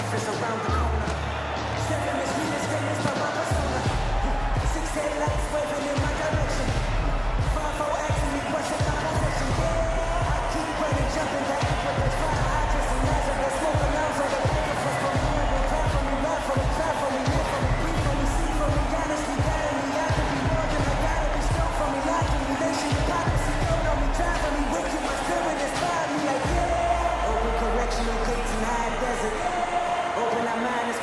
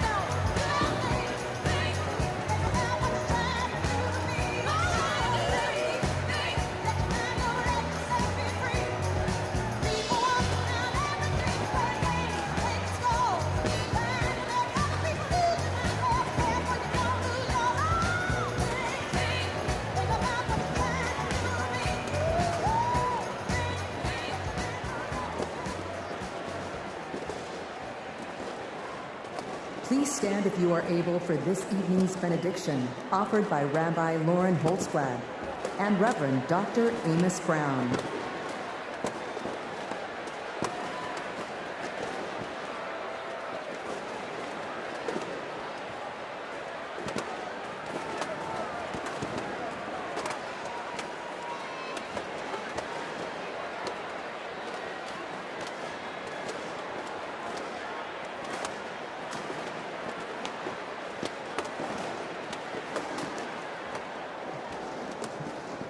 America, let us pray.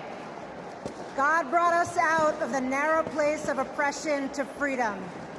Let's remember the treacherous road our ancestors traveled to freedom, their sacrifice and resolve to bring a better, more inclusive world.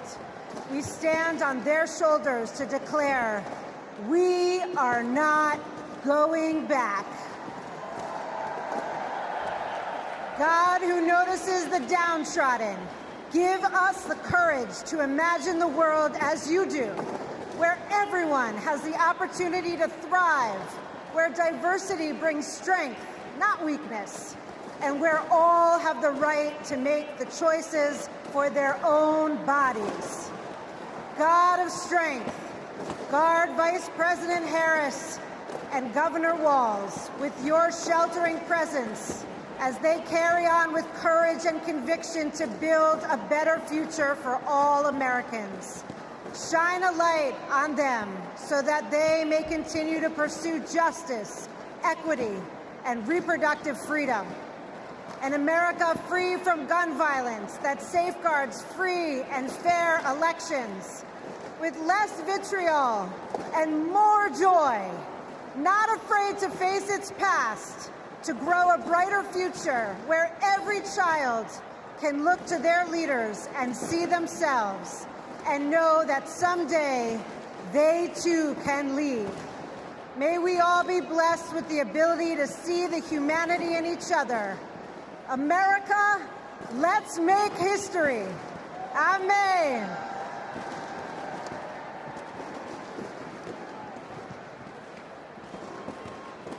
As we close this convention, we ask that the Creator bestow blessings on Vice President Harris and Governor Walz, and upon the bright future they will bring to the people of America. A future where our nation lives its motto of e pluribus unum, bringing together in civility and dignity the diversity that has built this great nation. E pluribus unum, one nation that embraces us all, every race, creed, or color, regardless of sexual orientation, gender or gender expression, rich and poor, old and young, urban and rural. A future, oh God, for every American, where the humanity of all persons will be affirmed and celebrated, where every American has the opportunity and freedom to pursue those inalienable rights of life, liberty, and the pursuit of happiness. A future, oh God, where we live in peace and joy, where we set aside our rancor and division, where we heal our differences and celebrate our common purposes as one nation, one American community, that great city on a hill that serves as a beacon for all the people and all the nations. This is a journey we begin today, and we pray that the Almighty God will guide us on this path today, tomorrow, and for all the generations to come. Amen and amen.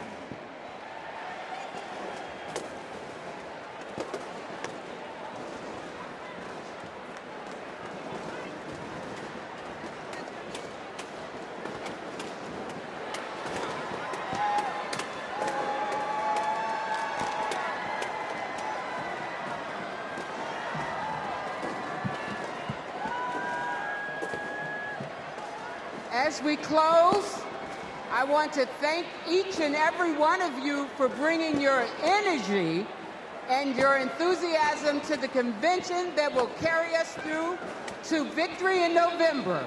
Look around. You're surrounded by people from every corner of the country who traveled here because they believe in our mission. We know that unity is our strength. We know that the issues we've highlighted this week are not abstract. We know what's at stake, and we bring that with us in this beginning. Over the next 75 days, we will mobilize like never before to show America what we as Democrats stand for. Together, we will fight for our rights, our freedom, and our democracy. Together, we will elect Democrats up and down the ballot. Together, we will win. Win that, as we know, we have to further business to come before the convention. I am now proud to adjourn the 49th Democratic National Convention. Thank you, Chicago.